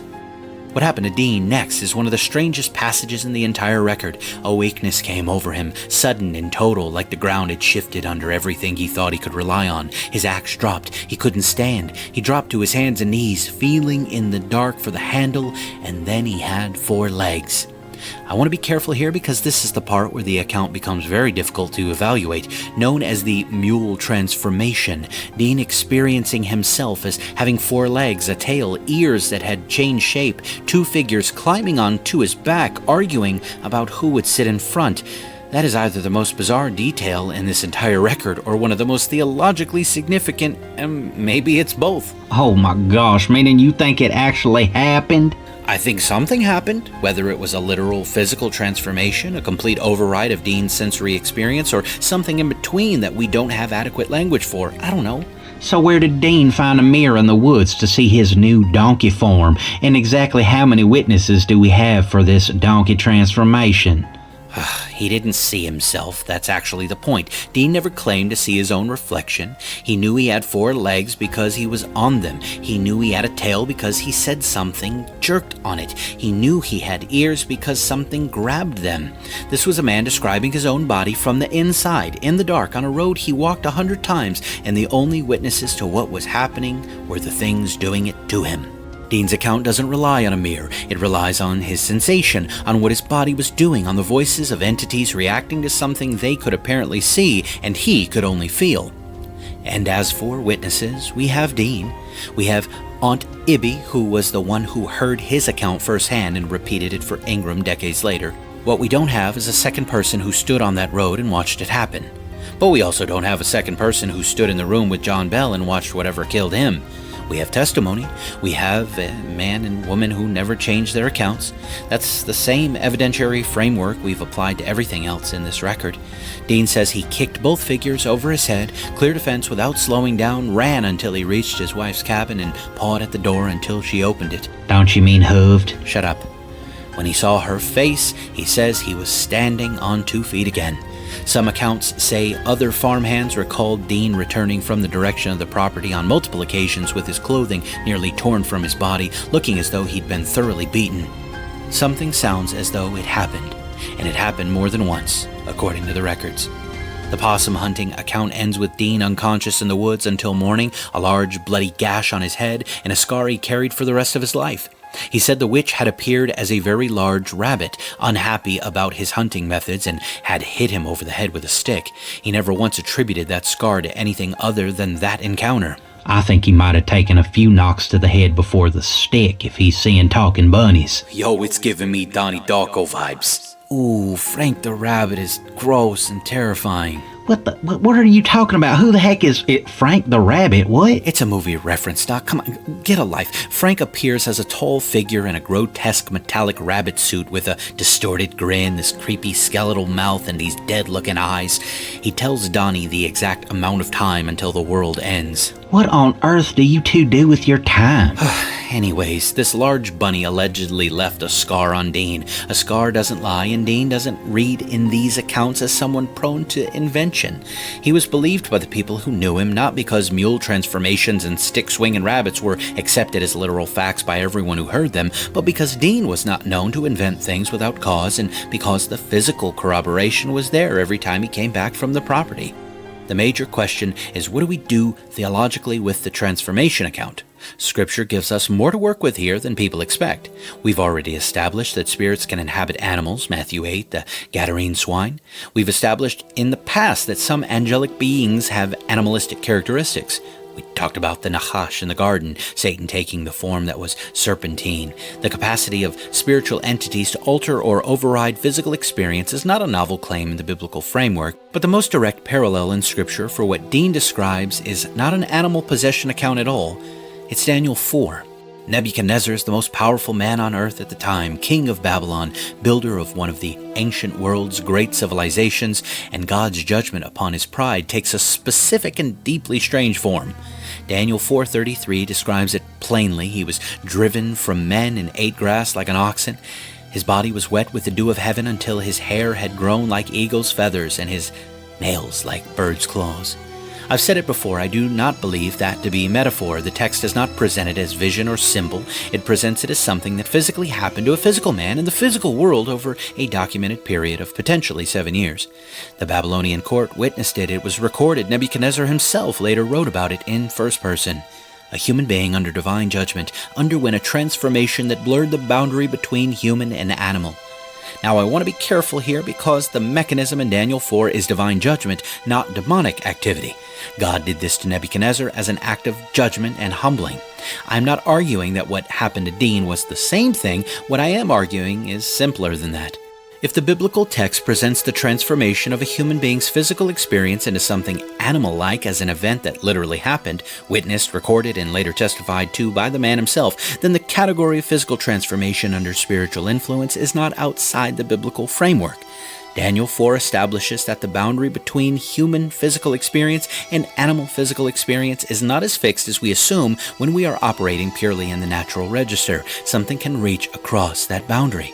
In Nebuchadnezzar's case, it was God reaching across it for a redemptive purpose. In Dean's account on the Bell property, it was potentially something reaching across it from the other direction. The destination in both cases has the same quality: a human being on all fours, outside in the dark, behaving like an animal, returned to themselves only when the influence withdrew. Nebuchadnezzar's reason was lifted from him and restored after 7 years when he raised his eyes toward heaven. Dean's transformation potentially broke when he got back home. Two very different encounters with two very different powers, but the same category of event, and a category the biblical text does not treat as impossible. We're approaching the final stretch, folks, but before we get to the vial and the cat and the singing at the funeral, I want to stop in the field where we began today. Because there is a moment in this record that the analysis has been circling without landing on directly, and it happens not in the house, not in front of witnesses, nor as a performance for Robertson County. It happened on a walk. A father and his son on the property John Bell had carved out of the Tennessee frontier with his own hands, the land he had crossed hundreds of miles to reach, the land that had defined his life and his family's life for nearly 2 decades. His shoes began flying off his feet. Richard would replace them, tie them tight, then they would fly off once again. Then came the blow to his face, something like an open hand. Then John just sat down on that log. His face began twitching and contorting. And from the woods around them came shrieking laughter from every direction at once. The laughter that had no source because it had every source. The presence felt like it was everywhere and nowhere and in the middle of it. On a log on his own land, John Bell wept in front of his son. Richard looked at his father and heard him say something that I think is one of the most honest sentences in this entire account. "Not long will you have a father to wait on so patiently. I cannot much longer survive the persecutions of this terrible thing. It's killing me by slow tortures, and I feel that the end is nigh." That's a man telling his son hard truth. He wasn't performing for a room. He wasn't trying to convince anyone of anything. He's sitting there on a log on his own land with tears on his face, telling his son what he knew. And then he did something that Richard had apparently never seen him do, at least not with that intensity before. He got on his knees and he prayed. It wasn't a formal prayer, not the measured prayer of a man going through familiar motions. He asked that if it were possible, this affliction might pass. He asked for courage and faith for his family. You're gonna say Gethsemane, aren't you? I am. I want to be careful here because I'm not drawing a direct theological parallel between John Bell and Jesus. That would be irresponsible. But the shape of that prayer, "If it were possible, let this pass," is the shape of a man who has reached the end of his own resources and is desperately asking God for something he isn't sure is coming. The garden prayer is the prayer of someone who knows what's ahead and asks anyway, not demanding or bargaining, asking and then accepting. A calmness settled over John.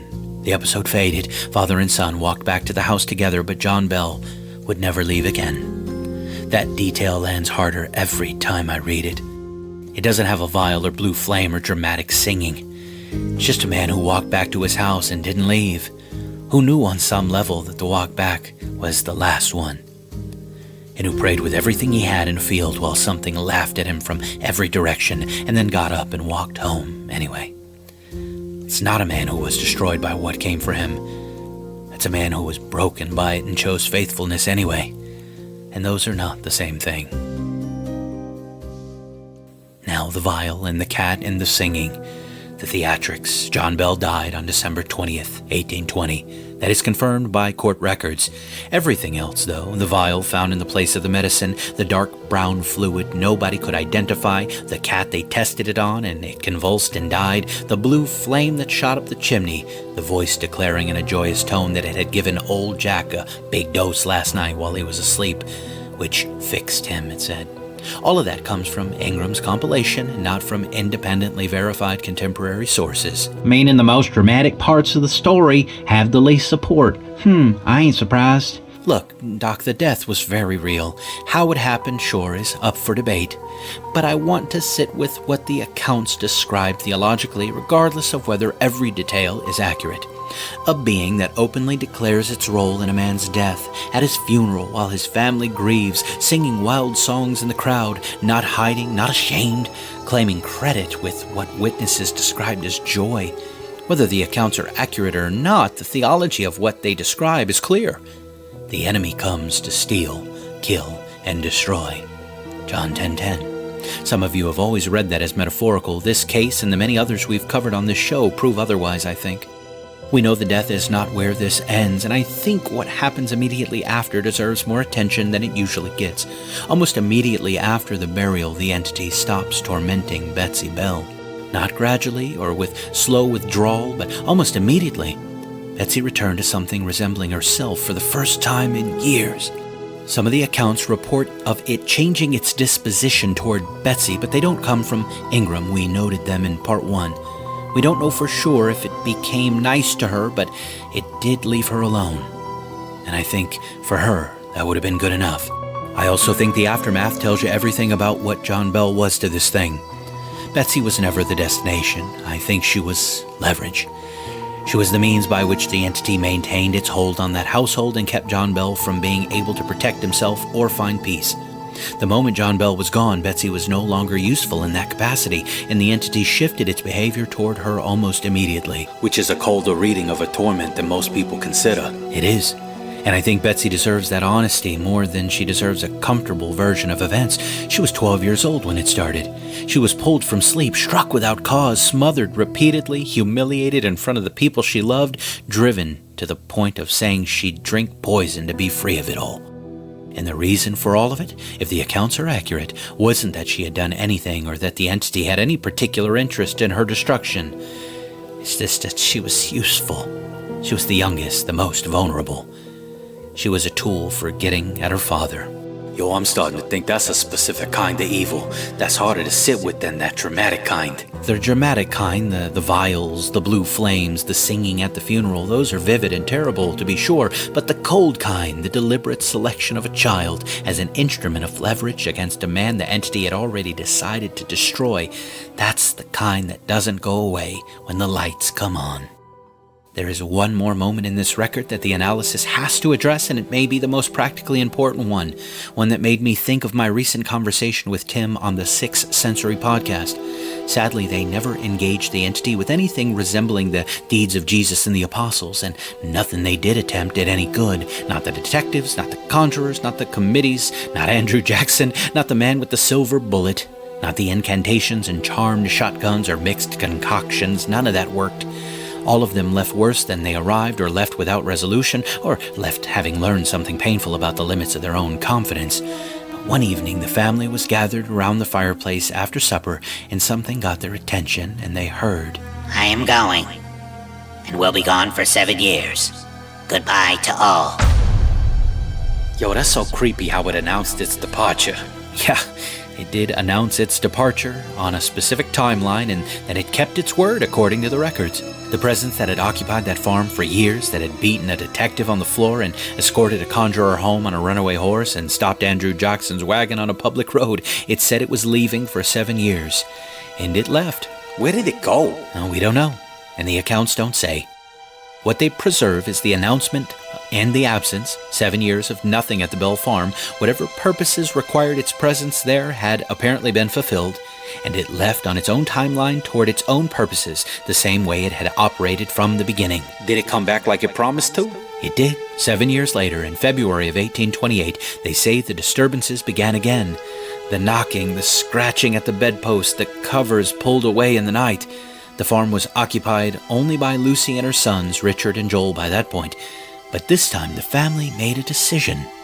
They agreed not to speak a word about it, not to engage it, to simply go on as if nothing were happening and see if it would leave on its own. Oh, come on, there's no way that worked. Well, according to the record, after 2 weeks, it did work. And I want you to chew on that for a moment, because that's, in the context of everything we've discussed, remarkable and uncomfortable. It deserves more than a passing mention because it is the only successful response in the entire record. 2 weeks of deliberate, unified, sustained disengagement. No investigations, no more committees, no conjurers, no silver bullets, no future presidents, no engagement of any kind. Just the determination that said, we are not going to give you what you want from us. Everything we've established in this massive 2-part analysis points toward what that something was. Attention, audience, engagement, performance, the fear of being known, the reaction of the person being tormented, the room full of witnesses, the community gathering night after night to see what would happen. All of it fed something. All of it sustained something. And when Lucy Bell and her son simply refused, when they closed the door on all of it and went about their lives as if nothing were happening, the thing that had beaten and defeated so many couldn't sustain itself against 2 weeks of being ignored. That's both the most practical and most theologically loaded conclusion in this entire case. I want to connect it to something Paul said in Ephesians 4. Do not give the devil a foothold. The word translated foothold is topos in the Greek, place or space. Don't give the devil a place. Don't create the conditions in which he can establish and maintain a presence. The Bell Farm gave it a place for years through the investigations, the engagement, the conjurers, the committees, the crowds gathering night after night. The moment the remaining family withdrew that place, it stopped providing the topos. It left within 2 weeks. Wait a minute. You're saying the community's engagement was part of what kept it there? I'm saying if this part of the account is accurate, that is certainly what it suggests, at least in part. I'm not blaming them. I understand why they came. I understand why they stayed. What was happening at that farm was genuinely extraordinary, and the human response to the genuinely extraordinary is to gather and look, to gawk. But whatever this entity was, it operated in the space that engagement created. They didn't bring it, but they may have created the circumstances in which it thrived. Thrived in the room full of witnesses. It fed on the attention of the county, and when that attention was finally, deliberately, collectively, and quietly withdrawn, it found the conditions it wanted, or perhaps needed, were no longer present. Refusing to provide an audience, that is one of the major lessons, I think. Not for every situation. I want to be careful here because there are times when Scripture calls us to directly engage. It calls us to direct engagement with the kingdom of darkness, and that engagement is necessary and right at the right time. Discernment, I think, tells us the right time. But for some reason, in some way, for this kind of entity operating in this way, feeding on this kind of attention, it appears that the withdrawal of said attention was the one thing in this entire record that produced a positive result. And Lucy Bell figured that out.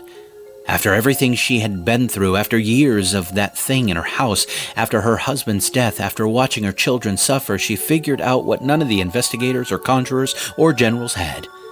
Lucy Bell, who fed travelers at her table and kept her household together through years of the inexplicable and buried her husband and went on anyway, Lucy Bell is the one who closed the file. Not by confronting it, nor by defeating it, but by refusing to participate in it. And that's no small matter, folks. The entity also announced it would return after another 7 years, and after that, another 100. The tradition preserves those numbers as a kind of schedule, 7 years, then 107. The circle closing around 1935, the county waited. Some claimed faint voices, unexplained lights, nothing like what had come before, nothing that gathered a crowd. Maybe because nobody gave it one. Maybe. Or maybe because whatever it had come to do in Robertson County was finished, and the farm that had been its stage was empty, and the family that had been its main audience was gone, and there was nothing left worth staying for. It said it would be back. What it found when it returned, if it returned, the record doesn't say. Now hold on, mister. Ain't your show doing exactly what the Bell family did all them years? Ain't you providing an audience and making a spectacle of these things you claim to believe in? Oof. That's probably one of the most serious objections you've raised on the show, and it deserves a serious answer rather than a dismissal. You're not wrong about the principle. The Bell case itself does suggest that engagement feeds something. We said that explicitly. Lucy Bell figured out what none of the investigators figured out, and she did it by refusing to participate. That's in the record. But there is a category difference between the engagement that sustained the presence on that farm and what this show is about and what it's doing or trying to do. And that difference matters theologically. What sustained the entity at the Bell Farm was a specific kind of engagement. Crowds gathering night after night to witness performances, conjurers arriving to test their craft against it, detectives coming to expose it, committees forming to investigate it. All of that engagement shared a common quality. It treated the entity as the subject, as the thing worth orienting toward, as the center of the room. That is not what this show is doing. This show is using the Bell case, as well as all the other cases we cover, as a lens to examine Scripture. Every time we have returned to the record, it has been to illuminate something the biblical text already says. The taxonomy of demonic behavior in the Gospels, the architecture of spiritual warfare in Ephesians, the significance of dimonizomai, the pattern of Saul at Endor, the warnings of Matthew 12, the territorial language of Daniel 10 and Isaiah 34. In the company of night creatures. The entities are not the subjects of this show. The scriptures are the subject of this show. The entities are the case studies. There is a long and serious tradition of exactly this kind of engagement in Christian theology. Demonology as a discipline exists not to glorify the demonic, but to understand it well enough to resist it effectively. The failure of every minister who came to the Bell Farm was not that they thought about darkness.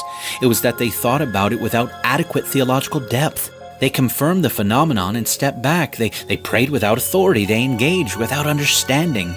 This show exists precisely to correct that failure. At least, that's my goal.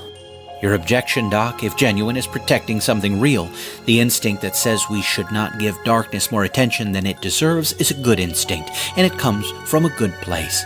But there is a difference between giving darkness an audience and studying darkness in order to recognize it, resist it, and equip people who are going to encounter it, whether they want to or not. Ephesians 5:11 is key here, I think. Have nothing to do with the fruitless deeds of darkness, but rather expose them. I seek to expose them. People are going to encounter these things. They already have. They already are. The question is whether they encounter them having thought carefully about what the Scripture actually says, or whether they encounter them with the same theological shallowness that left the Bell family without anyone who could actually help for years. Lucy Bell's strategy of disengagement worked in a specific set of circumstances with a specific entity that had already accomplished its primary purpose, in my opinion, and was now operating in a diminished capacity on a return visit. That strategy does not scale to every encounter with darkness, or else you'd see Jesus go through the gospel saying, "Oh, you're demonized? Just ignore it for long enough and it'll go away." See, that does not equip the church for spiritual warfare. It does not prepare anyone for anything. It just keeps the room quiet. And a quiet room is not the same thing as a protected one. Another thing to consider is the entity didn't give them the opportunity to ignore it when it was tormenting their children every night. In any case, the Bell Witch, whatever it was, eventually left Robertson County. But it left something behind, and I don't mean the cave. I don't mean the legend. I mean something more specific and more dangerous than either of those things. By 1875, the entity itself had not been active at the Bell Farm for decades. John Bell was long dead. The house had changed hands. The family scattered. The primary witnesses gone. What remained was the story. And the story had done something to Robertson County that our analysis has yet addressed. It had permanently altered what that community believed was possible. We close out where we began last week's analysis. Oh, that's right, the Smith case. Yes, Vinny, the Smith case. A man appeared in the Red River area calling himself simply Smith. No known family, no verifiable history, no connection to the community beyond farm work. But he talked, and what he said drew attention. He claimed unusual abilities, hypnotism, influence, the power to bend another person's will. And he said those abilities didn't come from study or practice alone. He said they came from the Bell Witch. Which in most places at most times would have gotten him laughed out of the county. In most places at most times, maybe so, but this was Robertson County, and that name still carried a lot of weight. It was not just a story people told. It was something people remembered deeply. Something that had never been fully explained or resolved. Something their parents and grandparents had not read about but witnessed. To claim a connection to it was not harmless. It placed him inside something the community had already learned not to take lightly. And two men believed him and greatly feared him, Thomas Clenard and Richard Burgess. They worked alongside him. They came to believe that Smith had exerted genuine control over them, that he had used their fear as leverage, that they were no longer acting entirely of their own will. Whether that influence was real or perceived, it settled into them in a way they could not shake, and eventually they killed him. And I can't believe them jokers were acquitted. Yeah, they were acquitted. The defense was not self-defense in the usual sense. It was built on the claim that Smith had placed them under his influence through something they understood as hypnotism or witchcraft, and that they had acted to free themselves from it. The jury heard that argument in Robertson County in 1875, and they accepted it. No further action was taken. A man was killed, and the explanation that satisfied the court was essentially he was practicing something connected to the Bell Witch, and we had no other way out. That is what the verdict says, and I want you to chew on what the verdict reveals. Not about Smith or about Clenard and Burgess, but about what the Bell Witch had done to that community at a level deeper than the haunting itself. It had permanently altered the epistemological framework of Robertson County. The category of genuine supernatural coercion was not theoretical to that jury. It was not a Gothic superstition imported from somewhere else. It was lived experience passed down through families who had been in those rooms, who had heard that voice, who had watched a man die while something sang at his funeral. 12 people sat in a jury box in 1875 and heard a claim about supernatural influence and believed it was possible because they had been raised in a community where it had already been demonstrated to be possible. The Bell Witch didn't need to be present to influence that verdict. It had done the work decades earlier. The permanent alteration of a community's framework of belief is itself a form of ongoing influence. The entity was long gone. The terror structure it had established was not, though, and Smith understood that. Whether he was a fraud, a genuine practitioner of something, or simply a manipulative man who knew how to weaponize a community's existing fear, the name worked. It gave him credibility. It gave him leverage. It made two grown men afraid enough of him that they eventually killed him to escape said fear. He didn't need the Bell Witch to be real. He needed the community to believe it had been real, and Robertson County had given him that belief fully formed and ready to use. Though he bit off more than he could chew. It's actually a more sophisticated kind of lasting damage than I usually think about when I think about hauntings. Most people think about hauntings in terms of what happens while the entity is present. The sounds, the physical manifestations, the torment, and those things are real and they matter, but what the Smith case shows us is that the damage doesn't end when the presence ends. It ends, if it ends, when the community's framework returns to something that can evaluate claims about supernatural influence without the prior experience of the Bell Witch making those claims automatically credible. Robertson County never fully got there. The Bell Witch had been too real, too witnessed, too corroborated across too many families for the framework to reset. And that permanent alteration, that installed belief, and the genuine possibility of supernatural coercion became a vulnerability, something a man named Smith could walk into 50 years later and exploit with nothing more than a name and a claim. Which means the legend's influence outlasted its presence by decades, possibly longer. Possibly much longer, Doc.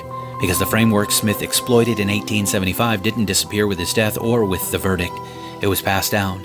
It became part of how Robertson County understood the world, and the question our analysis can answer, and I want to be honest about that, is whether that altered framework was a byproduct of the haunting or whether it was part of the purpose of it all along. Wait, you're suggesting the community destabilization was intentional? I'm suggesting that a being intelligent enough to wait 2 nights before beating a detective, patient enough to let a conjurer work for 3 days before correcting him, anxious enough to have watched civilizations rise and fall, that kind of being does not produce 50 years of downstream community vulnerability as an accidental side effect. The kingdom of darkness plays the long game.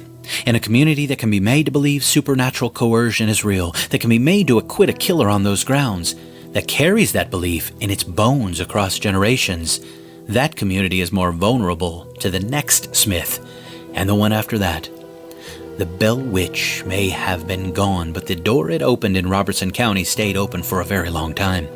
It is exactly why the closing of doors matters as much as the resistance to what comes through them. Lucy Bell's 2 weeks of silence closed one door. The verdict of 1875 tells us that other doors, the ones opened in the community's collective understanding of what was real and possible, those doors were still open half a century later. And a man named Smith walked right through one of them. What do we do with all of this, my friends? Sounds like we sleep with the lights on, apparently. Same thing I always tell you. You don't seek this out.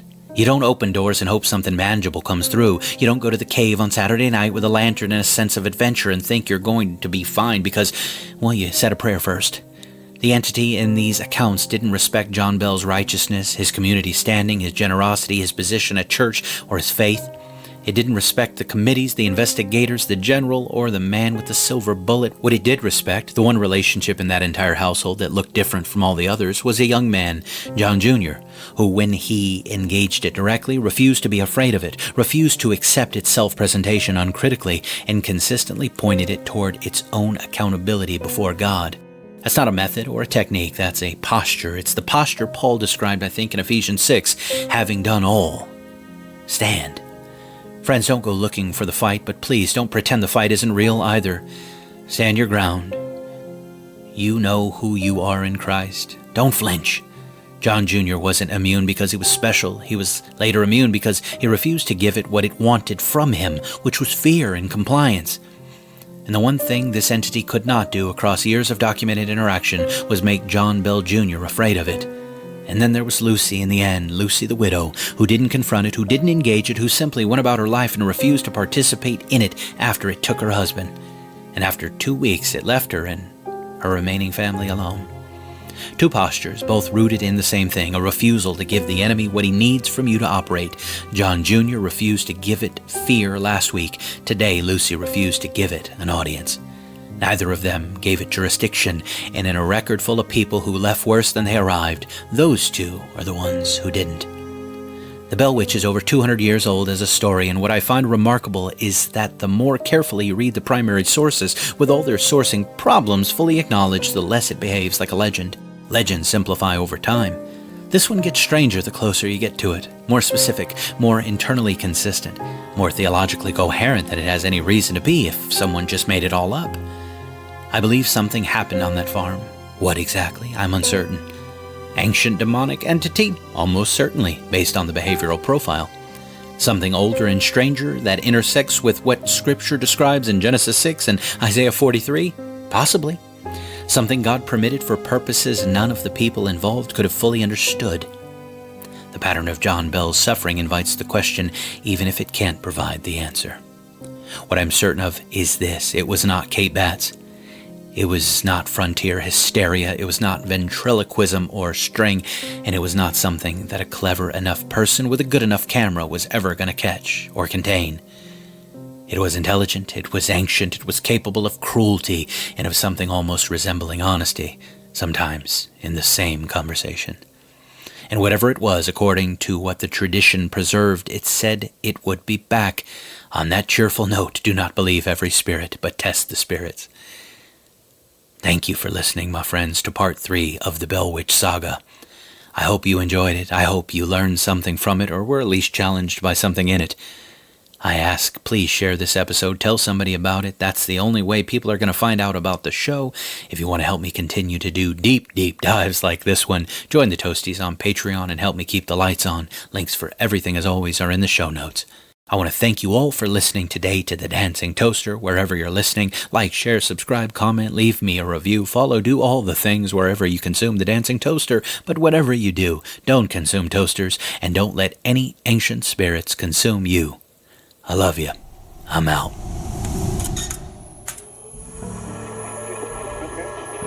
Report suspicious activities and call 911 for immediate response. Expect delay. Nobody else will be taken in from the south. Stand by. Flight 022. Maintain approach. You're clear for runway. Expect traffic delays and restrictions. Take personal security precautions to avoid becoming a victim of an attack. Avoid crowded public areas and gatherings.